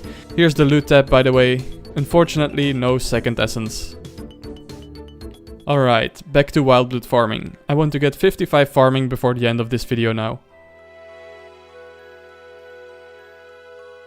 Oh, there's my second Happery seed. I'm still glad I decided not to keep them. Definitely not worth it at this moment. I'm not planning to go to the farming guild soon. I would love a break from farming after this one.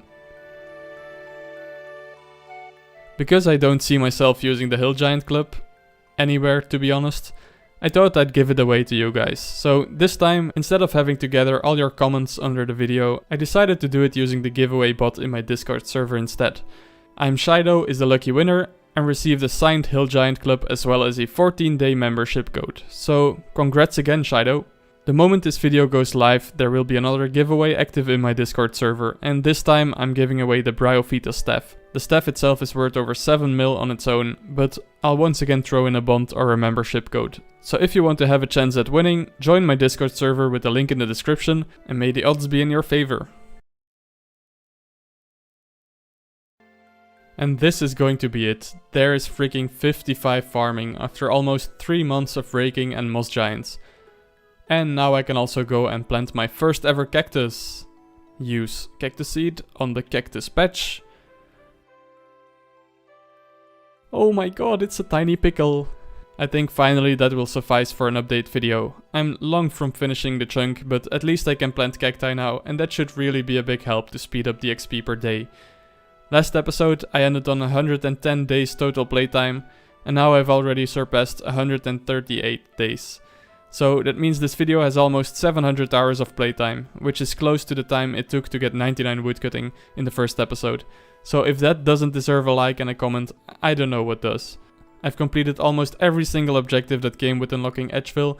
All that's left to do now is to get 64 farming for the potato cactus.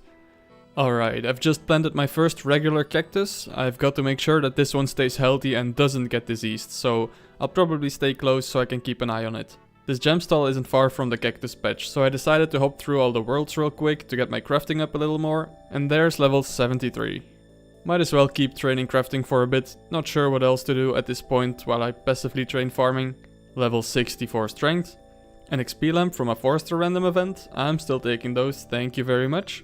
Yay, after 9 hours of babysitting this thing, I can finally start harvesting it for spines. Now I don't have to replant it or take care of it anymore, and I can continuously harvest spines every 75 minutes for 25 XP per spine. This makes the farming grind so much more AFK and even faster. I'm so glad I finally got to this point. Now on to level 64. And there's level 74 crafting. The gems only restock a couple of times a day, so I'm trying to get through all the worlds whenever they do. Just used up the arrows that I got from random events at Moss Giants and got another key. Might as well send a melee kill real quick so I don't have to death pile and everything. 63 cooking. KC 155, what will I get? Rune plate legs. Level 75 crafting. 20k XP an hour for an hour or so here and there, not bad. And 10 days after planting my first cactus, there is 56 farming. Another week later, there's 1000 cactus spines collected. Another XP reward book into farming, 840 XP, let's go. Back to crafting, I'm making some coifs while the gem stall is sold out. There's level 76. I can only make 13 coifs per trip, so not the fastest, but it could be worse. Level 65 strength and total level 1350. I regret to inform you all that I accidentally unlocked another music track that I shouldn't have unlocked. I got lured by a freaking cow calf. I have a dream that one day there will be an official update where we can create our own map borders so shit like this doesn't happen. But that's just an excuse for being a bad chunkman. Another XP random, I'm close to another level. 77 crafting. Might as well rake some more while I'm coming in this direction. There's level 57 farming. And now I can use this lamp that I got a little earlier for 10 more XP since I gained the level. 66 strength. Holy, I'm getting a lot of spines from this harvest. That's 14. And that's 2 more. 16 from one harvest. Easy gains. 78 crafting coming in. Another XP lamp from a Sergeant random event. And a genie. 67 strength. Ooh, that's again a lot of spines this harvest. 13 already. And that makes it 17, a new personal best. Another XP lamp. And there's level 79 crafting. I can now craft black d'hide armor. Well, vamp braces at least. But that should be one of the highest crafting objective requirements if I'm not mistaken. Until I have access to cave goblin wire to create light orbs or something.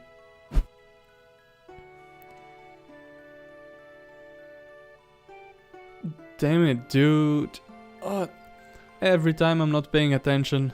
I'll put this in the video to be transparent about the music track unlocks, but damn, that's annoying. I just wanted to get to the general store to sell these bolts I'll probably not use.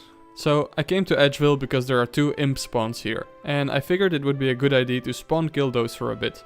Imps have a 1 in 32 chance of dropping cadaver berries, and 6 of those can be used to pay the farmer to protect her cactus. I still have a stack of 65 cactus seeds, so I might as well plant a new one every night. I'll be sleeping for the 9 hours it grows anyway, and that's a little bonus of 374 farming XP for checking its health every morning. 6 cadaver berries at a 1 in 32 chance for 65 cactus seeds. That'll be approximately 12.5k imps that I have to kill, so I better get to it.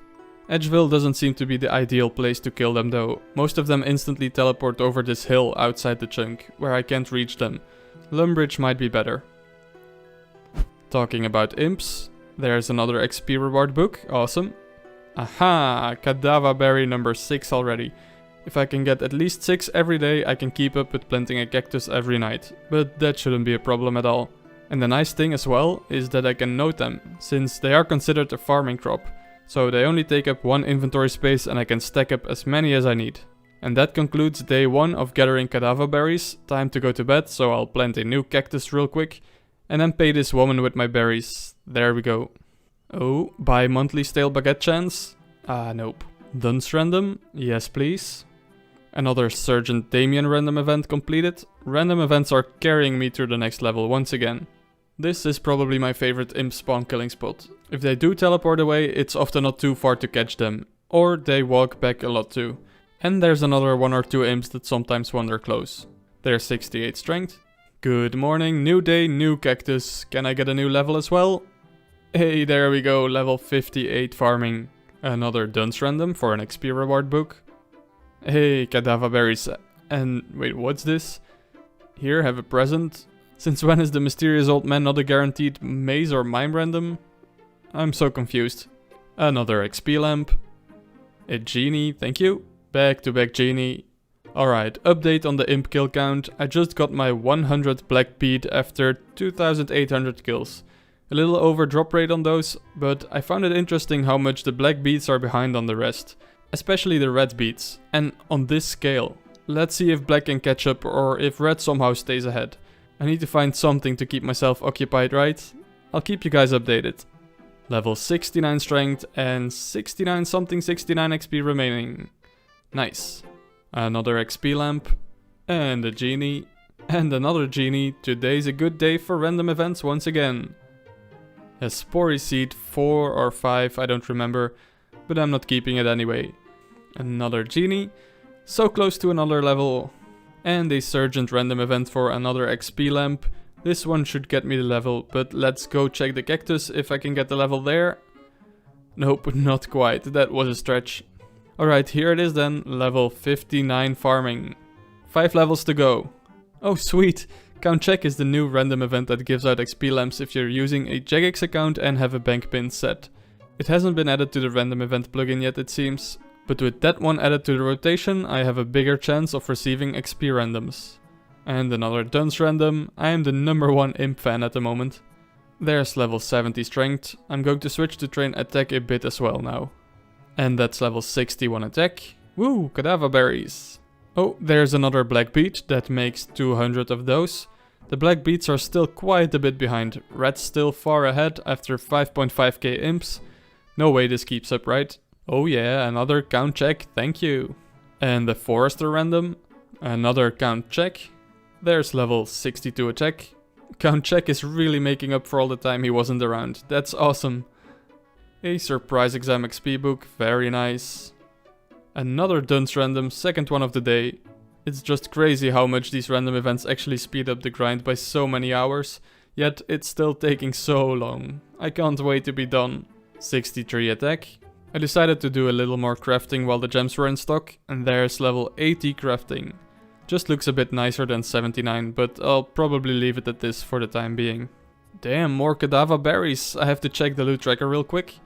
4 cadaver berries in the last 10 kills, that's crazy. Oh, update on the beets count. I just hit 300 black beets. Red is still ahead, but the lead is getting smaller I think. And yellow has passed white. We're a little over halfway on the cadaver berry grind as well, I hope. A genie random event. Oh, another genie. A lamp from a freaky forester random. There is level 64 attack. And the lamp from count check. This one will get me a big level. Level 60 farming, that looks so good. It's starting to feel in reach, but I estimate another 2 months or so to go.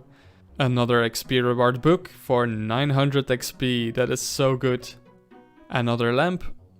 In the previous episode I accidentally took a canoe to the Champions Guild. And I couldn't figure out a way to prevent that with the custom menu swaps plugin like I do to prevent accidental teleports.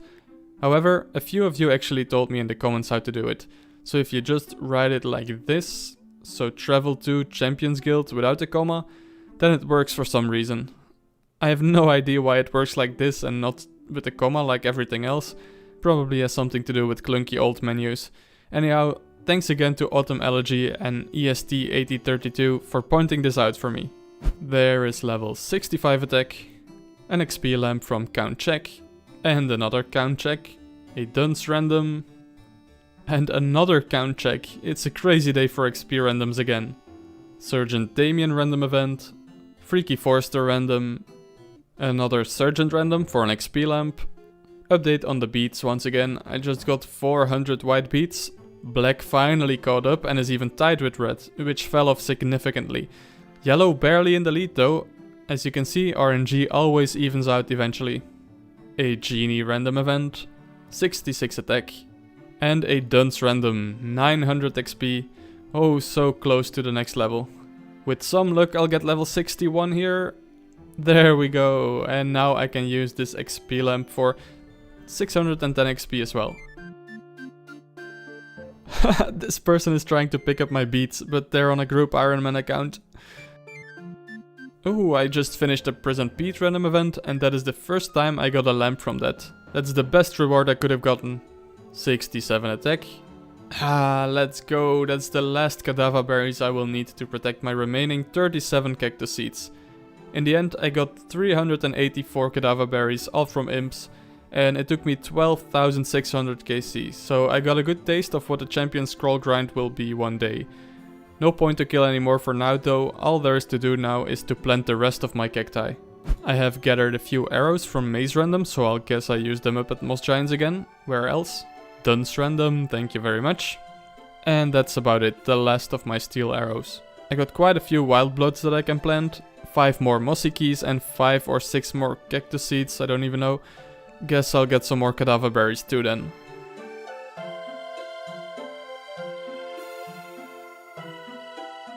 Nothing special from those kills, except I did get 3 doable beginner clue steps. I've got 1 clue in my inventory and 1 clue in each of these dead piles, so that should guarantee at least 1 casket. The first 2 scrolls I've had to drop after 1 step, but since the steps stack, this third one will be a casket. There it is, let's see if I get something new. Nope. Oh well. Back to killing imps now for some more cadaver berries. Finished another Sergeant Damien random event for an XP lamp. A genie random, coming in with level 68 attack. Count check with another XP lamp. And another one. Oh, so close to level 62. Hey, and there's the final cadaver berries, this time for real. 204 should be enough to protect my 34 cactus seeds. The white beets came out on top, by the way, if anybody was still following along. There we freaking go, 62 farming. I'm getting so close, I'm so excited for this to be over. Started this episode during Halloween, now it's almost Christmas time. I'm so sad I can't participate in the Christmas event, it's barely out of reach. If the gate would have been placed a couple of tiles over to my chunk, I would have been able to get in. Doing some more wild blood farming, because every little bit helps.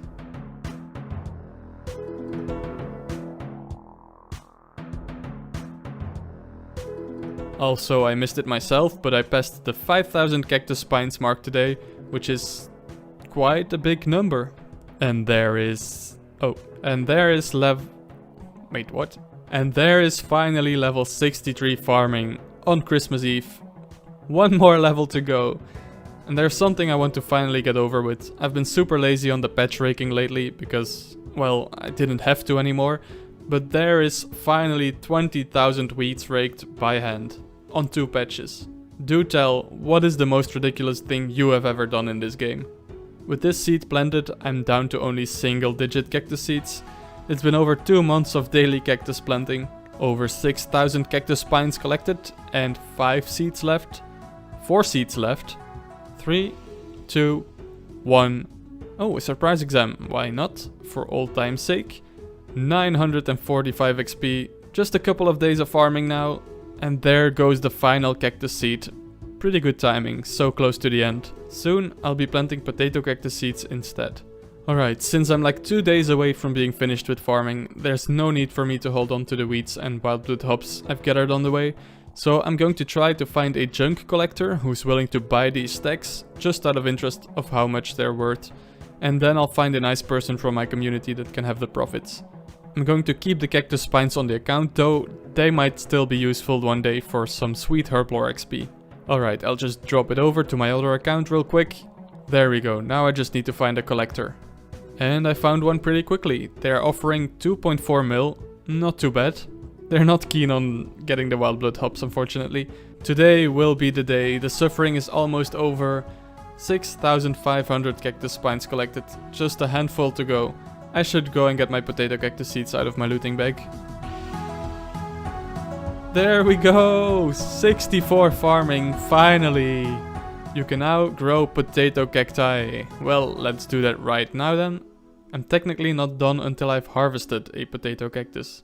Good thing I'm literally watching it grow, can't have it get diseased now. Oh wow, I didn't know the potato cacti looked so pretty and pink while they're growing. I really like that. Any moment now they will fully grow. Oh, there it is! Check health and start harvesting. That is all the objectives that Edgeville gave me completed. Time to pick some more chunks. Let's have a look at the chunk picker. This is what my map has looked like for the past 9 months or so, unfortunately.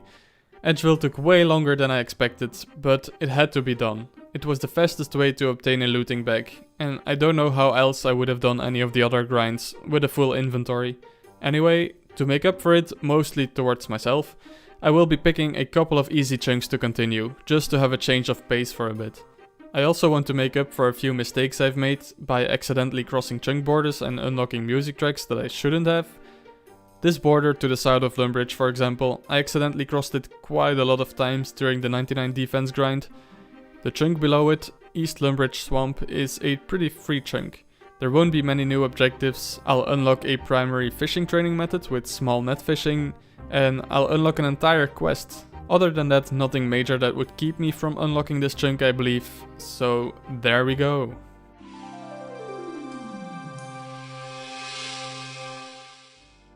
Alright, let's cross this border legally for the first time.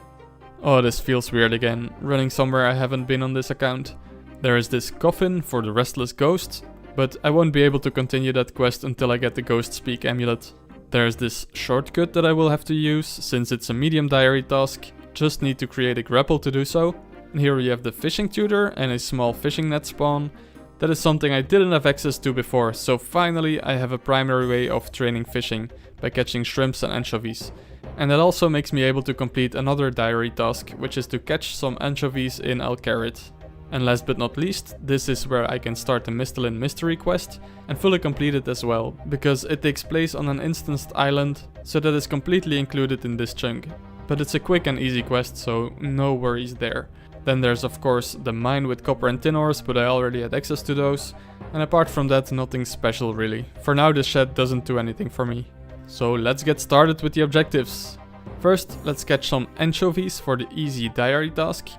And right as I get here, I'm going to swap the left click option of this little boat so I don't accidentally go anywhere I'm not supposed to. And now catch the first real fish on the account after 41 fishing levels from just Bob the Cat fishing random events. There it is, easy diary task completed, on to the next objective. Wait, somebody tell me I'm not going crazy? Since when is this boat here? Anyway, I need to make a mithril grapple. These outlaws southeast of Edgeville should have a high chance to drop some rope. Yep, there it is. Then I need 2 mithril bars, and I make them into a grapple tip, and some mithril bolts, attach some feathers to the bolts, and then everything together. There we go, that's a mid grapple. I'm also making a bronze crossbow real quick, because I'm too lazy to get the rune crossbow out of my looting bag, and with both of those, I should be able to use the shortcut. Yes. That's another diary task and chunk objective completed. The only thing left already is to complete Mistalin Mystery, so let's start this quest. What a roller coaster of a thriller, I can't believe what I just witnessed. And that is Mistalin Mystery completed. 1 quest point, 600 crafting XP and some gems. That crafting XP really was a drop in the bucket for me at level 80, but yeah, that's all 3 objectives and this chunk completed already. Time to pick another chunk. Another chunk I had in mind, of which I have already accidentally unlocked the music track, is the Alcarid mine chunk. The biggest reason why I want to go here is because I'll finally have a source for gold ores and bars, apart from random events. I'll be able to make jewelry, which can be very useful for transportation across the entire map, and I will also have easier access to all other ores here, so I don't have to go all the way back to Edgeville Dungeon Mine. So yeah, Alcarid Mine is my next unlock.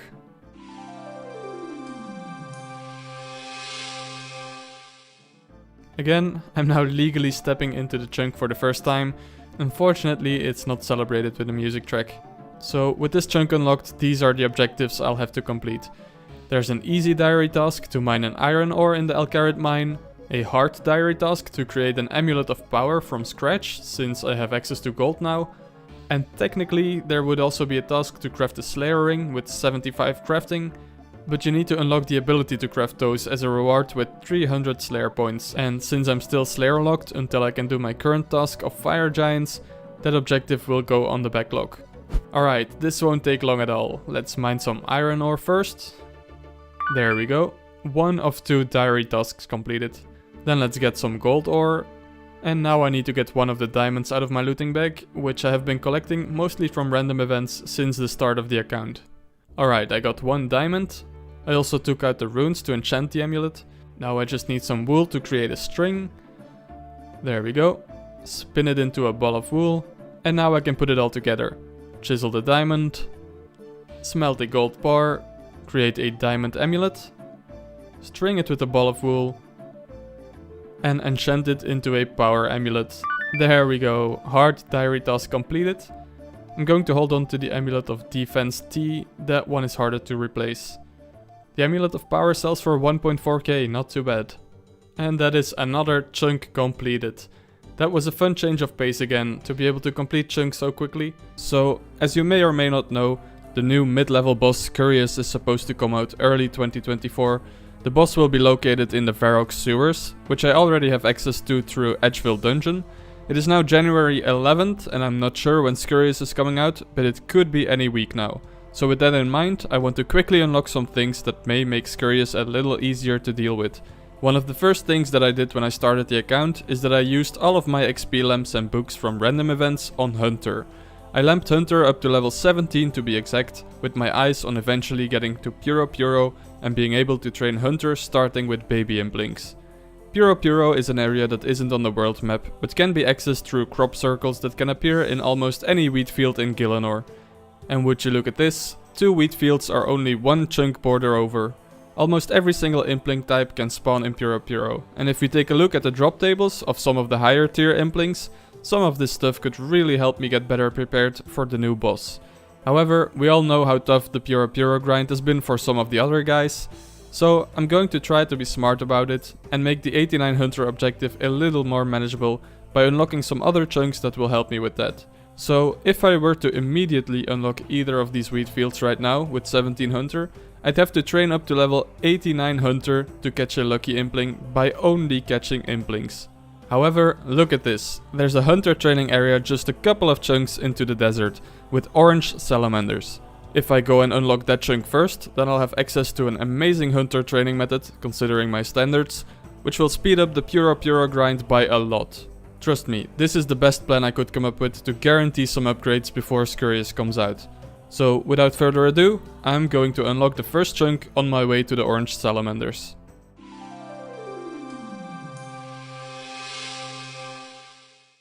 Don't worry if you're not completely following just yet, I will try to make it more clear as I go. Alright, watch this guys, special moment, I will actually get a music track here, meaning I've never been in this chunk before on the account. Let's have a look at the new chunk objectives. I can now complete the diary task for filling a water skin on a desert cactus, which I had put on the backlog because I couldn't reach any of the cacti in the Giant's Plateau chunk. There's also a diary task to enter the desert with a set of desert ropes equipped. And already the third and final objective in this chunk, start the quested tourist trap. Super quick and easy chunk, so let's get it done. I have access to some new stuff in the Shantae Pass shop.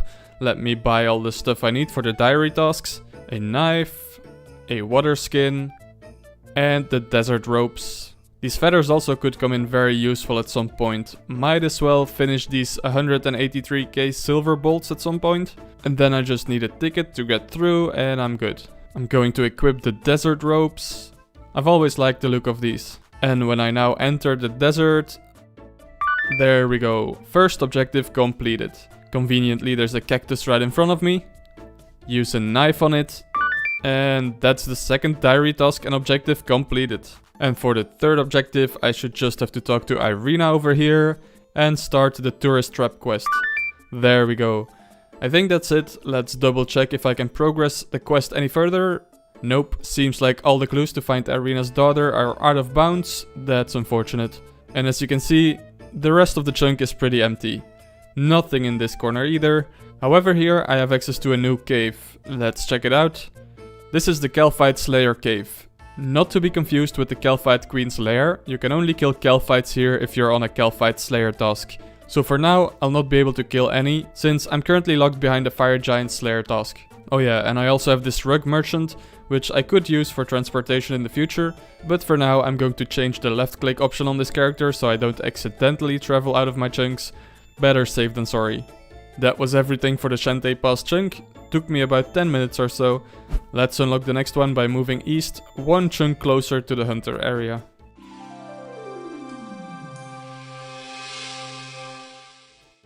Alright, let's see. Does this chunk come with a new music track? Oh, apparently not. This chunk actually doesn't have a single new objective for me at the moment. Just like the previous one, it is a pretty empty part of the desert. But let's have a look around anyway. Nothing but cacti in this little corner. Some more cacti over here. That's an interesting woodcutting training method actually. Some lizards that wandered in the chunk but are actually a part of those to the south. A bronze pickaxe spawn. Sure. And nothing in this corner either. Apart from a golden warbler wandering inside, but I don't have access to a bird snare to catch those anyway. So as you can see, that's it. Nothing more to be said about this one I think. On to the next one. Now I can unlock the desert hunter area chunk with the orange salamanders that I mentioned earlier.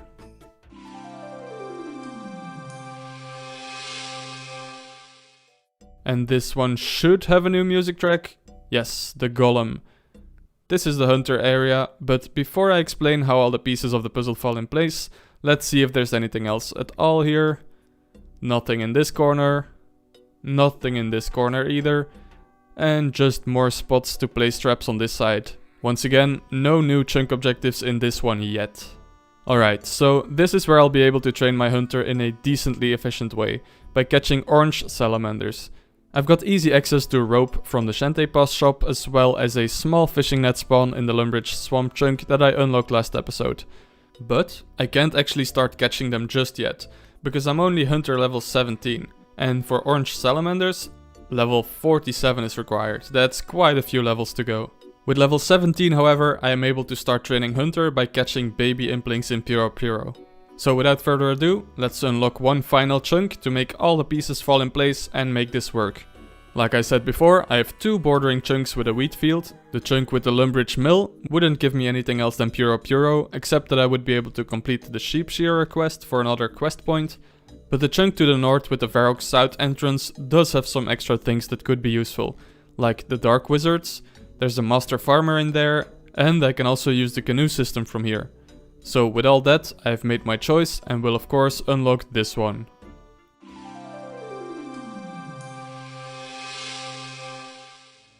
Here we are.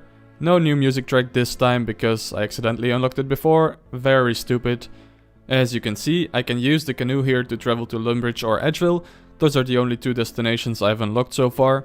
Oh, something that I've learned very recently from a Frank Limes video is that there's a 1 in 1,000 chance to pull an uncut red topaz from these crates.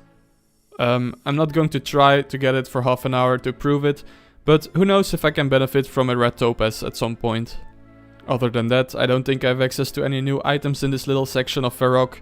I can enter this place with the Chaos Altar, but that's about it here. Then there's these Dark Wizards, which drop a decent amount of runes, definitely my best source for runes at the moment, and they also drop Fire Talismans, which will be very useful for me. You'll find out why soon enough. Oh my god, remember how I killed over 14,000 imps for Kadava berries to protect my cacti? There's a Kadava bush with unlimited Kadava berries right there on the border, which I can technically pick from within my boundaries. And that is how crazy grinds on a one chunk account can almost be forgotten about, once you have access to a new source or training method. On the other side of this fence is a master farmer. Might as well go and pickpocket it once for good measure, although I've already pickpocketed guards which require a higher thieving level. Let's see what seed we'll get. There's no way. The game is really taunting me with the Kadava berries right now. Alright, now let's talk about the new chunk objectives, because this time we do have a lot to do again. To start, there's this achievement diary to jump this fence south of Varrock. There we go, that's already one down. Next, give a dog a bone. Just need to find a stray dog in Varrock, but that's also a very quick one. Then talk to Charlie to start the Shield of Arav. I can't do the next steps in the quest though. And the majority of my new objectives comes from Puro-Puro, and there's a lot to unpack. With some spice from baby implings or a curry leaf from gourmet implings, I can make curry, so that makes for an objective at cooking level 60. Young implings and essence implings can give pure essence, which means I can start to make my own runes. That makes the medium diary task to craft some lava runes possible at level 23 runecrafting. It is also just a medium diary task to catch an essence or eclectic impling within Puro-Puro. That one is going to come very naturally. Then at level 47 hunter I can start catching orange salamanders in the desert, and catching one of those is now also a completable desert medium diary task. At level 58 hunter I can get some magic logs from nature implings, so that means an objective to burn these magic logs with fire making level 75. At level 65 hunter I can catch magpie implings. They can drop a lot of good stuff, but in particular they can drop a rune warhammer, which makes for an objective to wield one with 40 strength. And they also drop black dragon hide, which I'll have to craft into at least black d'hide vambraces at level 79 crafting and wear with level 70 ranged. Then at level 83 hunter I'll be able to catch dragon implings. Those can give a dragonstone amulet, which I'll have to enchant into an amulet of glory with 68 magic. And dragon implings can also give dragon dart tips, which makes the objective to fletch them into dragon darts with 95 fletching. Luckily for almost all of these skilling objectives, I've already planned a little ahead while in my previous chunks, so I already have almost all the levels I need to complete those. I just need the hunter levels and the drops from the implings. And finally, last but not least, Puro-Puro also means that I have to get 89 hunter to be able to catch a lucky impling. That is of course the main objective I will be focusing on, and all the other ones I will get along the way. Quite a few things to do again, but with the hunter training method that I have with Salamanders, it shouldn't take too long. I'm thinking about a month or so to complete Puro-Puro. Very doable. Let's get some very easy tasks out of the way first. I have to talk to Charlie the Tramp and start the Shield of Araf quest. There we go. Now I can't continue the quest because the Black Arm Gang is just outside of the chunk. Now let's try to find a stray dog here, so I can complete a diary task. Aha, there's one. Alright, I got it to follow me. Now I just need some bones, and this thief will do. Got the bones, use them on the dog, and that's another objective completed. Good, I believe I've done everything I could do just like that. Now I can get started with Hunter and Puro-Puro. Oh, but before I do that, I have this XP lamp from a random event. For the longest time I've been using XP rewards on farming, but I don't have to do that anymore. I will start using them on Slayer once again. I believe that is my best option. And that gets me level 19 Slayer. So how do I guess I'll buy some jars from this guy. 20k, damn, that's expensive. Oh, wow. Guys, don't buy your first jars. You can get 7 for free along with the butterfly net, and then you can trade in implings for more jars. I know that there's a baby impling spawn all the way in the corner here, so I'm just going to camp this spot. Baby implings don't really have anything useful, so once my jars are full, I'll trade them in for new ones. And you can store up to 1000 jars, so right now is the ideal time to max this out and probably never have to worry about jars in the future. There's level 18 Hunter, level 19 Hunter, and there's already level 20. I can now place 2 Hunter traps at the same time. If only I could dual wield 2 butterfly nets. 21 Hunter and 22 Hunter. I can now also start catching young implings.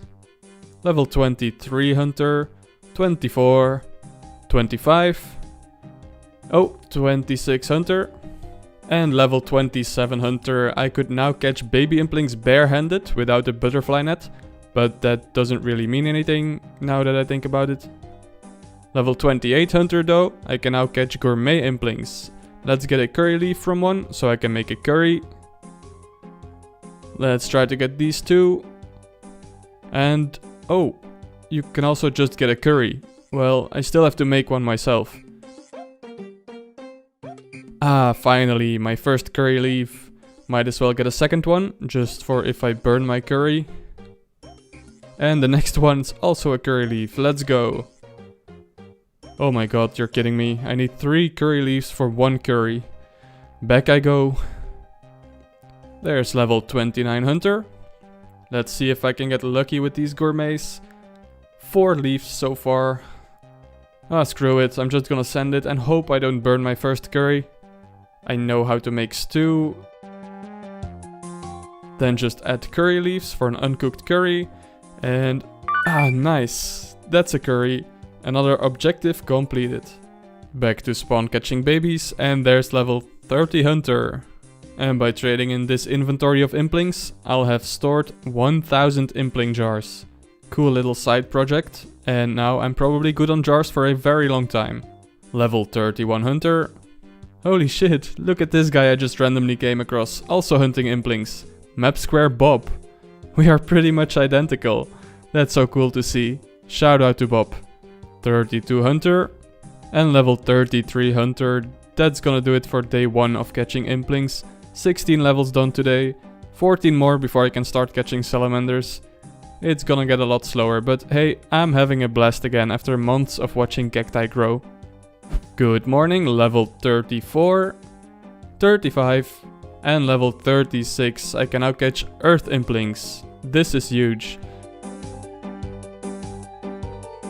Aha. See, earth implings can give earth and fire talismans, and it is the fire talismans that I'm after. This seems like a good moment to start training runecrafting. Alright, I'm finally going to clear up some inventory space. First, I'm going to drop all of the potato cactus seeds that I have left. I can continuously keep harvesting potato cacti from the one that I've planted right now, and doing so gives more farming XP in the same time than planting and growing a new one does. So, see ya later. And secondly, I've been holding on to these random event outfits to increase the chance of getting XP rewards to put into farming. But now that I'm done with farming, I don't have to do that anymore, so I can get rid of these and clear up 6 inventory or looting bag spots. On the ground they go. Oh, and of course I don't need the mithril grapple anymore. Time to get the rest sorted real quick. Alright, I switched my rune full helm and monk ropes out of the looting bag to make some space. I'm also going to get rid of my yew shortbow now. I can always fletch new ones now that I can get flex from implings. Now I even have 5 empty bag slots, so I'm going to put these stacks of food that I want to keep in there. I got these from gourmet implings and I'll probably get some more. It will be very nice having some good food for scurriers. Time to collect some fire talismans. Not only can I get them from earth implings, but also from these dark wizards here. And I'm pretty sure getting them here will be faster, but I'll probably switch between the two depending on whether I'm low on health or not. Already got 4 talismans, so now I'm mining silver ore to make some tiaras. Tiaras made, now I can combine the talismans and tiaras at the fire altar. Do I just use them on this? Yes, there we go. That's level 2 runecrafting. And already level 3 after the first inventory. Easy game. Level 37 hunter. I managed to get a beginner clue that I can finish. This is a new clue step for me. Let's hope this step brings good luck. Let's see what I get. Oh well. 2 more caskets to open. Number 127 and 128. Terrible and terrible. Got 4 more fire talismans. And there's level 4 runecrafting. Level 69 attack. Nice. And also total level 1400. It's getting up there. Let's see if I can get 2 beginner caskets here. This is a very dangerous clue step for me. I don't want to step out of the chunk. There we go. Unlucky. And the 1 casket is shit. Level 5 runecrafting incoming. Beginner casket 130. Not a single Charlie step I wasn't able to do in my chunks yet. And level 38 hunter. 5 talismans this inventory. For level 6 runecrafting. Oh man, I love my potato cactus. Look at this, it's been 2 days since I got 64 farming, and now I'm already getting level 65. With over 600 potato cacti harvested. This is so freaking fast, I love it. And there's level 39 hunter. I'm mostly focusing on runecrafting at the moment, but still getting in the hunter levels. Level 7 runecrafting. Hey, 1 step beginner casket. Ooh, my first duplicate beginner unique, bare feet. But I guess I'll just sell it to the general store. 400 coins. Level 8 runecrafting. Level 9. And there's level 70 attack. Time to switch back to training strength for a bit. Another beginner casket. Level 40 hunter. I can now place 3 traps at the same time. That's going to be nice when I get to orange salamanders. Let's see if I can do this Charlie step. Oh my god. Shit. No. He lured me. Oh, not again. Ice cream! Yeah! That sucks, dude. Let's hope I get something good out of this casket, so the accident wasn't for nothing. Level 10 runecrafting. Another beginner casket. And another casket. Yuck. There's level 11 runecrafting. Got 7 fire talismans this inventory. Ah, dang it, I forgot to make tiaras out of those silver bars. And I'm back this time with also 7 tiaras. And that is level 12 runecrafting. 71 strength. And hunter level 41. Man, I can't wait to be done with the runecrafting objective and just focus on hunter again. Level 13 runecrafting. 10 levels to go. That's a clue step that I can't do, but I got 1 casket to open. Wow. Another beginner casket. Each one worse than the last. Another casket. Hey, that's my 2nd defense amulet and my 2nd duplicate beginner unique. And with this inventory I'll get 14 runecrafting. I can now finally craft actual fire runes as well, so that will hopefully speed this up nicely. Just need to get 1 more hunter level to be able to catch essence implings, so that also lined up pretty good. And there it is, level 42 hunter for essence implings. Catching one of these is also a diary task and thus a chunk objective. There we go. And let's see what I got. 20 pure essence, as if it was scripted.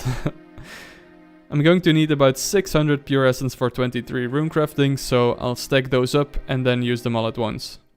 And now that I can catch essence implings, I can also upgrade to a magic butterfly net.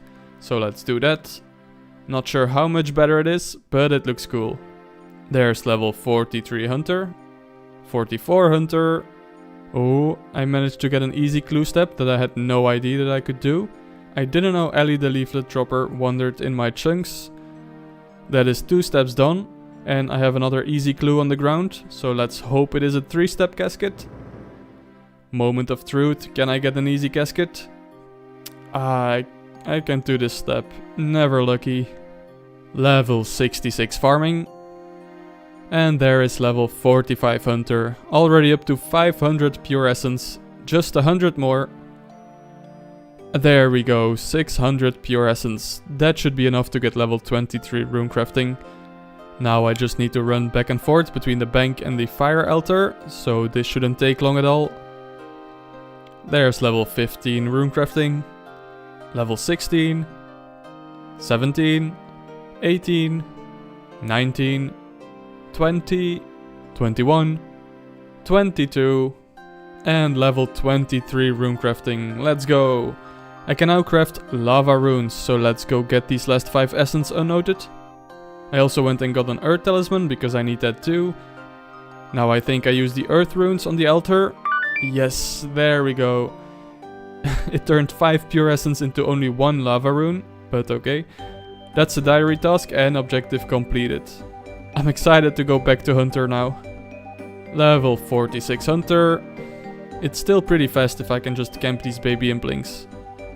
That's another beginner casket from Charlie. And there's finally level 47 hunter. I can now trap orange salamanders, so that means I'm free from training hunter in Puro-Puro. Let me just try to finish these beginner clues first, and then the real hunter grind begins. Alright, Charlie again with casket 140. Oh well. My friend Darkbeak just got a dragon impling and wants to say something for the video. I can't wait until I'm at the point where I can catch dragon implings. Hell, YouTube. I'll take it. Alrighty, let's get started with these salamanders. I've brought ropes, I've brought small fishing nets, water skins. Let's see how long I can stay here. I can only place 3 traps at the same time though, until level 60, so there is really no need to bring 5 ropes and nets. But there's my first salamander caught. And that's another diary task and chunk objective completed. Let's hold my first catch for a new Facebook profile picture.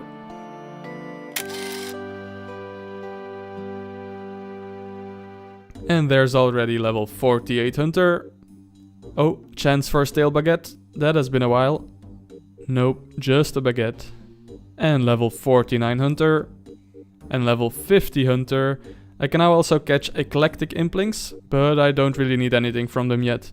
So far I'm getting around 45k XP an hour or so at orange salamanders. So that's probably top 2 best XP rates that I've seen on this account so far. Very happy with that. 51 hunter, 52, 53, 54, 55 hunter, 56, 57, and there's level 67 farming. I found a nice rhythm between hunter and farming. If I bring 4 water skins, I can stay in the desert for about 30 minutes, and that is just enough time for the potato cactus to fully regrow. And 58 hunter, the level for nature implings. I do need something from those. Let's break up the salamander grind a bit by going for some magic logs from nature implings.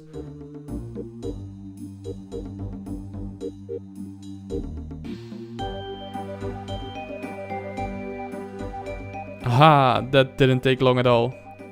Alright, and of course I do already have level 75 fire making from when I got 99 woodcutting. So let's light these. There we go, that's another objective completed. Back to the desert. Level 59 hunter. And level 60. I can now place up to 4 traps at the same time. So for the next trip I cannot forget to bring 4 ropes and nets. I'm now about 2 weeks into the Puro-Puro chunk, and as expected, yesterday's Scurrius the Red King was released. So that means before I get to pick another new chunk, I have to complete Scurrius as well, and that includes all the combat achievements and the collection log, including my first pet grind.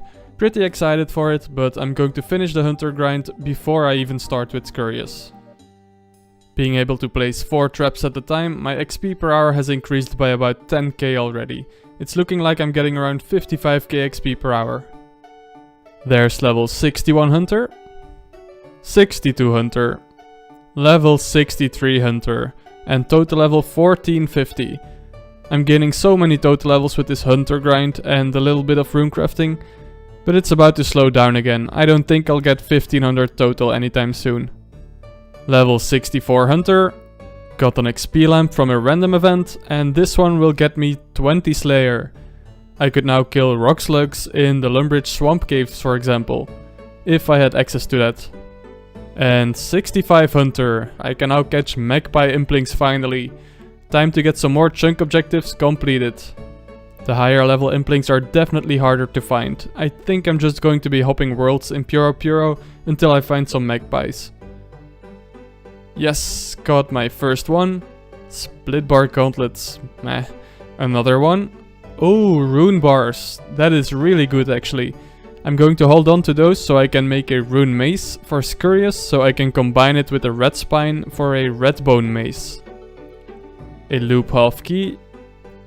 Rings of recoil.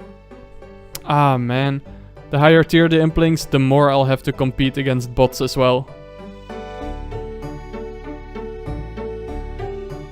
A dragon dagger. If only I could wield this, but you need to complete the Lost City quest first. Still very nice to high elk though.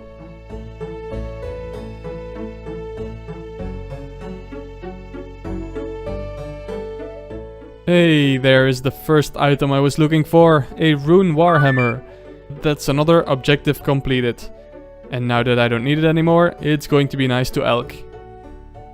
A sinister key. I'm so far away from where you can use this.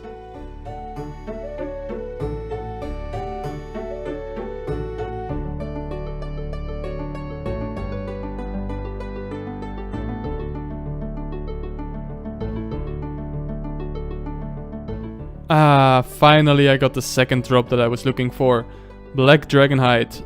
Funny how the most common drop of the two took me the longest. Let's see how much GP I can get from elking all the crap. 68k, damn, not bad to be honest.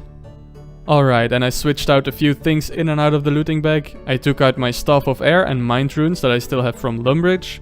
With some D-Hide Vambraces, I should finally be able to start splashing these and get my magic XP worth out of these. And I also took out my 183k unfinished silver bolts, because like I said, I plan to feather them all to make them a little more useful. Let's get one of these hide stand and craft it into some black D-Hide Vambraces. And I'm well above level 70 ranged, so I can wear them. And that's 2 more chunk objectives completed. Now let's buy some feathers. I need 183,000. This might take a while.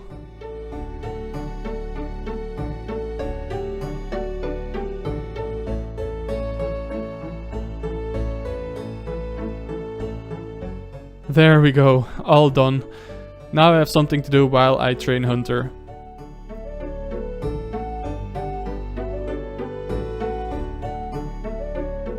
Level 66 Hunter. Level 67. And I got a fletching level even, level 96. 89k silver bolts already fletched, so about halfway done with the bolts. Now I need to start AFKing a bit, so I'm making myself a bronze plate body and plate legs. With this melee armor and my D-Hide Vambraces, my magic attack bonus is now low enough to not hit anything with magic. That includes the Rune Full Helm and Rune Kite Shield. So from now on, when I need to AFK, I can just be doing this. Splashing is consistently hitting zeros, but I still get some magic XP from casting the spells. I'm going to use up my fire runes as well, because I don't know what else to use them for anyway. After that, I'll be using up all the mind runes with Airstrike. And there's level 68 farming, very nice. I'm still continuing to harvest potato cacti to passively get my farming up still. So eventually I'll be able to unlock some chunks with farming objectives that I can instantly complete without just sitting around. Already getting my first level from splashing. There's level 78 magic. I think I might be able to get level 80 with these mind runes, or it's going to be close. Level 68 hunter. And level 69, nice. I need to keep saying nice. There's only so many skills in the game, so my amount of opportunities decreases every time. I'm almost completely done with these silver bolts. That will clear up 3 inventory spots when I'm done. There we go. It took me about 3 days to feather them all. Pretty happy with that. They can now sit in my ammo slot. There's level 70 hunter. Very nice level, but still quite a way to go. Level 71. Oh wow, this is the first time I've seen someone train hunter here since I've started. Now we are 2 lonely boys. 72 hunter. 73.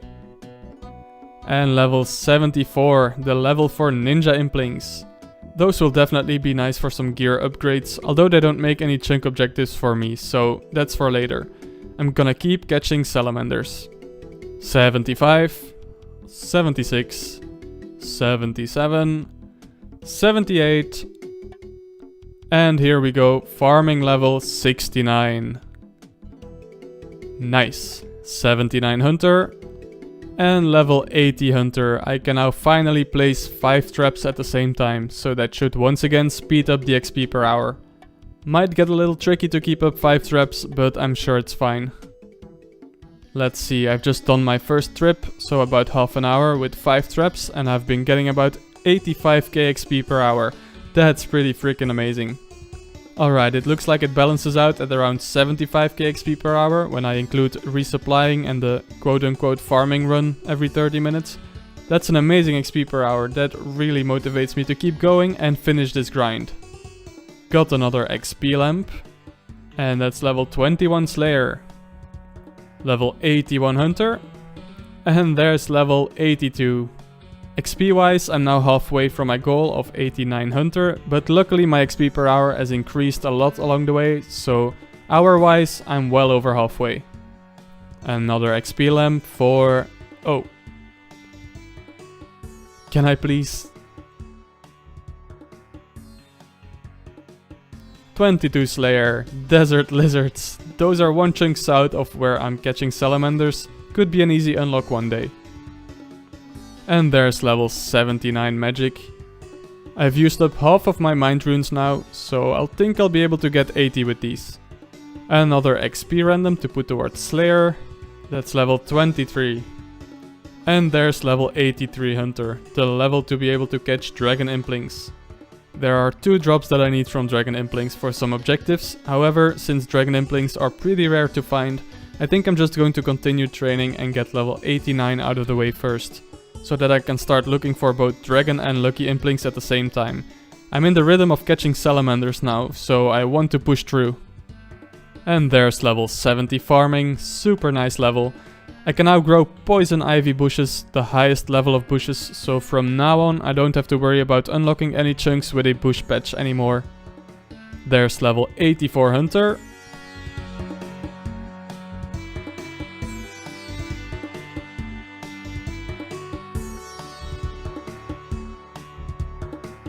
Oh, I'm so in the hunter groove that I missed it, but I have now harvested over 5,000 potato cacti already. So fast compared to cactus spines. Unbelievable. Another genie, that's level 24 Slayer. 85 Hunter. Oh, a magpie impling. More black dragon hide, that's great. 86 Hunter, only 3 more levels.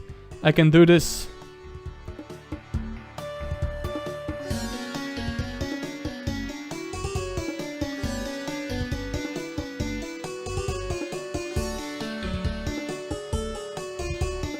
'87 Hunter. Oh, there's the ninja impling. I can catch those without a net. Rune darts from my first ninja impling. And this should be level 88. 1 more level, guys. Oh my god, this guy is actually crashing my hunter spot right now. After 88 levels of not seeing anyone, this guy decided to come catch salamanders in the same world as me. Look at this, he's actually waiting for me to dismantle the traps. That's crazy. I just took a little AFK break and the guy is still here. I'm going to do what he did to me before. 2 minutes? Oh, I guess I can let them finish then. Oh, does he mean I need to pay him 2 mil to get this spot back? What the fuck? Screw that, I'm now definitely crashing them back. There we go, claimed back the 5 saplings I was using. I did not expect this to happen today. There's level 71 farming. Quick update on the Mind Rune stack. I've almost got rid of them, only 10k more to splash. And there it is. Oh, no pop-up, but there is level 80 magic. I got 3 levels from splashing all of the Mind Runes, so it was definitely worth it. There we go, finally all out of Mind Runes. That's another inventory spot cleared up. I'll put you out of your misery, mister. And now I also don't need this bronze armor anymore. That will help with the run energy for this Lost Hunter level. And this should be the final catch. Level 89 Hunter. After catching over 21,000 orange salamanders, I can now go and look for the dragon and lucky implings that I need to catch.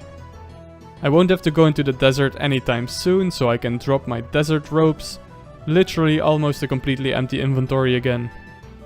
Ah, already found the first dragon impling. But I've got to be quick, because another impling has been called out for me. Thank you, Skeldor, for this one. Now let's see what I get. Magic rope bottom. Nice magic upgrade. And a dragon longsword. That's a good elk. I'll take it. Oh my god, a lucky impling has been scouted already. I need to get there ASAP. Oh, please. Please.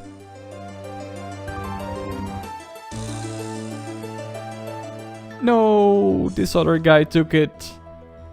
Oh, another lucky impling called out. Yes, yes, yes. Ah, there we go. Shout out to Tryscape for the lucky impling. That's another chunk objective completed. And let's see what the loot is from my first ever lucky impling. A dragonstone bracelet. Not bad, not bad. That will help at Scurious if I enchant it. Awesome to get that lucky impling out of the way. 2 more chunk objectives remaining from dragon implings. Found a ninja impling. 4 prayer potions. Very nice. I'll keep those. Another dragon impling. Shout out to Bob for this one, also known as Map Square Bob. Let's see what I get. Dragon bones. Okay, I'll bury those later. Let's keep hopping. Another one. Baby dragon bones. Another one scouted by Bob. Dragonstone amulets. Let's go. That's what I needed. I'll enchant those soon, but let's first try to get the dragon dart tips as well for the final objective. A ninja for snakeskin boots. I may keep these for now as a ranged gear upgrade. Oh, another dragon. Please. Oh. Split bark helm from a ninja. Mystic boots. Oh, this guy's also going for the dragon impling. Please miss. What a clutch snare from Bob. Yes, I got it. Amulets of glory. I would have had one of those either way, but I'll take it. Another one that is going to get stolen. No. Ah, crap. I got the baby impling instead. Oh, I found another lucky impling. I'll still take those. They could be so good. A fire battle staff. Nice. That's an upgrade over my normal staff of fire. Shout out to Darkbeak for this one. A magic seed. Oh, that's pretty good actually. That means once I unlock a chunk with a tree patch, I don't have to get the magic seed from bird nests anymore. Thank you. Alright, let's get the nature runes out of the looting bag so I can elk some stuff. And let's enchant the dragonstone amulets. There we go. Only one more Puro-Puro objective remaining. Oh, dragon impling. And I think I got more dragon bones. Another ninja impling for a rune chain body. That's getting elked. Lucky impling number 3. Blood runes. So I just hit the limit while hopping worlds, so I'm going to have to do something else for a bit. Like burying all these dragon and baby dragon bones. Another dragon impling. Mystic rope bottom. Good elk. And more amulets of glory. Alright, I did a bit more impling hunting yesterday evening off stream, and now I've got 11 dragons and 2 lucky implings to open. So let's hope the dragon dart tips are in here and I don't have to look for more, but let's see. Dragon daggers and an elite glue. Magic seed. Dragonstone bolt tips, more amulets of glory, dragon arrowheads, so close, dragon longsword and another elite clue, another magic seed, more amulets of glory, mystic robe bottom and another magic seed. It's not looking good. Will the last one be dragon dart tips? Please. There it is! I'm done with Puro-Puro. Alright, let's open the 2 lucky implings as well. Let's get something cool. Piscatoris teleport scrolls. Another collection slot logged. But I don't want to accidentally click these. I do not want to go there. And then finally... Oh, Guttix rope top. That's freaking awesome. Look at my magic gear now. That was a lot of fun, but let's get these dart tips feathered. Oh, the timing on that random event. That is level 25 Slayer. Alright, let's get it over with. Use feather on dragon dart tip. There we freaking go. That is all of the Puro-Puro objectives completed in one video. Once again, I want to give a big thank you to all the people that helped me look for implings. You know who you are. I'm so happy I'm back to unlocking chunks, but it is not yet time to unlock a new chunk. As you know, I've still got Scurious to deal with, and that means my first pet grind. It could be over in a few days, or it could take much longer. I'm too excited and was already on my way to check out Scurious for the first time, but maybe it's a good idea if I unload some of my food before I do my first attempt. Alright, I even got myself some combo food, if I say that right, with carambons and swordfish and 1 prayer potion. But let's have a look at what the combat achievements for Scurious are, so I can take those into account from the start. Kill Scurious once, that should hopefully not be a problem. Finish off Scurious with a red bane weapon in a private instance. Need a Scurious spine for that, so that'll have to wait. Kill Scurious 10 times. Perfect Scurious, kill Scurious without taking damage from the following. Alright, let's focus on killing him once first. And finally, kill 6 giant rats in the lair in 3 seconds. I will need the red bane weapon for that as well. Those seem doable though, with a bit of practice. Let's take it one attempt at a time to start. And remember that I have no PVM experience whatsoever, apart from Obor and Bryophyta, so I have a lot to learn. And the collection log for Scurious isn't very long. Only 2 things, the Scurious spine and of course the Scurry pet, which has a 1 in 3000 drop rate. I might be here for a while to be honest, and it's going to be intense. I'm gonna have to take enough breaks, because it's a marathon, not a race. Alright, time for the first attempt here. Good luck me. Oh, I got hit by the falling bricks. Didn't even see them. Does he not attack with major ranged in this phase? My DPS is much lower than I thought. And why am I not praying melee? Dude, I'm not even halfway through his health right now. I suck. Why is he eating so much? Okay, finally I'm doing some damage. No, stop eating. I honestly imagined my DPS a little higher than it is. Oh no. And I'm out of prayer. So many waves of stupid rats. Why?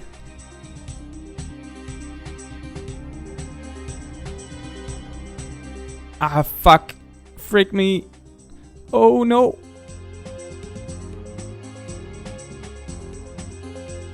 Oh no, I forgot you can eat the cheese piles. Why did I not do that? I probably could have finished that kill if I was able to heal to full there. Alright, let's try that again. I'm gonna heal up first. Let's go, full health. Dude, I'm just tanking his melee hits as well this time. I guess I can just tank most hits as long as I avoid the falling stuff. Oh, dang it. I should preserve my prayer more. I'm going to turn off ultimate strength.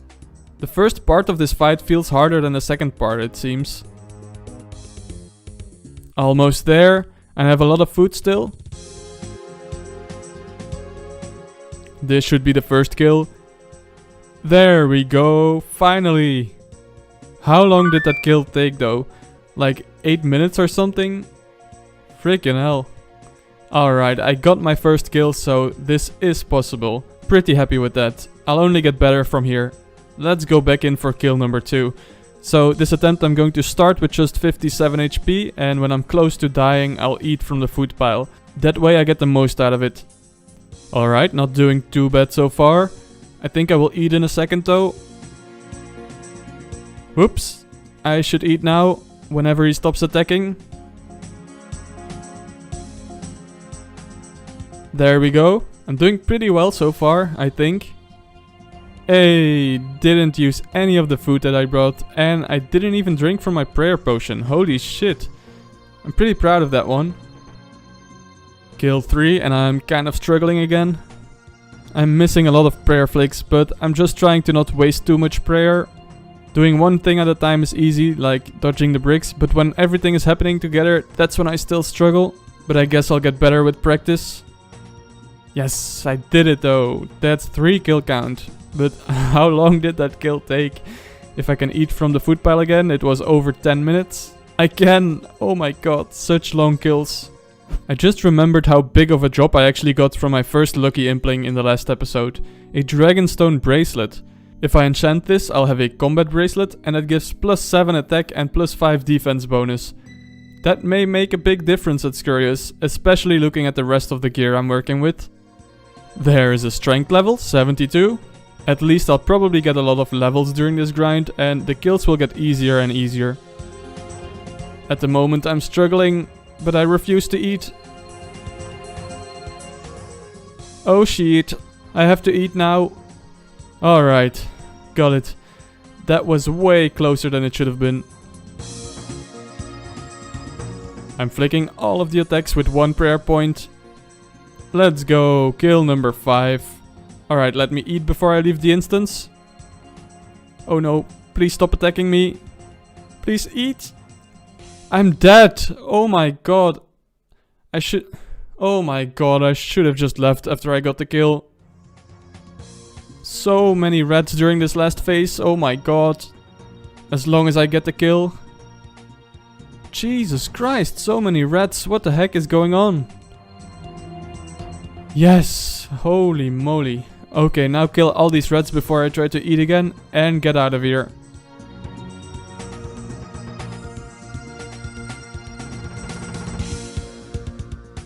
Oh no. No! Alrighty, that went way better. Kill 7. Now eat. And get out of here. Kill number 8. Number 9. Sheesh, that was a close one. Out of prayer, but I'll tank these last hits, I hope. There we go, Scurious Champion. That's at least another combat achievement done. Hey, there we go. I just got a 1 in 100 battle staff from Eclectic Implings, just to have it ready for when I get my first Scurious Spine. That took 145-ish Eclectics. Not bad. And now that I got that, I'm actually going to drop my Staff of Earth, just for the extra inventory space, and because I don't think I'll be needing it much. I have a big stack of Earth runes anyway. Alright, I've also thrown on my rune crossbow and mithril bolts, because I want to try some ranged kills at Scurious. Surely my DPS won't be worse than it is with my rune scimitar. Okay, this is absolutely amazing. I'm hitting so good and I'm staying out of his melee range, so I have all the time in the world to react to his attacks. There we go. That was such an easy kill. Oh, and the prayer potion. Bless you. One thing that I can't forget after every kill is to pick up my bolts. Oh my god, I got the Scurious Spine. Let's freaking go. At kill count 13. That's gonna make things a lot easier, I think. Also, 1 out of 2 on the collection log. We're halfway done, guys. Alright, I've put on my magic gear because my first Redbane weapon is going to be the Bone Staff. I have 24,000 Chaos Runes to use up. That equals 24,000 charges. Alright, first attempt with the Bone Staff. Let's see how good it really is. Whoa, I'm already hitting so much. This is insane. I've barely taken any damage so far. Watch me kill the 6 rats in 3 seconds. Oh, now I'm getting hit by everything. And somehow I didn't get it. Oh, I did get a combat achievement. The one for killing him with a Redbane weapon. Okay, that kill was so much more fun than before. Now I'm motivated to go for the pet. I was a little bit worried that I was going to be struggling for the whole grind. But now it's really on. Let's try to get the perfect Scurrious combat achievement out of the way now. Ah, dang it. Totally forgot to switch prayers there.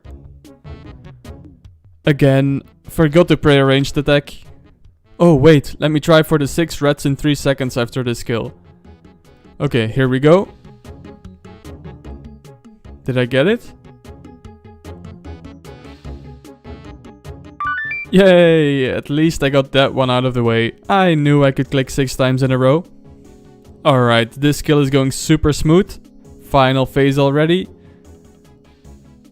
Let's finish him off quickly. As long as no red spawn, this should be easy. Oh shoot. I'm just going to ignore them. I did it! Let's go! Perfect Scurrious. That is all 5 Scurrious combat achievements completed. So now for real, all that remains is to get the pet.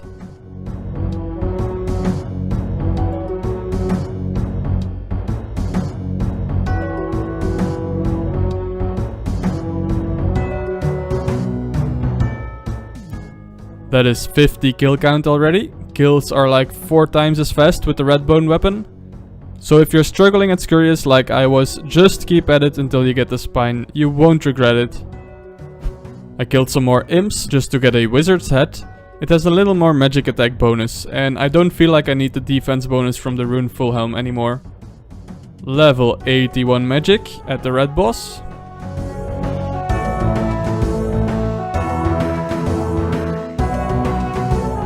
And hit points level 94. Imagine how close to 99 hit points I could be after this pet grind.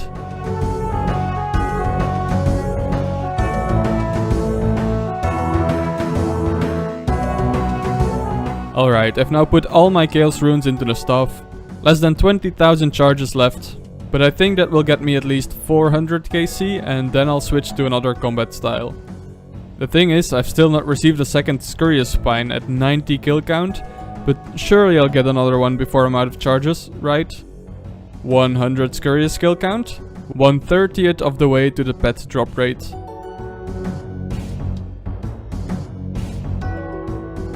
Level 82 magic. Whoa, I just got another rune chain body. I'm getting so many of those today. That is 3 rune chain bodies in a row even. What are the chances of that? Probably the same chance as getting the pet. But more importantly, if I elk this one, there is 10 million GP, the first green cash tag on the account.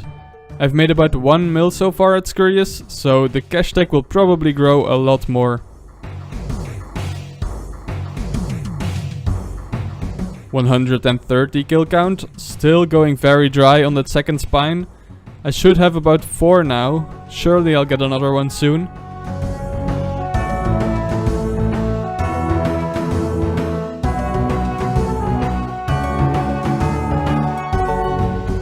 Hey, I finally got my second Scurrious spine at KC 162. I can finally go and make the melee weapon now. Alright, I still have some noted rune bars from Puro-Puro, especially for this. So I'm going to make them all into maces. There we go, now use the red spine on it. I should probably smith this at an anvil. Good thing I didn't drop my hammer then. And there it is. Bone mace. Let's go. Might as well give it a go at the boss, just to see what it's like. Alright, that's 3 kills done with the mace. It's alright, but I like using magic a little better. My DPS with magic is higher, probably because I have a higher magic level. So I'm going to make use of that for as long as I have Chaos Rune charges. I just got 2 magic locks from Nature Implings, so I can make myself a magic shield instead of a U-shield. Every little bit helps. There's level 83 magic. And there's kill count 200 of the Red King. I have to say, I'm happy with how much I've learned if you have a look at my first few kills. The intention of this boss was to learn mid-level players some PVM, and I feel like it's perfect for that. Not all my kills are as clean yet, and it's not like I'm never dying, but at least I know what I'm doing wrong and what I'm doing right.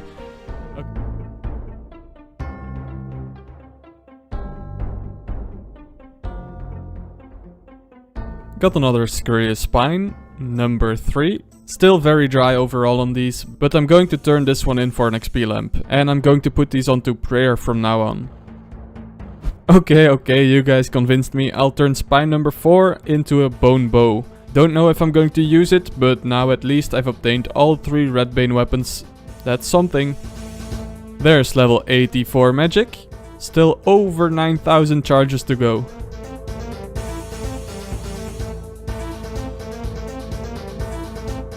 $300 kill count, 1/10 of the way to the drop rate.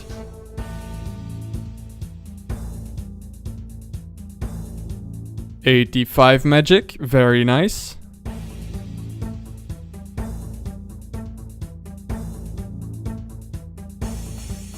There we go, that's 400 KC. Almost out of charges on the staff though. Oh, there it is, completely out of charges. Good thing I brought my melee gear in the inventory. I can't really be bothered to get myself some ranged gear, so now it's probably melee for the rest of the grind. My melee stats could use some training anyway. 73 strength, 74, 75, and 500 kill count. There is spine number 15, I want to say. I'm definitely caught up on spines by now. And this XP lamp will get me level 72 prayer. Nice. 76 strength. I don't get many random events anymore, constantly being in the scurrious instance. But here's an XP book, that's 26 Slayer. And I was waiting at the Cactus for 72 farming. Definitely been ignoring the Cactus runs a bit, but I'm trying to get back on it. Oh, I've honestly not been paying too much attention to the cash tag, but I'm already up to 13 million GP. Always nice to make passive money from alking on a grind like this. 77 strength and combat 105. The trips are definitely getting longer as my stats are going up. That's an 11 kill trip. If I can keep this up, I'm probably looking at around 15 kills per hour. 78 strength. And this will be kill count 600. 1/5 of the drop rate. I'm getting up there. I'm also getting pretty high on the Ultimate Iron Man high scores for Scurrius. I think I need around 700 KC to be front page. So I'll probably get that before I get the pet. 79 strength. Ooh, I just got a rune scimitar from a ninja impling. That just got the cash tag to a nice 14 million. Big level 80 strength. Time to switch to attack.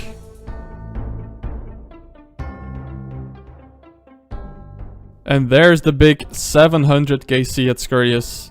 I should definitely be in the top 25 for Ultimate Iron Man right now. Let's check the front page of the high scores.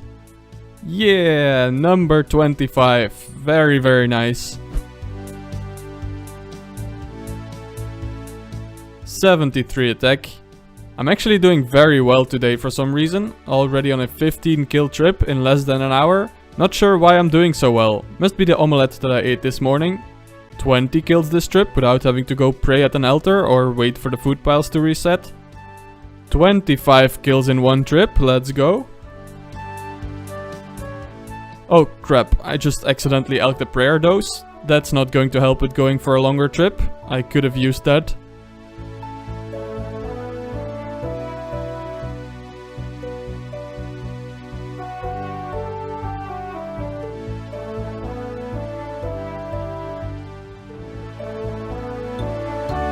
Oh my god, we got it! What? I got lucky! I got lucky! What the hell? 746. Where is it? What the fuck? I got lucky! Yes, yes, yes! Oh, I'm so happy! Holy shit, where is it? What the hell, where's my pet? How do I call it? Did I lose it already? Where's my pet?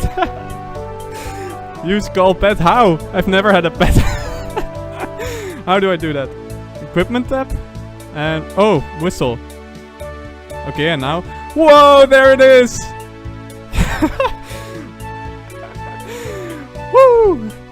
There you have it. The first pet on the account and my first pet in old school RuneScape ever. And that's everything about Scurrius completed. 5 out of 5 combat achievements, and the completed collection log. So happy I got spooned on this one, cause I have some more big grinds coming up. Now what do you say we celebrate this by unlocking my next chunk?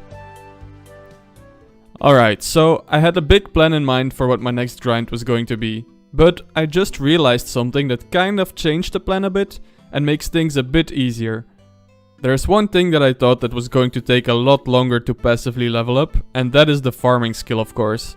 But the potato cactus totally surprised me with how much passive XP it's getting me, and during the Puro-Puro and Scurrius grind, I was already able to get farming up from level 64 to 72 in less than 2 months.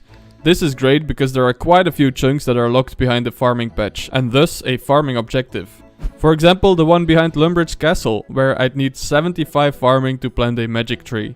However, the thing I realized is that with Puro-Puro I can get my hands on some garden pies, which can boost my farming level by 3 levels from 72 to 75. So essentially I could already plant a magic tree right now, and any chunks with a tree patch are not an issue anymore. That makes the one behind Lumbridge Castle basically a free chunk right now. And also, I've still got a lot of tree seeds stacked up in the looting bag. All acorns and willow seeds are still from the 99 woodcutting grind in the very first episode. So it would be very nice if I could start planting those and clear up to 4 inventory spaces. That's enough of a reason by itself for me to unlock this as my new chunk.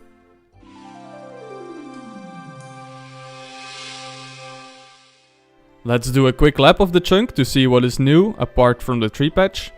No new music track for this one, as I have accidentally stepped into this chunk quite a few times chasing after annoying imps when they teleported away.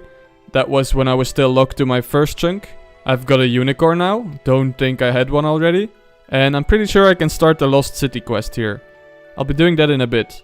The chunk is mostly filled with trees, so not much space for anything else really. And then there's the Hem hideout. Surely I can unlock a new music track in there, right? So I still kinda did unlock a new track with this new chunk. Yes, new music track, and apparently entering the Hem hideout was also a diary task. So that would be the first new objective completed. And then of course there's the tree patch that I've talked about a lot already, where I'll have to plant the magic tree. And that are all the new objectives for now. So let's try to finish this chunk before the end of the video real quick. Alright, let's start the Lost City quest by tricking this warrior into spilling the beans about Zenaris.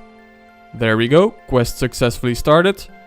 And now also in the chunk is the tree where the leprechaun is hiding. So let's talk to him to learn more about how to get to Zenaris. And that's it, that's all I can do for the quest for now. Finally, let's work on planting this magic tree. I'm on my way to Puro-Puro for a garden pie for the farming boost. It's a 1 in 100 chance from gourmet implings, so hopefully I don't have to stay for too long. And while I'm here, might as well look for some dragon implings for another magic seed. I do have 4 in the looting bag, but now that I have my new pet, it's not as straightforward to get stuff out of the bag. I'd either risk losing everything in there or lose the pet if I dead pile like usual. And I'd like to keep my little friend with me for just a little longer if possible. Somebody just scouted the first dragon impling? Oh my god, this is intense.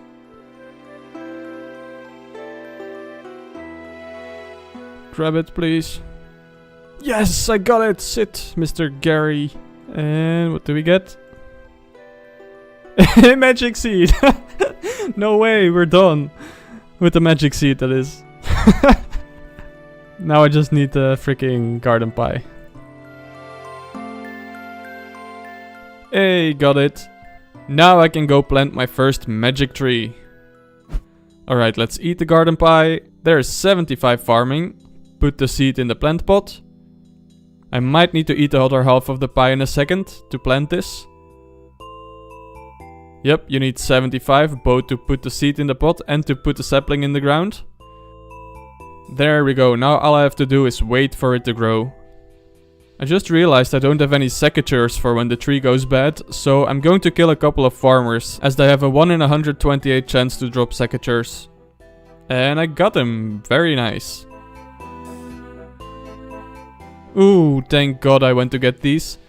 My magic tree would have been dead if I didn't. And there we go. That is already everything done in the new chunk.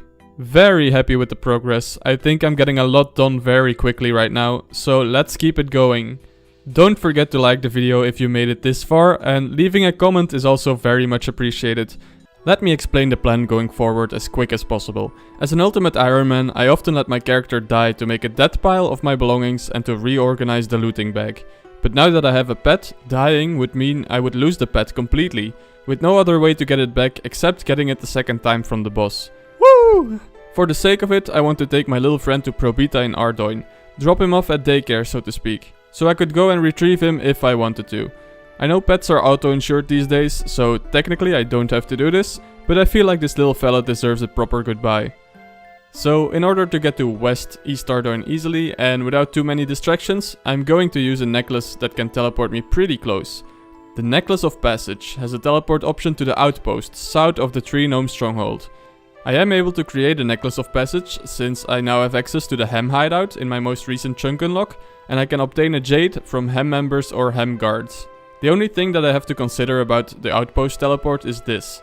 It does put you right in front of the door in any of these tiles, but that is about an 80% chance to land in the west chunk and about a 20% chance to end up in the east chunk.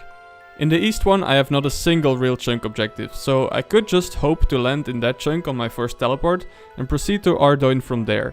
However, in the west chunk there are some gnomes that I would have to pickpocket, and if I land there first, come back to Lumbridge to train my thieving, and go back only to teleport to the east chunk the second time, I will have entered a chunk before completing the last one and be angry with myself. So the plan is to train my thieving up to level 75 first, before even teleporting to the outpost, so that whichever of these two chunks I end up in, I will be able to complete both immediately without breaking any rules. I'm thinking of training my thieving at the Master Farmer south of Varrock, that way I will get a lot of seeds for future farming and herb lore. But first I need to get rid of some stuff in my inventory and looting bag. Ultimate Iron Man things, you know. First of all, I'm 100% done with Scurrius on the account. Don't think I'll ever have to come back, except for fun maybe. But that means that for now I can drop my bone weapons. Literally can't use them on anything but rats anyway. But then, as I was saying, I cannot just death pile to reorganize my looting bag, because if I die I'll lose my pet. But there is some stuff that I would really like to get out of the bag. Either to drop or to use up. And also to make some more space in the inventory. The only other way to get stuff out of there, without a bank, would be to destroy the looting bag inside the wilderness. Then all of the items would drop to the ground for everyone else to see them though. So it's already very scary. If I were to destroy the looting bag outside of the wilderness, all items would just be destroyed, so that's not an option. Okay, so I don't really trust this. I am in the wilderness here, but it says, if you destroy it, the contents will be lost. That doesn't sound good. I think I might want to test this on a different account first. Okay, thank God I tested it, because for some reason, the first few levels of the wilderness don't count. Destroying the bag there does actually delete all items. However, a little deeper, near the red spiders, it did work, so I'm gonna have to risk this. I'm so nervous. Hopefully nobody comes here when I'm doing this. Because as soon as I destroy the looting bag, everybody can pick my stuff up. And also my items only stay on the ground for a very short time. So I will have to juggle items while killing spiders for a new looting bag. Now I'm just waiting for the perfect moment to destroy the bag. When the spider I'm fighting is almost dead. So hopefully I can get a new bag very quickly. Okay, here we go.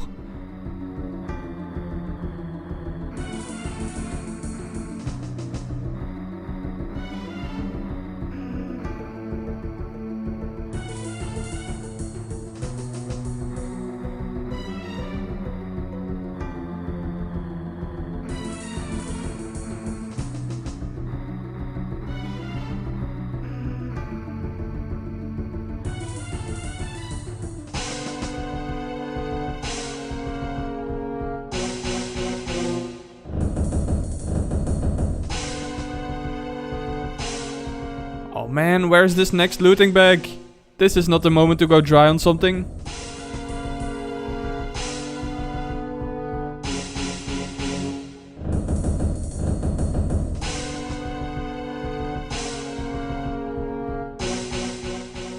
Oh my god, finally. That was probably the most stressful thing I've had to do on the account so far. I did lose like my wizard hat, magic shield and mystic boots while juggling, but I was planning to get rid of those anyway. There we go, that's everything sorted. I've got my maple and magic seeds to plant in the tree patch, and I took out my stack of diamonds and gold bars to make an... Ah, shit. I wanted to make phoenix necklaces for the thieving training, but I totally forgot to take out the runes to enchant them. Now I have to do that whole loot bag thing again. Okay, let's go. Surely I won't go dry on a new looting bag the second time.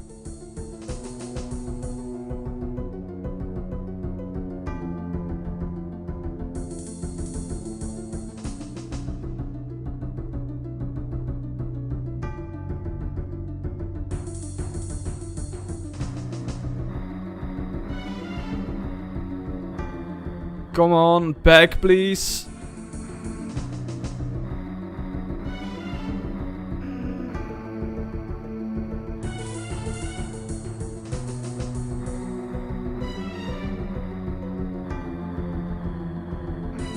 There we go. Okay, now I'm good. Got the seeds, got everything for the necklaces this time, and even cleared up 8 spaces in the looting bag. I'm gonna plant the rest of the magic seeds first, because it's the smaller stack. These should give a decent amount of farming XP if they don't die, and as always, I'll take all the farming XP I can get. Yeah, I still didn't get to do any thieving today, but the magic tree survived, and that is level 73 farming. And then a spory seed. Unsure if I want to hold on to these right now. I could get quite a few since I'll be planting all my trees now. I'll think about it. Another magic tree completed. And another one. And that is my last magic tree planted. Now I can also get rid of the garden pies that boosted my farming level. I won't need them to plant the maple seeds. Time to finally get started on these phoenix necklaces. This sounded like the best way for me to use up my stack of diamonds that I have had since my first chunk. I'll basically use the phoenix necklaces as a substitute for food, as they will heal 30% of my health when it drops below 20%. Made it to the master farmer, and the phoenix necklaces are doing their job, so that's good. As for seeds, I'm going to hold on to the better or most useful seeds. Currently I already have toadflax and renar seeds, but I'm thinking of keeping anything above Haralander. And after this grind, I'll still be able to decide which stacks I'll keep. That of course depends on if I'll get a decent stack. Not worth keeping some seeds that I'll only get like 5 of. And that is the first thieving level, level 41. So guys, quick tip for you all. You can get the same question 3 times in the surprise exam random event. If you, instead of continuing the dialogue, just click on the dragon after each question. And you will get the same question every time. And now I'm done. Should speed it up quite a bit. Level 45 thieving. Level 46. I'm going to keep more higher level seeds for now, like watermelon seeds, poison ivy, limpert seeds. 47. 48. 49. And my magic tree has grown. Time to start planting maple trees now. And there's level 50 thieving. First maple tree survived the night, love to see it. Let's plant a new one before this game update. 2 hours later. That was a bad idea. 51 thieving, 52, 53, and these are my final diamonds and gold bars, all used up. They were a little tedious to make. I'm glad I can switch to some normal food after this, like kebabs, although at least I did get the maximum XP out of all of them. Level 54. Oh yeah, I haven't even showed this yet, but when I'm all out of healing items, I just get teleported to Edgeville. Perfect to go and put all of my collected seeds in the looting bag. Defenscape strat coming in clutch once again. And from now on, like I said, I'm just going to be buying kebabs to heal. This should make for much faster trips than when I was crafting those necklaces. 55 thieving. Don't worry, I'm also still harvesting potato cacti. We all want to see that number go up. And this should get me 74 farming. Very nice. And there's 57 thieving. 58. Just got a genie random event. And I'm still lamping Slayer. There's level 27. 59 thieving. There's level 60.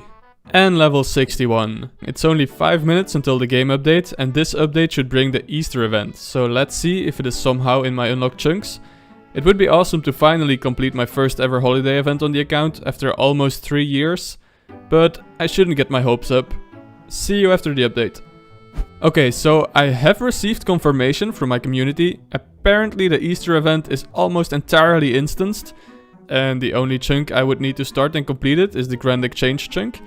And as you know, I'm currently in between chunks. I have fully completed the last chunk I unlocked, being the one with the Hem hideout and tree patch, and I've yet to unlock a new one. So I am absolutely able to unlock the Grand Exchange to do the Easter event. Other than this, the Grand Exchange doesn't even have any other objectives, so it is basically a free chunk for me now. And it could become very useful, as there's an NPC that would allow me to note and stack my potions in the future. So why not take a little intermission from thieving and have some fun with the Easter event.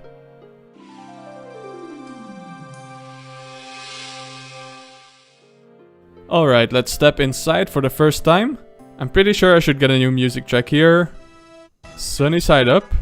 That is strange. I assume it's the music track for the event. It is so strange to be here, especially on an Iron Man. Anyway, let's have a look what this is about. What's up, Mr. Easter Bunny? Wait, I unlocked another music track. Where is this from again? Varrock? Oh my god, I knew I recognized the name of that track. I didn't even enter any Varrock chunk. That does not count as me accidentally crossing a chunk border. What in the hell did they do to the Fruit Loops bird? Okay, now I'm supposed to collect animated eggs, and apparently you have to solve some kind of puzzle in this room for an egg. Wait, surely I have to light those. Nice. Oh, then the chocolate's going to melt. I'm so smart. How do I light this one? Am I this stupid? All I see is the eggplant. And some vines. And candles. I can't even interact with anything. Getting closer. So it has to do with this thing. On Pace to Beat speedrun. Dude! I don't get it. Wait, there's nothing in here? Oh my god. Never mind all that, the kick chat was just laughing at me. Thank you guys so much. And there we go, Easter event completed. I think the outfit looks absolutely ridiculous. I almost wish I never bothered. I guess I can keep the hat for now, as a reminder. Or rather, as a motivation to complete the thieving grind as quick as possible. I'll wear it until I'm done with thieving. I won't need the rune full helm anytime soon anyway. Back at it. There's level 62. 63. 64. 65 thieving. 10 more levels to go.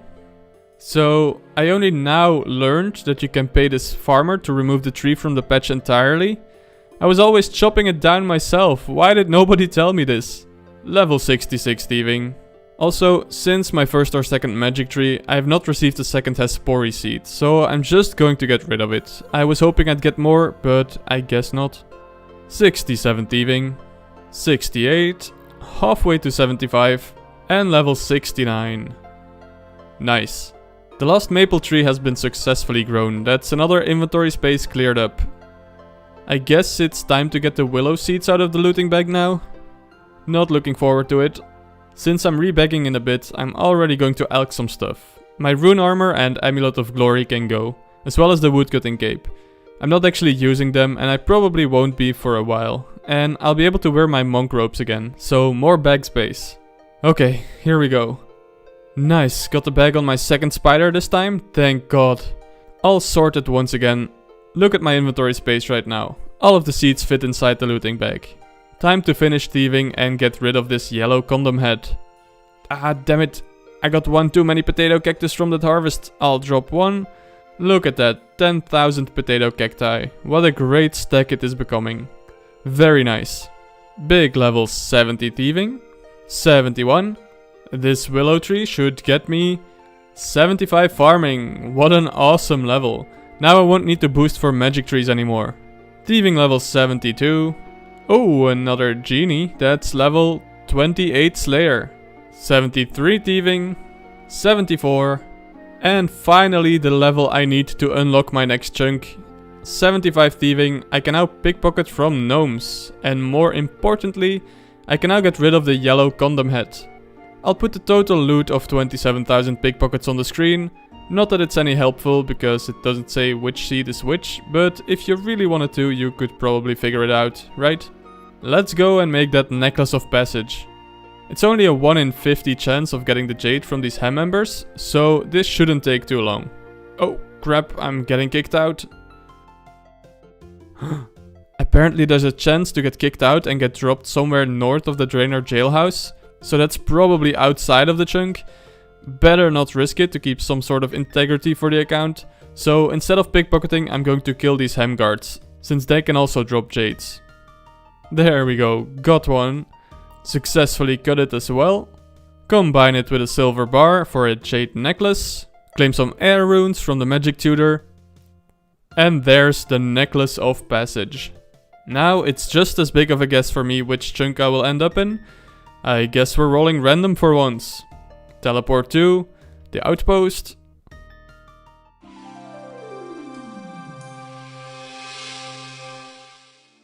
Ah, okay, it was the west chunk after all. Good thing I trained the 75 thieving beforehand. Let's have a look around.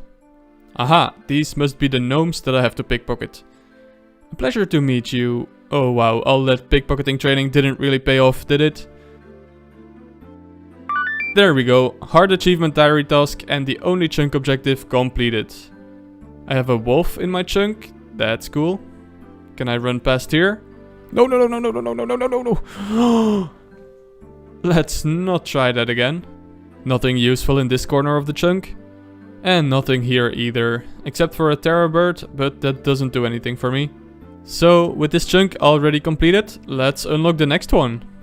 And let's do it on the chunk picker map as well. Unlock the chunk with the outpost, so now I will always land in an unlocked chunk when teleporting here with the necklace of passage.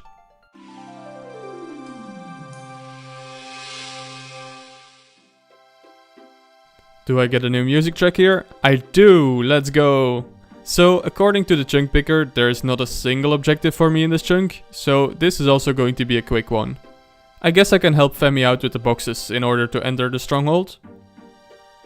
There we go. I guess that was something that I needed to do, gain access to the Tree Gnome stronghold. I can't go much farther though, I can just pass through this narrow path, but it ends over here.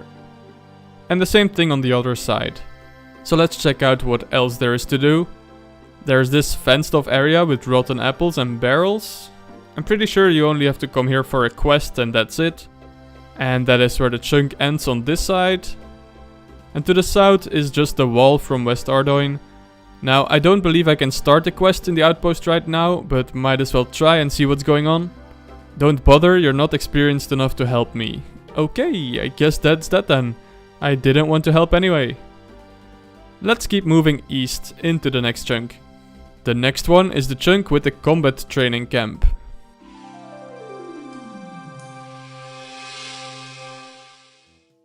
Unlock the new music track, March, but it's already April. So same story in this one, not a single objective here, pretty damn empty apart from the combat training camp. But I'm not even allowed to enter yet, I think you need to do some quest or achievement diary before you can get in. Nothing behind the camp, nothing in this corner, and absolutely nothing in the rest of this chunk to be honest, as I expected. That means I can once again move on. Okay, in this next one, there's not much, but I will have a couple of very small tasks to do.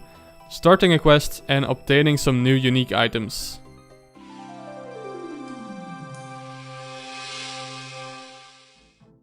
Music track, The Tower. So what better way to start than checking out the Chaos Druid Tower. I don't think there's anything new and useful for me in here, but I wanted to show off one thing. There are these chests in the dungeon that when they are looted, you get teleported out to some house in Ardoin. I don't know which one, but I'm not going to risk it in case it's to somewhere I'm not supposed to go. Let's swiftly move on. In this corner there's a bunch of warriors and the blue sheep for sheep herder. Actually looking forward to that quest. I always wondered, and at this point maybe I shouldn't bring it up, but how do people even struggle with it? It's so easy. Not much but sheep in the other corner over here. Oh, this cave entrance is just on the corner of 4 chunks, that's funny. Great timing for the Master Fisher to walk into this chunk. So, let me explain. According to the chunk picker, I do not have to get 99 fishing, because even though he wandered in here, every NPC has an initial spawn tile, probably the tile where they spawn after a server reset, and the Master Fisher spawns and thus belongs in the Fishing Guild chunk. And as I have said and acted upon earlier in the series, Everything that wanders into my chunks is free to use, but is not required. Only the things that actually belong in my chunks are required. I have to draw the line somewhere, right? And the line is the chunk border. More sheep. Whatever this place is. And a log balance that... Great. Oh, no! Please don't swim into the chunk. Jesus. Exploring new chunks is so dangerous. Let's just do the couple things that I need to do and move on before something goes wrong. First of all, let's start the Plague City quest by talking to Edmund. Now the next step is to grab some dwell berries, but I don't have access to those yet, so I can't continue the quest any further. And then the second and third objective in the chunk is to obtain the Clue Hunter boots and gloves, simply by digging next to this oak tree. I actually look like Woody from Toy Story right now. Anyway, that's it. I'm not gonna keep these on me, I can always dig them back up when I can like store them in my POH. That's another chunk completed. Now only one chunk's out to do what I set out to do. Take my pet friend to Probita. Let's officially unlock it in the chunk picker. A couple of quest and diary objectives in this one, but most importantly, someone to take care of my pets while I'm doing my usual Ultimate Iron Man death piling and stuff.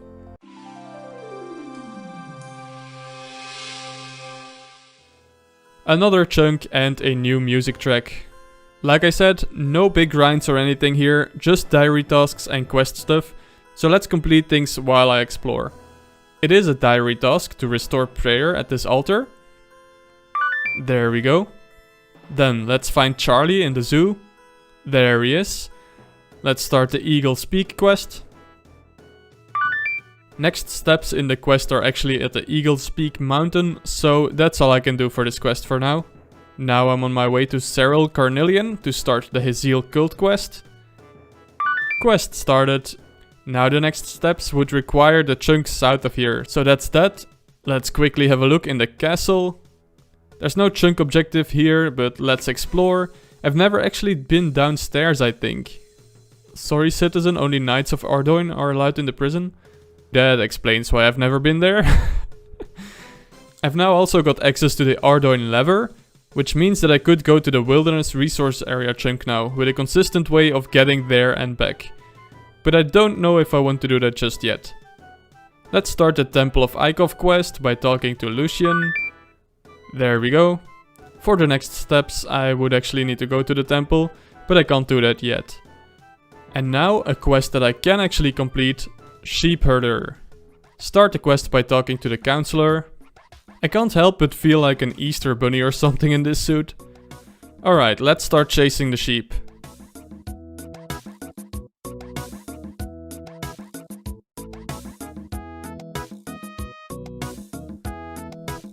Oh no, of course, that one's stuck. That's a good start.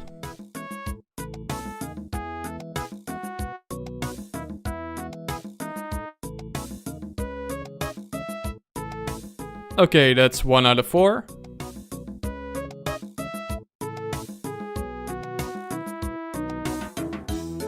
Number 2.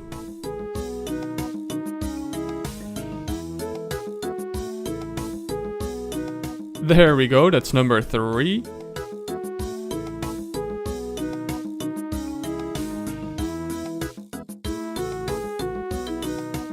And number 4. No! I thought it was gonna wander in by himself, now he's stuck.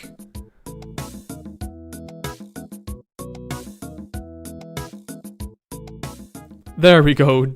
That wasn't too bad at all. Easy game. Now I liquidate the sheep with the poison. And burn all the bones. And that should be all. Now I just need to talk to the counselor. There we go. Sheep Herder completed. And I got 4 quest points from that, for a total of 7. Wow. Now there's only one diary objective left to complete in this chunk, and that is to talk to Probita about pet insurance. Whoa, wait, what? Why is she this small? Look at the size difference between me and her. Anyway, I've lost a pet. Have you got it? Let's have a look. There we go. That is the final objective in this chunk already completed. And I'm now able to do what I'm here for. Leave my first pet at daycare. Alright, very quick, let me explain what the plan is now. I want to find the best way for me to tackle runecrafting, because right now I can only really use the fire altar, and my only way of getting pure essence is from young and essence implings in Puro-Puro. And we all know the dead chunk that could be Varrock Square, but to be honest there's a lot of runecrafting altars very close that because of diary tasks would also make some very high runecrafting level objectives. And instead of trying to avoid all of those for the longest time, I figured I'd just make it a priority to solve the runecrafting skill and not have to worry about it anymore. In order to do that, I will pick and choose my next chunks carefully with the intention of completing all quests that are required for the runecrafting minigame, Guardians of the Rift. So the quests that I have to complete in order to unlock Guardians of the Rift are Rune Mysteries, the mini quest Enter the Abyss, and of course Temple of the Eye. For Rune Mysteries, I've already got the Lumbridge chunk, which is the starting point. The next step would be in the Wizard's Tower, and the third chunk for the quest would be Varrock Square, where Obor is. The Enter the Abyss mini quest starts in the wilderness by the Mage of Zamorak near the Edgeville Ditch. Then you'd have to talk to him at the Altar of Zamorak in the south of Varrock. That's another chunk I've already unlocked, by the way. And then you have to go and get teleported to the Essence Mine by 3 out of 5 different people. Archmage Cedridor in the Wizard's Tower and Aubrey in Varrock Square are already needed to complete Rune Mysteries anyway, so those are guaranteed. The remaining 3 options are Wizard Distentor in the Wizard's Guild in Yanil, Wizard Cromperty in East Ardoin, and Brimstale in his cave in the Tree Gnome Stronghold. The Wizard's Guild chunk, however, has the Magic Skill Cape among maybe other things, but that means I would have to get 99 magic here as well. I'm only 85 at the moment, so that would be quite a rough grind still with my limited sources for runes. One of the main things in the East Ardoin chunk is of course the Ardoin rooftop course, which would be a level 90 agility objective. That would also be quite a grind with the only course I have currently access to being the El Carrot course. Then only the chunk with Brimstale remains. This one does also have the Stronghold Slayer dungeon with an agility shortcut objective, but I can confidently say that this is by far the easiest option out of the 3. So Wizard's Tower, Brimstale's Cave and Varrock Square are the final 3 chunks to complete Enter the Abyss. Then let's have a look at what is required for Temple of the Eye. First of all, I can start the quest in the same chunk as my Potato Cactus patch, north of El Carrot, which I already have. The Mage of Zamorak is again needed in the South Varrock chunk, also already have that one. I'll also have to go to the Wizard's Tower for this quest. And finally I need a cup of tea, which I can get from the tea stall in the East Varrock chunk. And this is it. These are all the chunks that I need to unlock Guardians of the Rift. And these are the ones I already have. Now I just need to unlock all of the other ones in an order that works best. But most importantly, I'll have to unlock Varrock Square last. Because that one will obviously give me the 99 runecrafting objective. Alright, what do you say I once again use the Necklace of Passage that I made in the previous episode and teleport to the Wizard's Tower to continue Rune Mysteries.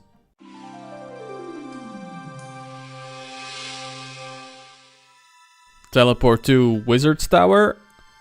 Here we are with the new music track of course. And this chunk is a big step towards completing the quests because it's needed for all 3 of them. This chunk is pretty straightforward. There are no skilling objectives or anything, there's only 2 quest objectives. The first one is to complete Imp Catcher. It shouldn't take too long to go and collect the 4 beads. Light work compared to the 14,000 imps I've killed in the past. That's the quest started. And the second objective is to continue Rune Mysteries by talking to Cedridor in the basement and handing him the air talisman that the Duke found. Okay, here you are. ...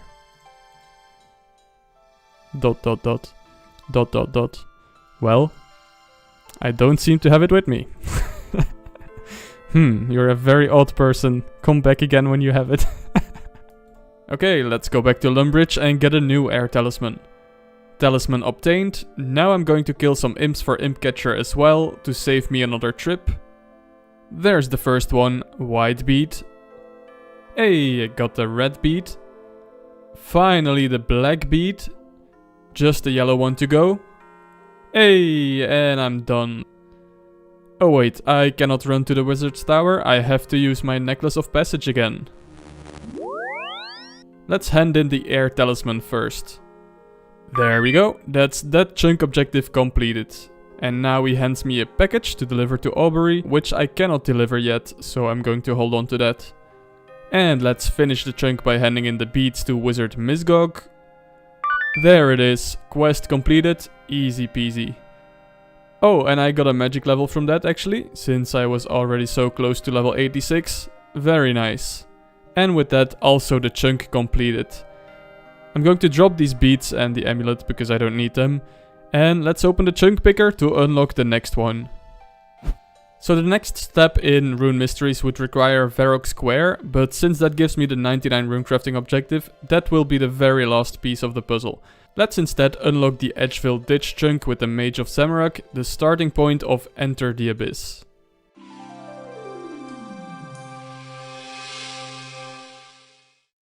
Making progress on the Guardians of the Rift plan with another required chunk unlocked. Before I'm entering the wilderness that isn't underground, I'm going to that pile. I'm not so comfortable going in with all my stuff on me for the first time. There we go, not risking anything. And I have brought a pickaxe because my only chunk objective here at the moment is to mine some iron ore in the wilderness. I won't be getting a new music track here because I did accidentally run into this one in the past, episode 9 I think it was, but this is the very first time that I crossed the ditch. And I'm going straight for the iron ore. Get that diary task out of the way. There we go. That is the chunk completed already. I could access the air obelisk through Edgeville Dungeon as well now, but I can't use it yet, as I can't make or get unpowered orbs yet. And last but not least, there's the Mage of Zamorak, which is also my first rune shop. He sells up to death runes, so that could be useful. But I'm pretty sure I need to finish Rune Mysteries before I can talk to him for the mini quest. As expected, so I'll go and grab my stuff back from the death pile and I can unlock the next chunk already. To continue with the quick and easy chunks first, I'm now going to make my way to the one with the tea stall in East Varrock. However, I'll have to go through the one south of it first, but it is literally just as free as the last one.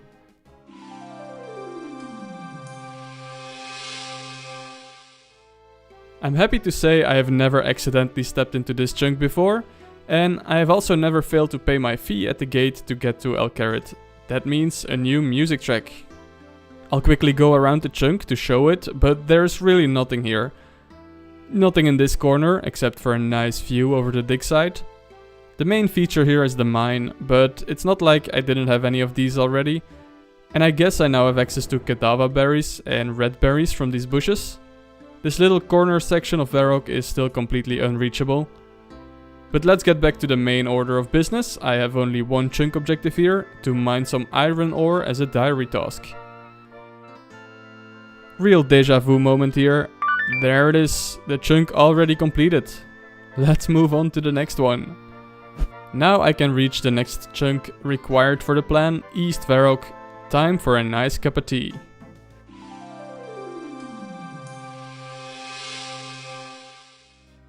This should be another new music track. Yep, there it is. Oh, I have seen that this is the place from where you travel to Varlamore, so that could maybe be an interesting route to take in the future. I can go behind the museum, but not inside of it yet. Then there is the tea stall. Hold on. The tea stall, which is also a diary task to steal from it. And now the remaining two objectives in this chunk both have to do with this rift over here, but I'll have to go all the way around the south of the fence to get there. I grabbed some kebabs as food real quick, because the next objective is to complete the quest A Soul's Bane. And I know there is some combat in that quest, but it shouldn't be too difficult. Let's talk to this young lady to start the quest. Oh, apparently I need rope to get into the rift. I will have to go and get that real quick. There we go, now I can climb down. Oh, it's a new music track.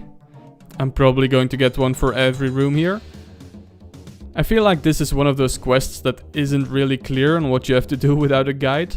I guess there might be logic to it, but you'll finish it with just trial and error before you get to find out what exactly you're supposed to do. That is the first room completed.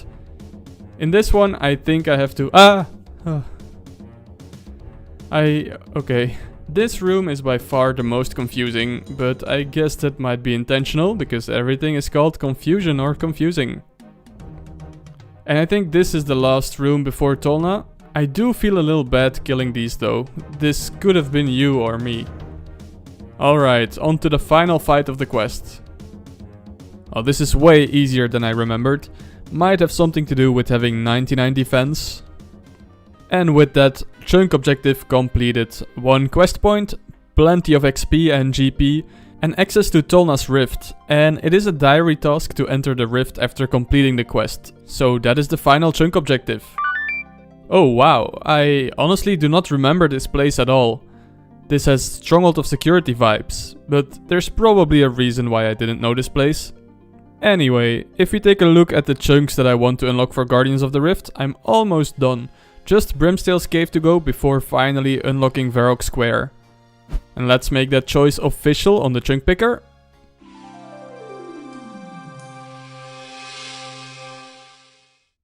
I've already made a second Necklace of Passage, so I don't run out of charges. Let's teleport to the outpost.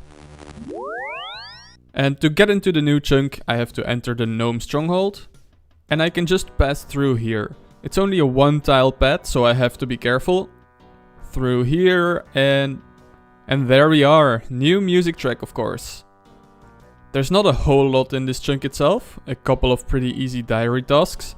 The most interesting feature here is the Stronghold Slayer Cave. Neve is just outside of the borders, so I didn't actually unlock a new Slayer Master, but I can still use the cave. And the big new grind for me is this agility shortcut. I will need to get level 72 agility to use it, and my best agility course is the Alcarid rooftop course. Not so great. Luckily I've recently unlocked Puro-Puro and I can hunt some dragon implings for his summer pie, which boosts agility by 5 levels. So I'll only really have to train agility until level 67, quite a big difference. Now one thing about this cave is that it's a Slayer task only cave. I can't just kill these monsters normally. So before you start commenting that I'll have to get a smoldering stone from the hellhounds here, no. As you can see, I can't attack them if I'm not on a hellhound task, so the smoldering stone goes on the backlog, as well as the combat achievement to kill a hellhound. However, I have amazing news. If you don't remember, back in episode 5 of the series I think, I got my first Slayer task from Venica, and it is a Fire Giant task. Finally I can complete my first Slayer task and get some Slayer XP. I'm going to kill one of them real quick, because it's also a combat achievement to kill a Fire Giant, and then I'll come back for the rest of the task in a bit. There it is, and I got a Slayer level already, level 29. Alright, let's quickly go over some other stuff. It is a diary task to kill a terror bird in this enclosure. As sad as that is, I heard they're breeding like rabbits, so I have to do it. There we go. Another diary task is that I have to fletch an oak short bow.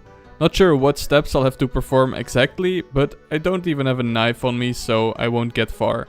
I'll come back to do that later. I'm gonna try to see if I can already get lucky on the summer pie from dragon implings. Get that out of the way real quick. It's only a 1 in 19 drop, so how long can it take? Baby dragon bones. Unfortunately, I'm already over the drop rate for the pies. Most of these catches are from when I was going for the dragon dart tips to finish Puro-Puro, but I guess that means I can get the pie at any moment now. Dragon dart tips. I'll take a lucky impling. Let's see if I can get something cool. Typo one-eye teleport scrolls. That's a new collection log slot. Can't really use them though. Another lucky impling. That's going to get alked. And that is the world top limit. Time to get back to what I was doing earlier. I have brought a knife and a bowstring this time. Let's make this oak short bow. Fletch the oak logs into a short bow. And attach the bowstring. There we go. Another diary task and chunk objective completed. Now I want to tackle this Fire Giant Slayer task. Oh, whoops, I should have knocked. Look who it is. I guess it was only a matter of time before I would run into Extreme Gnome around here. Please go check out his Extreme One Chunk series as well. I'll put his link in the description. Let's see where he takes me. Through here? Of course. Well, skill issue? Quite literally a skill issue indeed. I'll work on that later. First I want to train as much Slayer as possible until I get another assignment that I'm unable to do. 90 Fire Giants to go. This task alone should get me quite a few Slayer levels, I think. Level 30 Slayer. And I was so close to a range level for quite a while. There's 94 ranged. 31 Slayer, 32, 33, 34, and level 74 attack. I'm gonna have to go get more food if I want to finish this task. Level 35 Slayer. And that is my first ever Slayer task on the account completed. Only took me about a year or so.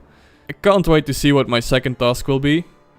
Alright, here it is. Moment of truth. 84 moss giants. That's an easy task. I've already killed quite a few of those. Oh, and if I get mossy keys, I'll kill some more bryophyta as well. I'm so excited that I can do my second Slayer task. Level 36 Slayer. And level 37.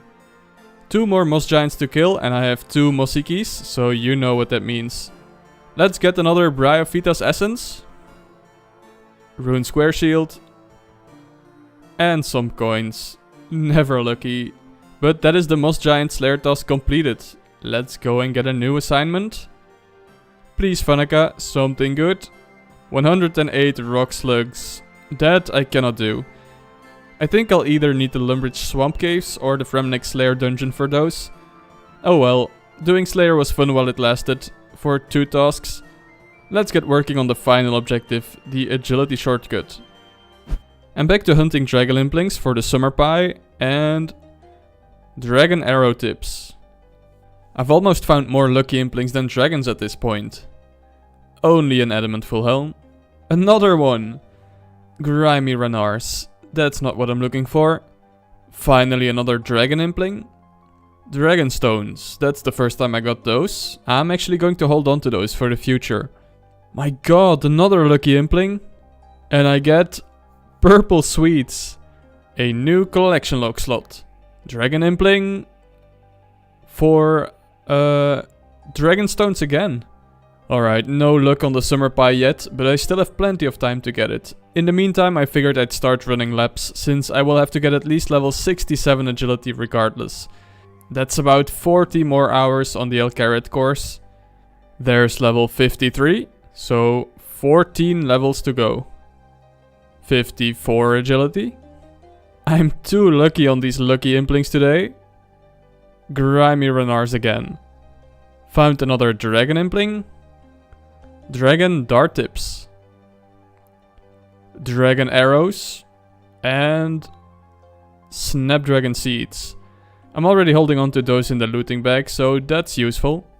Another lucky. Okay, Bandos page 2. That's a collection log. Dragon daggers. And a magic seed from that one. Still no luck with the summer pies, but I have to continue with the agility training. Level 55. Level 56. And there's lap count 1000. Just a couple more laps to go. Level 57. Ooh, I think I'm faster than this bot. Yes! And I get dragon arrows. My friend Dark Peak is now helping me scout some dragon implings to speed this up. And I got a dragon longsword. Unlucky. Sorry to this UIM, I just really want the pie already. Maybe this one. Dragon arrow tips. My friend Migrant scouted this one for me. Snapdragon seeds. Dragon darts. Mystic rope bottom. Dragon dart tips. A black battle axe from a lucky impling. Another lucky. Oh my god, black leprechaun head, that's interesting. I believe that's a medium clue unique. Like most other clue uniques, I'm going to keep that for now. A dragon impling scouted by the crew. Snapdragon seeds. Another one, thanks to Endoreno. Dragonstone amulets. I'm getting so unlucky on these summer pies. I've double checked the wiki multiple times, and previously I've mentioned that it's a 1 in 19 drop from dragon implings. Well, actually it's only a 1 in 18 drop, since you can only get the dragon javelin heads after the completion of Monkey Madness 2. Thankfully, I have such a lovely community that they are just willing to help me scout dragon implings while I keep training my agility. There are 4 overworld spawns for rare implings, so where a dragon impling could spawn, And these overworld implings respawn guaranteed every 30 minutes, regardless if the previous one has been caught or not. Very conveniently, the El Carrot rooftop course is located right in the middle of these 4 spots, so if any have been scouted, I can make my way there as fast as possible. And Endo Reno or Freddy's has scouted an overworld dragon impling. Ah, more snapdragon seeds. It seems like the dry streak for summer pies has become so significant that people are starting to drop them to make fun of me. And ironically, they are disappearing right in front of my eyes. Level 58 agility. Another dragon impling has been scouted. Amulets of Glory. I seem to get a lot more luck in Puro-Puro in the early morning when there's a lot less people online. Dragon darts. I just got a dragon impling, but Migrant scouted another one. There we go, 2 times the chance. Nope.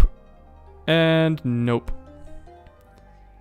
Magic Seed number 9 from Dragon Implings. And they are the same drop chance. Can you believe it? Dragonstone Bolts.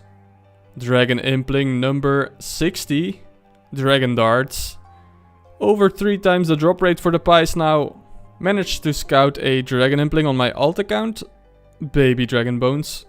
Another one. Amulets of Glory. Whoops, I missed it. There was level 59 agility. Look, they're making fun of me again. Of course it's Shudder. Who else? Shudder and Voss also helping with the impling scouting though. Amulets of Glory again. Dragonstone Bolts. After almost 1400 laps, there is 60 agility. 7 levels to go, so I'm officially halfway done. If I can get a summer pie, of course. Thank you so much to Sciencescape for this one. Damn, Dragon Dart tips. And Dragon Impling number 75. Dragonstone Bolt tips. Over 4 times the drop rate now. Snapdragon Seeds.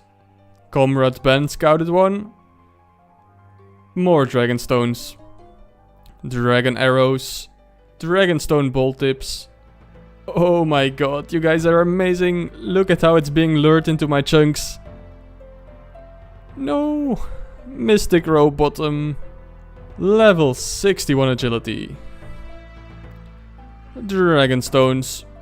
Dragon Bones. Damn, this is number 3 in like 5 minutes of hopping. Snapdragon Seeds. Dragonstone Bolt tips. Dragonstone Bolt tips again. This is getting ridiculous. Baby Dragon Bones. Dragon Longsword. Come on. And Dragon Impling number 90. No. I'm now on 5 times the drop rate of the summer pie. There's a 99.2 chance that I would have received the summer pie by now. But I guess I'm just that lucky to be in that 0.8% to not get it. Another Magic Seed. Damn it. Dragonstone Amulets. Another one scouted by Shudder and Voss. Are you kidding me? Did it despawn? That's so stupid. Amulets of Glory. Dragon Dart tips. Another one by Shudder. There it is. No, it despawned again. Why? Dragonstone Bolt tips. Dragon Longsword. Back-to-back Dragon Longsword. Baby Dragon Bones. A number 104. Dragon Bones. I can't even be bothered getting my hopes up anymore. Good news. 62 agility. 5 levels to go. Oh please stay, stay, stay. Ah frick, no. It went out of the chunk. It went towards the wizard's tower. Okay, we got it trapped on the bridge. Let me teleport there quickly.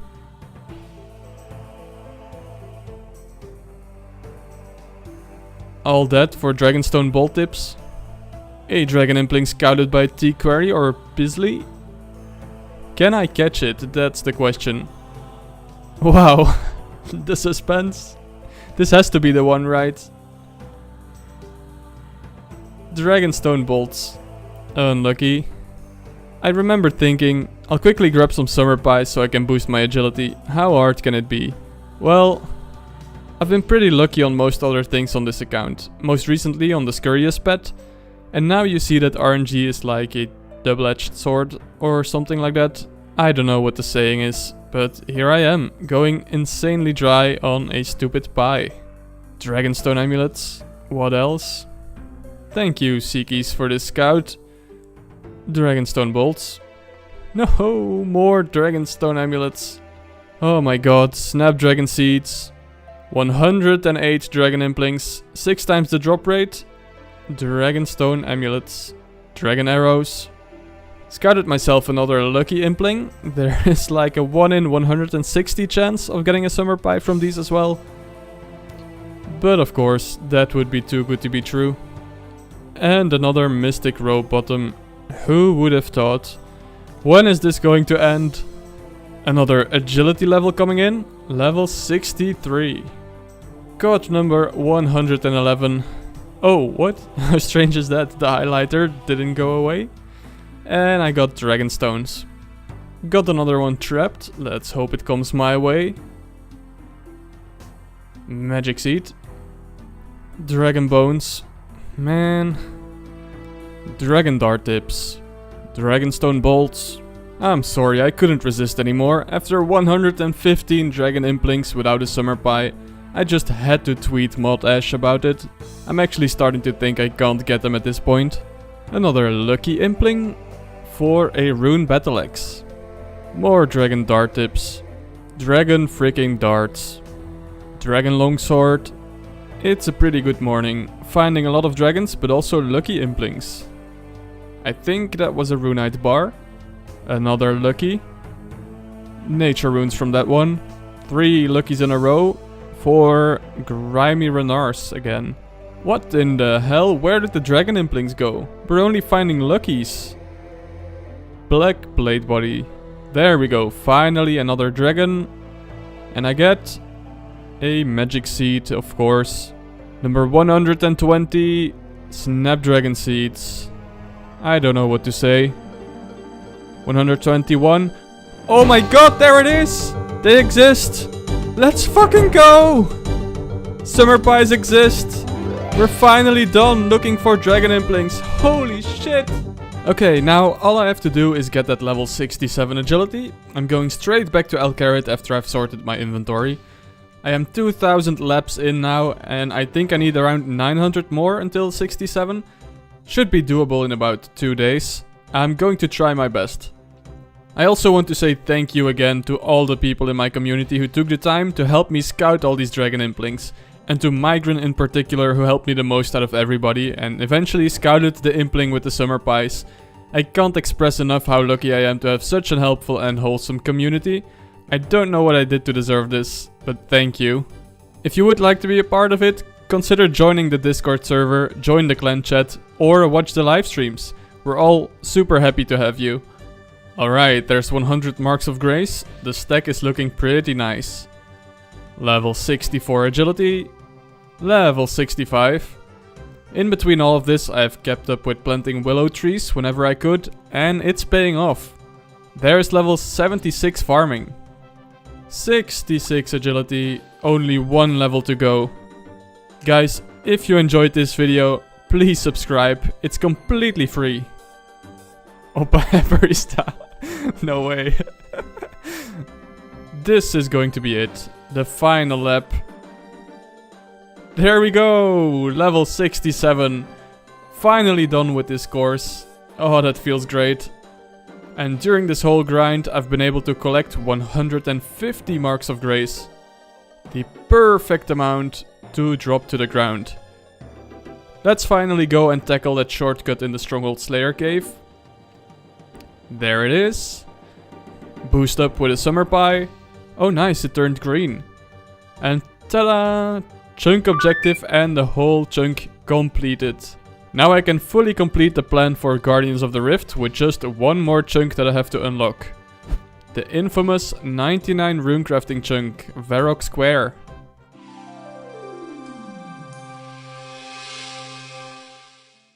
Here we go. No music track, since I have been lured into this chunk before by Charlie. Alright, I just unlocked Varrock Square, the big Runecrafting skill cape chunk. There are so many objectives that come with this chunk, but most of them are Runecrafting and Guardians of the Rift related. I'll put them all on the screen now so you can check them out, but I'm too lazy to go over all of them in detail. I'll cover them all when I get to it. Let's check out what else I unlocked with this chunk. It's not a lot, but what I did unlock is pretty great. For example, I now have access to this staff shop, so I basically have unlimited elemental runes, and I can easily get rid of the staves I was still holding on to. There's also this plate body shop, could be very useful if I ever need to do more smithing training at Giant's Foundry. I can also do the Natural History Museum quiz now. Let's get that out of the way real quick for some free Hunter and Slayer XP. There we go. That wasn't too hard with Runelight. 1000 Hunter and Slayer XP. And that got me 38 Slayer. And here he is, the elephant in the chunk, Mr. 99 Runecrafting. Also my first magic shop on the account. I've been sent here with a package for you. A package from who? From Cedrador at the Wizard's Tower. Oh, please let me have it. It must be extremely important for him to have sent a stranger. About that, I kind of don't have it with me. What kind of person says they have a delivery for me but not with them, honestly? Let's go and get that package back to complete Rune Mysteries. Make another Necklace of Passage to get to the Wizard's Tower. Got another package to deliver to Obor. Now I walk all the way back to Varrock. This time I have your package. And I receive research notes to take back to Cedrador. That should be the last step of the quest. Hand these in. And that is the first quest, Rune Mysteries, completed. Time to get started with the mini quest Enter the Abyss then. I'm making my way towards Edgeville to go talk to the Zamorakian wizard. Let's just pray I don't get PK'd on a short run. That would suck. Wait, you don't speak to Saradominist Filth? Ah, there we go. Alright, that went smoothly. Back to Varrock. So, he's given me an orb which I have to take with me while I get teleported to the Essence Mine by 3 different wizards. First, while I'm here, let's do Obor. And that is also a Varrock diary task completed. And a new music track. That's 1 out of 3. Next one is just Cedrador, so let's teleport to the Wizard's Tower once again. Cedrador, can you teleport me to the Essence Mine? There we go, another achievement diary task completed. And finally, the last wizard, who is on the other side of the map, Brimstale in the Tree Gnome Stronghold. So let's teleport to the outpost. Made it to Brimstale's cave, the third and final wizard. Can you teleport me to the Essence Mine? Okay, hold on to your head. Wait, what if I'm not actually wearing a hat? Oh, he still says it. That's unfortunate. Now, teleport me, please. Western Provinces diary task completed. And the Scrying Orb has absorbed enough teleport information, so let's head back to Varrock.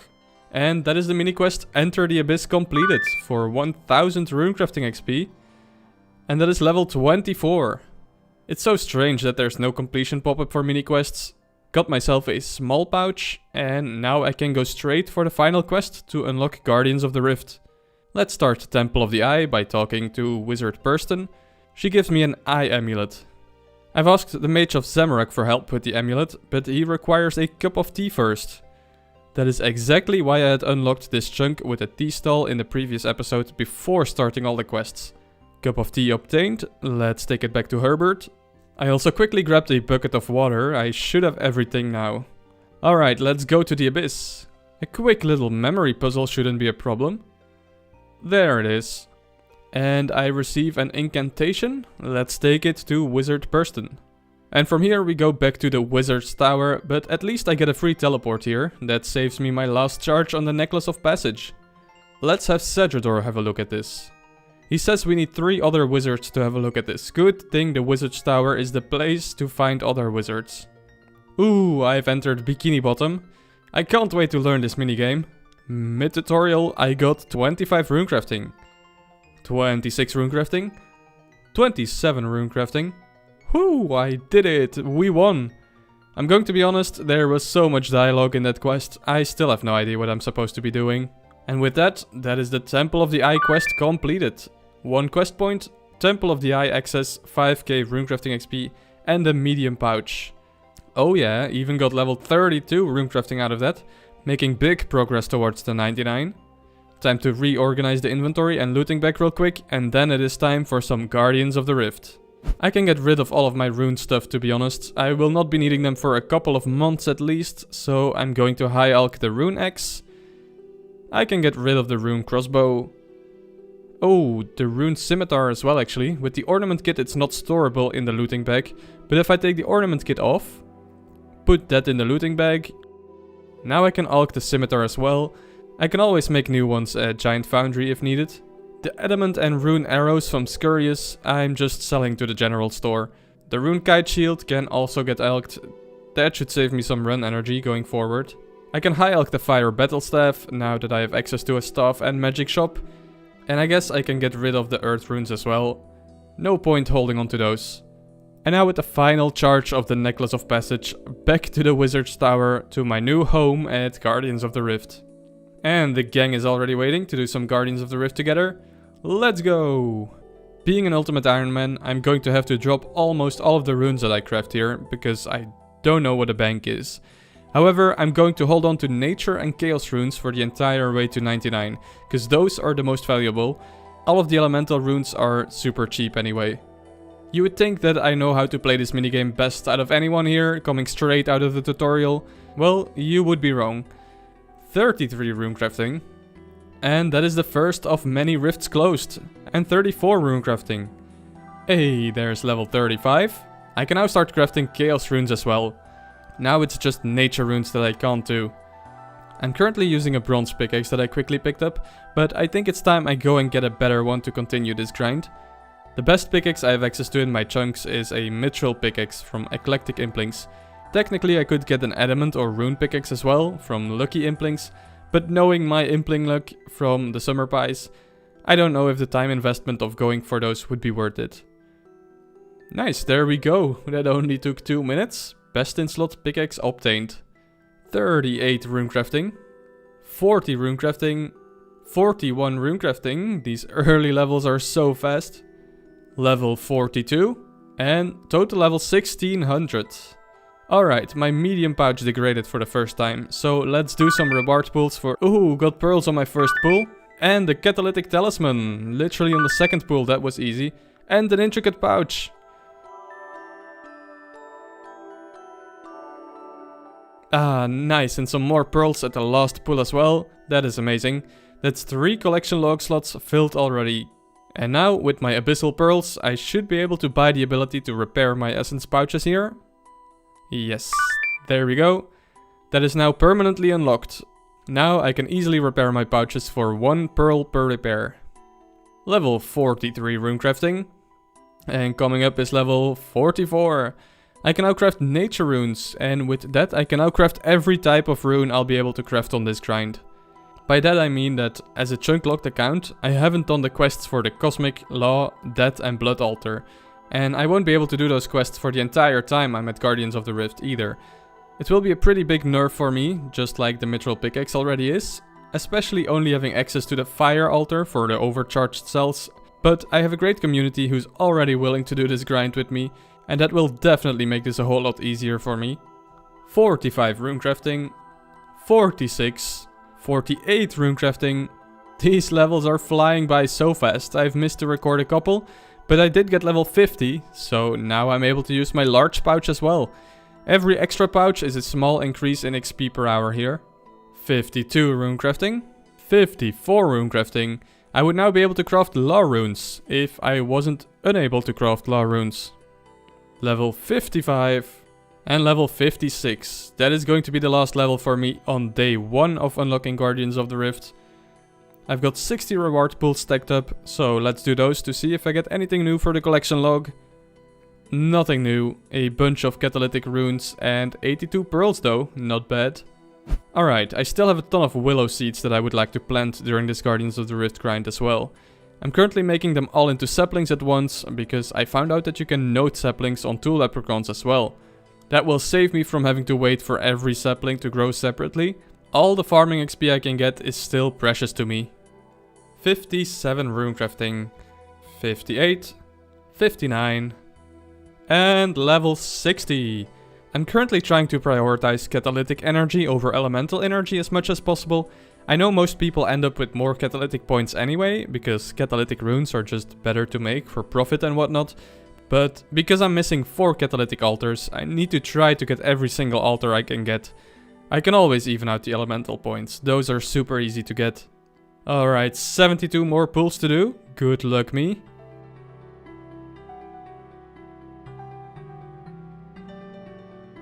Ooh, the tarnished locket out of an intricate pouch. I can hand that in for the other amulet. That is amazing actually, that's a free teleport to this place and also to the wizard's tower.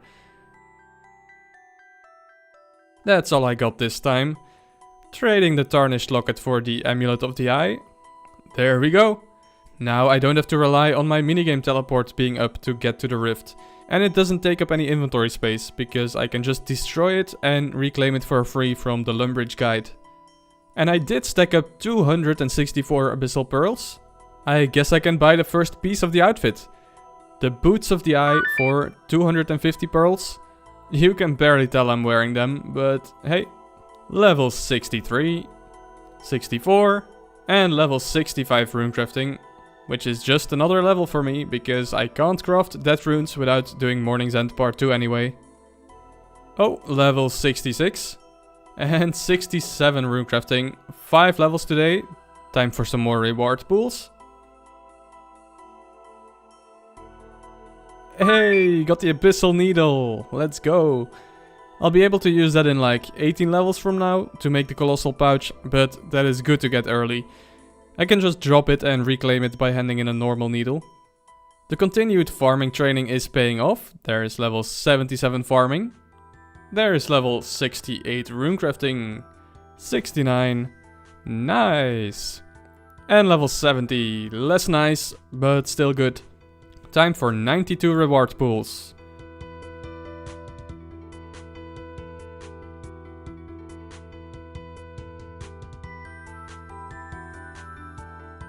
Oh shit, there's my first die. The Abyssal Red die.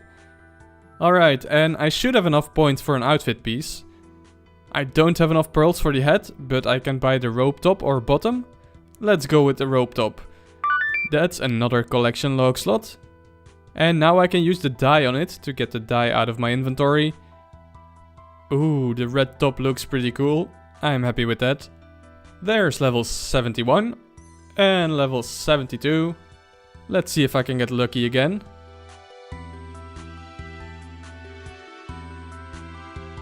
Hey, I got the green dye this time. Damn it, that's -1 inventory space. I do not have enough pearls to buy an outfit piece to use the dye on yet. 400 pulls done in total so far. Collection log is looking pretty good already. I can't wait to get the rest of the outfit and the lantern though. From that point on, I can start stacking reward pools and only do them after I hit level 99.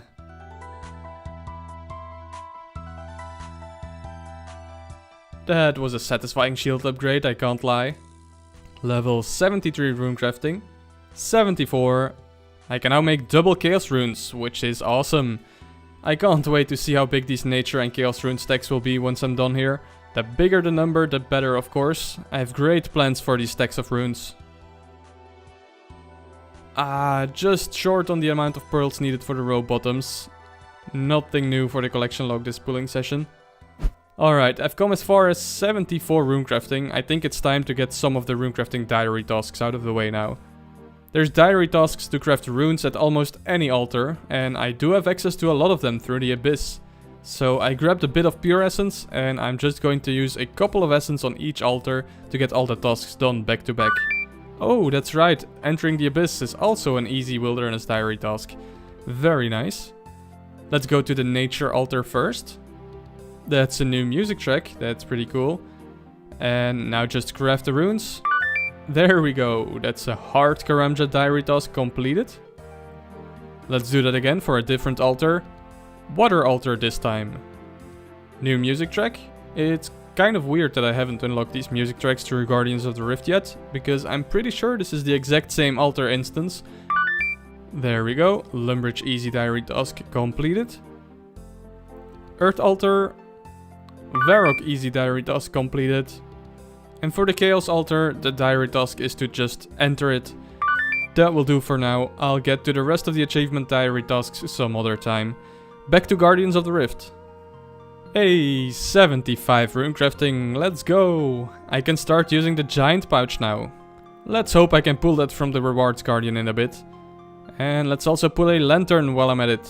Oh, there it is. First pull, giant pouch obtained. That should increase the XP an hour a little as well. There's 71 mining, the first mining level on the grind. I should get a few of these on the way to 99 runecrafting. And time for 70 reward pulls today. Can I get anything?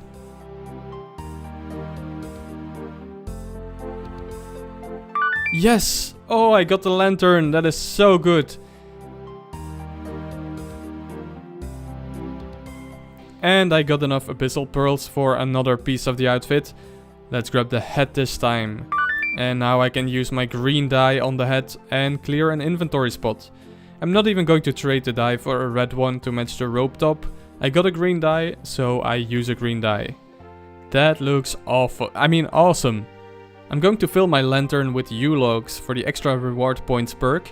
I think the extra points from the U-logs are better for me than magic logs, which give more runes, because I drop most of my runes anyway. Redwood logs do not have to repair pouches anymore, would be nice as well, but I do not have access to redwood logs anywhere, so that's not even an option for me. Just got 76 runecrafting, and I have been using the giant pouch for like 1 level now.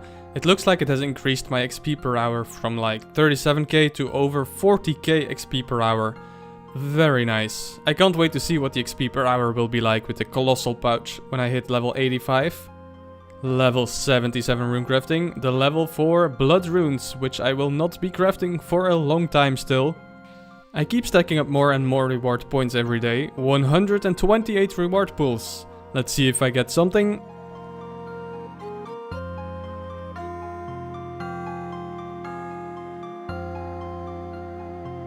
A shit ton of intricate pouches. But only runes.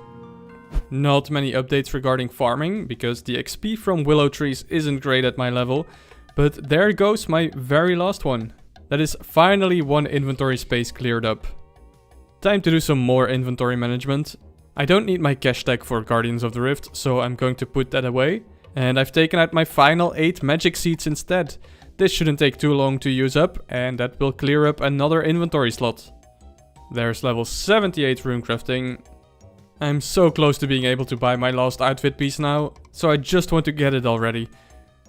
And there we go, with just a couple of pulls I got the amount of pearls that I need. Let's buy the rope bottom. No dye for the rope bottoms, but that is not a problem.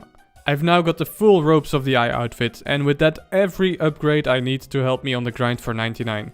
So from now on I'm going to start stacking my reward points to do an insane reward pulling session after I hit 99 runecrafting. With all of these upgrades I decided to see if I was able to complete a solo game of Guardians of the Rift. I got pretty lucky with the altars this time, so I did win my first solo game. Not sure if I can do it a second time though. 79 runecrafting. And 81 crafting, the first crafting level of the Guardians of the Rift grind. 1 minute before a game update, there is my second solo completion. Pretty happy with that one, should get quite a few points from that. Solo games are a lot of fun, but unfortunately not very consistent for me. I'm a slow miner with the mithril pickaxe, and missing 4 of the altars also doesn't help. But if you happen to play without self-imposed restrictions, I highly recommend giving a solo game a try. Level 80 runecrafting. 320k XP gained today. It's been a great session. And there's level 81. There's level 82 runecrafting after a 6-hour session. Just in time before the 6-hour logout timer. I'm about to get logged out. Finally another farming level from my magic trees. Level 78. And there goes the final magic sapling. Inventory slot unlocked, and now I'm done with farming. Except potato cactus runs, of course. I've had a little break from the game, but I'm finally back to Guardians of the Rift, and we start with 83 runecrafting. What? I just saw someone fly across the room? Oh my god, it was Migran. He jumped into the yellow portal and got instantly thrown out again, because Shudder placed a shield where Migran was, according to the game, still standing next to it. That's so funny. Alright, I have for the first time almost run out of abyssal pearls to repair my pouches, so I'm going to pull a few rewards until I have a decent amount of pearls again. I can do over 500 reward pools, but like I said, I'm stacking up as many as possible until after 99. Oh, another red die. Damn, if only I got a blue one. This time, I'm actually going to trade it in for a blue die to make my rope bottom blue. One piece of each color. Balanced as all things should be. Now, I hope I don't get any more dice, because they will take up inventory space from now on. Level 84 Runecrafting. One more level until I can make the colossal pouch finally. Another mining level, level 72. And there it is, once I get the XP drop. Level 85 Runecrafting. Time for the colossal pouch. Grabbed a normal needle. Now I should just be able to hand this in and receive back my abyssal needle. Yep, there it is. And now, do I use it on my pouches? Let's freaking go. That is my last upgrade that will likely increase my XP per hour. From now on, we just grind. And there's level 79 farming from my trusty potato cactus. The potato cactus stack may one day overtake the amount of the 20k wheats I once raked. Level 86 Runecrafting. Man, the colossal pouch is so nice to have. My XP per hour has gone from like 40k to like 45k XP per hour, which is huge, but now I also just have to click this one pouch to fill and empty it instead of the 4 separate pouches. Best quality of life upgrade so far. Hexen and myself casually spooning while working. Wait, what? Shutter just got a pet? Congrats! Oh, I hope I'm next. There is level 87 Runecrafting. I need to make my plugin thingy bigger, because I have officially stacked up over 1,000 reward points now. Only many more thousand to go. Got a surprise exam random while standing around the cactus patch. That should be a Slayer level. Level 39. Oh, that was 88 Runecrafting. I accidentally clicked it away. Awesome. And that was 82 crafting from making a guardian. Couldn't keep the level pop-up open because I have to get to the yellow portal in time. Level 89 Runecrafting. 10 levels to go now. Oh, I did it to Freddy's. Did you see how I teleported him back by placing that shield? Whoa! Did you see that? I was running and the yellow portal spawned on top of me. I had been wondering what would happen then. Look where I'm mining from. I'm using Bluetooth. I'm mining wireless. I may be a slow miner, but does your pickaxe have Bluetooth? That's what I thought. 90 Runecrafting. That looks awesome. Members can now craft soul runes? I don't think so. Not me at least. 73 mining. Very cool. I just wanted to quickly shout out that I stream pretty often, kick.com/Happery, and sometimes the chat convinces me to do stupid stuff like this, as if being a RuneScape player isn't already enough protection.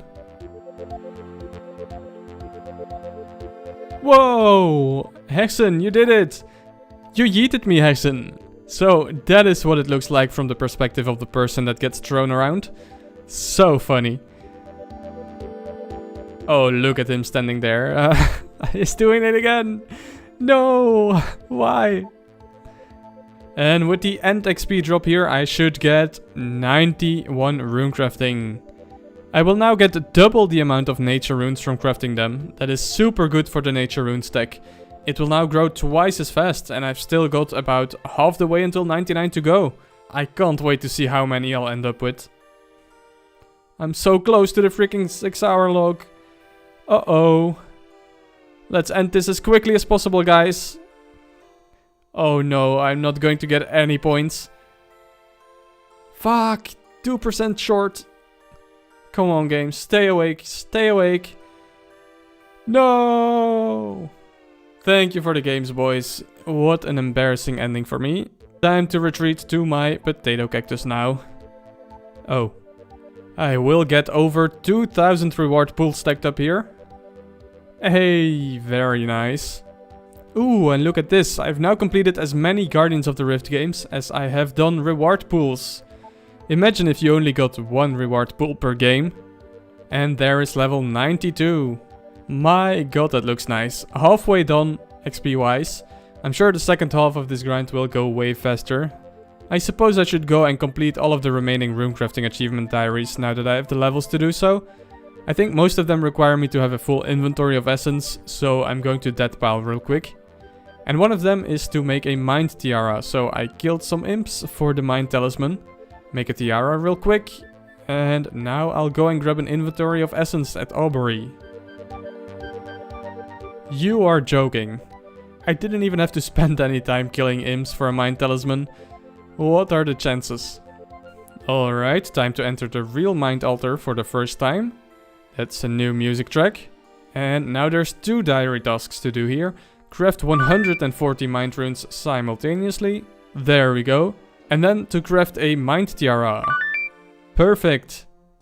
Got a new inventory of essence. This time I'm going to the air altar for the first time. The elite diary task of crafting 252 air runes simultaneously. Completed. Now I go back to the earth altar to craft 100 earth runes simultaneously. There we go. Only 2 diary tasks left. Back to the water altar to craft 140 water runes simultaneously. Completed. And finally back to the nature altar. This is a diary task that requires level 91 runecrafting, because you need to craft 56 nature runes, which is exactly 2 times the amount of a full inventory. And completed. That is all the runecrafting diary tasks that I'm able to do through the Abyss completed. 3rd ever solo completion of Guardians of the Rift. Nice to see that I still got it. I'm an idiot! My 3rd solo and I left the game before I got my points. Oh, I guess I'm not putting that in the video. Another solo completion. And that's 2 solo completions in a row. Successfully completed 3 out of my last 4 solo attempts. Like I said, solos are a lot of fun, and if I can do it with a mithril pickaxe and missing 4 quest locked altars, then you can definitely do it, so give it a try. I forgot to record level 93, I only get a level every so many days and then I forget to record it, can you believe that? It really happened, I promise. Yes, that's another solo in the books. To be honest, solos are pretty good for points too. Look at this, 5 elemental and 9 catalytic points. That's quite a lot, maybe the most I've gotten in one game so far. Oh shit, I just hit 94 runecrafting. I keep missing the level pop-ups because I'm just too much in the flow of the game. But hey, 5 levels to go. And with this harvest, 80 farming, brother. And what's great about that is that I can now boost for spirit trees at level 83 with a garden pie. That is probably the biggest farming goal for a while. Now I don't have to worry about a chunk like Port Sarim anymore. There is 74 mining. I am already up to 1000 rifts closed. 1000 Guardians of the Rift games completed. And with this inventory, I now have a stack of 100k Chaos runes. That looks so clean. The nature runes are almost there as well. There's level 83 crafting. Oh, I'm gonna hit 100k nature runes on this one. Watch this. Boom, 100k nature runes. How nice is that?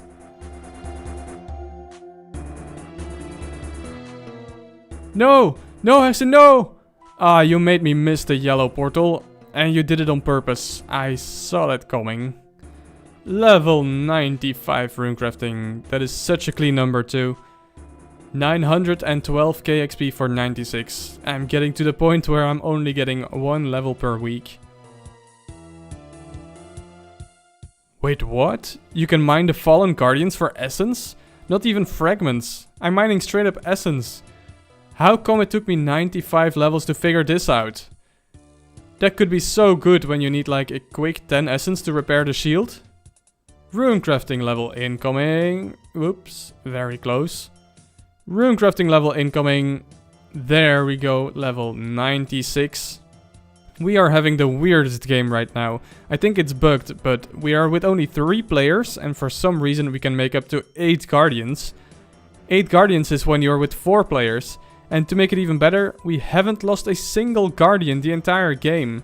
Well, until now, of course. So I think the guardians are for some reason scaled to 4 players, and the rift monsters are only scaled to 3 players or something. Because this was way too easy. Time to grab some more abyssal pearls for the final stretch of the grind. Okay, got some early pearls already. Nice. Nice, I'm only getting pearls. Nice, I'm done. Happy I didn't have to waste too many reward points on that. Doing another solo session, because I just want to get this grind over with already. And there is level 97 runecrafting. I'm getting so close. Shout out to Sir Vice for getting 99 herblore in Guardians of the Rift. That's probably a first. Congrats. And there's level 75 mining. I'm pretty sure that's going to be the final mining level before 99 runecrafting. So I got 5 mining levels in total here. I just quickly wanted to show that I hit 20,000 potato cacti and that I'm not stopping the collection either. Oh, there it was, 98 runecrafting. I clicked away again for the yellow portal. The hardest level, as they say, done. Only 1 level to go. This should probably be the last time that I have to pull for abyssal pearls. I'm sitting at almost 4,300 reward pulls to do after I hit 99. And I'm guessing I'll end with around 4,700 or something. It's going to take a long time to pull all of those. Probably a couple of hours. Oh shit, I did not expect that. Dragon Spear from an intricate pouch. I needed one of those for the collection log. That is another chunk objective completed. Hey, there's 84 crafting. Definitely the final crafting level I'm going to get. That is a total of 4 passive crafting levels I've gotten on this grind. Holy shit, I can't believe we just won this game. We got so unlucky on altars. This game took like 20 minutes at least. I am so proud of you guys for this one, Hexen and Arno. Decided to show myself in masses for once. Somebody noticed me. It is the last long day of Guardians of the Rift before 99 runecrafting. There is no way. Like I said, this may be my final day of Guardians of the Rift, and apparently they're going to make changes to it. I just read the blog post. The changes Jagex is proposing are honestly so great. Being able to make guardians and shields before the game starts, repairing shields with fragments instead of essence, no more double weak altars at the very start. It will make both solo and masses here so much more viable, maybe even for me with my mithril pickaxe. But goddamn, these updates always seem to come at the perfect time, don't they? But it's 100% better for the minigame, I think, so I'm all for it. Alright, finally! Today is the day that I'm getting 99 runecrafting. And after that, I'm going to have over 4,600 reward pulls to do. So let's hope that's enough to finish the collection log and be done with this place. But before anything, I want to give the biggest shout out to all the people that have helped me on this insane grind. Like 99% of all the Guardians of the Rift I did was in small teams. So from 2 to like 5 people. And the people joining me on those are what kept me sane and kept me going. You guys are awesome. So shout out to Hexen, aka Kapotbrein, Migrant, Shudder, Gohan, Funix, Paisley, aka Smokestring, Kimbley, Arno, Darkbeak, Henky Bob, Freddy's, aka Endoreno, Comrade Ben, Baha, Palm Trees, Cabrist, and everyone else on the screen right now. Alright, the very last game of Guardians of the Rift has started. This is going to be it, boys. I have done enough. I am going to wait for the team to finish this game and get the level from the final XP drop. 99% power. There we go, 100%. Let's get it. Any moment now. Bam! There it is. 99 runecrafting on the One Chunk Ultimate Iron Man. My 3rd ever 99 in old school RuneScape as well. Time to finally do these almost 4,700 reward pulls. This is going to take a couple of hours probably. So what I'm still missing on the collection log are the Abyssal Protector pet that we'll call Pinhead Larry. That's the name that won the poll. Honestly, pretty fitting considering the SpongeBob reference in this place. Also still need a blue dye, and then from intricate pouches I still need a lost bag and a shield left off for the miscellaneous collection log. And then of course enough abyssal pearls to buy the Guardian's Eye and the Ring of the Elements from the reward shop, but that shouldn't be an issue. This is going to be a crazy amount of inventory management too. Let's hope I don't run completely out of space during this. I'm gonna speed it all up for the video and we'll slow down when something interesting happens, of course. Let's go!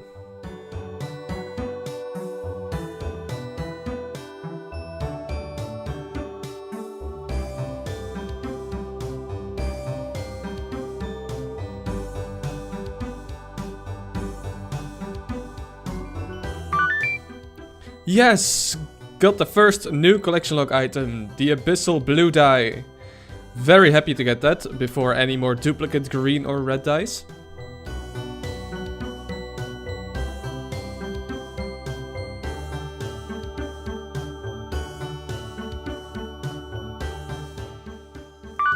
Oh yes, let's go, the shield left half. Happy to get that finally as well. That and the Dragon Spear, those are the two miscellaneous collection log items I needed to get. But now that I have it on the collection log, I don't need it anymore. So I'm going to elk it for money to buy the Runecrafting skill cape in a bit.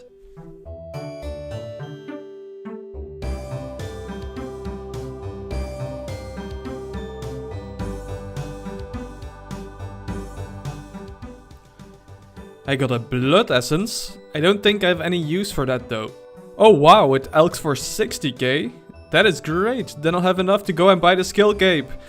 Let's go and do that real quick. What an amazing welcome to this place. Obor, sell me the skill cape please. There we freaking go. Skill cape obtained. And with that the Runecrafting chunk objective completed.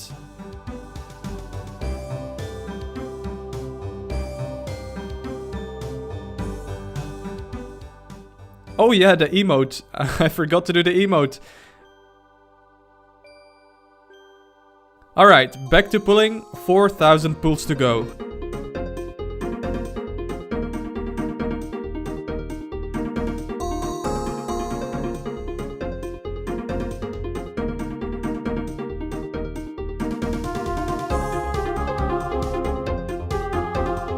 Yes! The lost bag from an intricate pouch.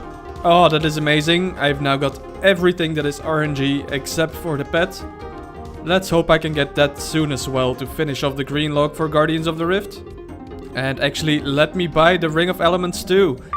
There we go. So I can start charging it with the Elemental and La runes that I'm getting.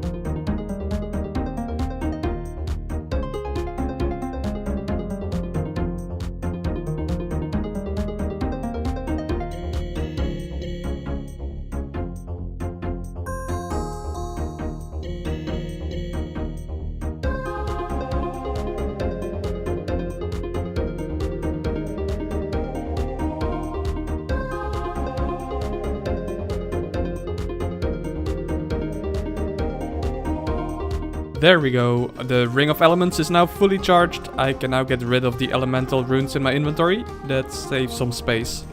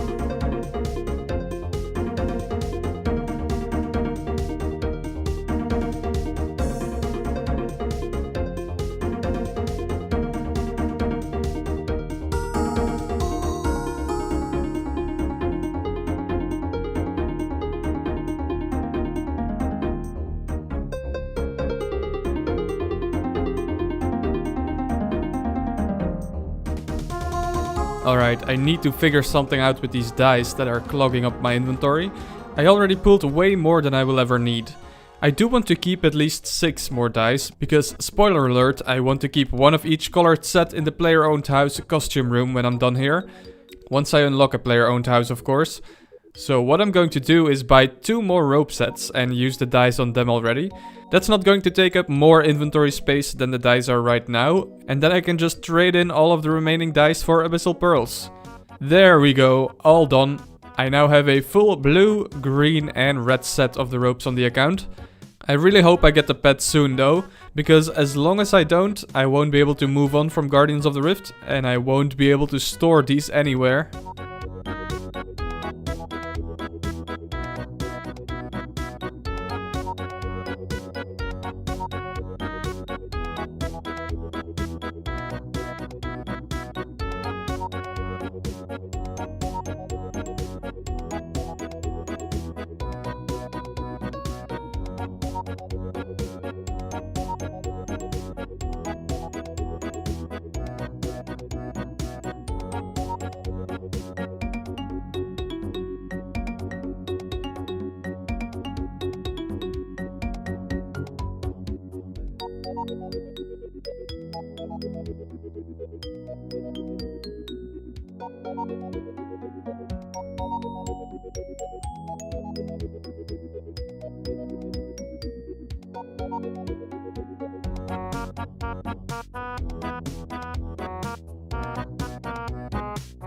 About 500 reward pools left. So I've done over 5,000 reward pools in total now. I kinda hoped I would have the pet already at this point. And I have to admit that I'm getting a little bit nervous that I'm not going to get it.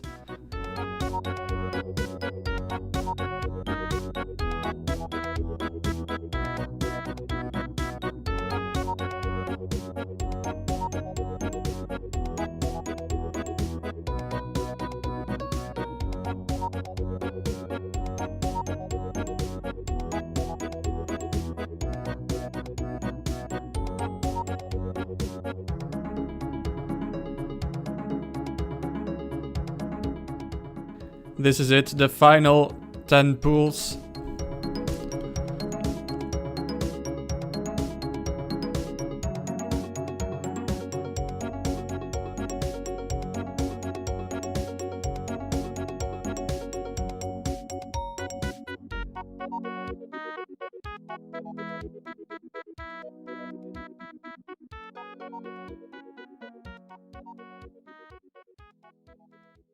Alright, there we have it guys. 99 runecrafting through Guardians of the Rift on the One Chunk Ultimate Iron Man. Unfortunately, after 5,650 reward pools, I was still not able to get the Abyssal Protector pet, which has a 1 in 4,000 drop chance. But it is what it is. I knew that was a possibility, and it means that I'm not done with Guardians of the Rift yet. I have to get the pet and complete the collection log to move on to the next thing. I did get everything else luckily, and I can easily buy the Guardian's Eye because I have more than enough pearls. Doesn't really matter now, I'll get that when I'm done here. Very happy I can post this video now, but like I said, I will continue with Guardians of the Rift. The good news is that I won't have to repair my pouch anymore going forward because the skill cape keeps it from degrading. The bad news is that I have 6 less inventory spaces with the rope sets in my inventory. But I really want to keep them to eventually put in the player-owned house. 99 construction would be my next big grind, by the way. I don't think I've mentioned that in a YouTube video yet. And I want to store everything I can in my costume room, so it'll be worth holding on to these. The rune stacks are also looking very nice. 230k nature runes, almost 200k chaos runes, and every other stack in the looting bag is also looking very nice. Oh yeah, let me show you the miscellaneous collection log. I eventually got 4 shield left halves and 7 dragon spears. And here is the loot tracker from the reward guardian, so you can see exactly what I got from that. And the intricate pouches, although that one seems to be completely off for some reason. I didn't get any elemental runes or talismans from those. Oh well. Thank you guys so much for watching until the end. Please take a minute to leave a like and a comment on the video if you enjoyed, it helps a ton. And I appreciate you all, and I hope you have a wonderful rest of your day. See ya!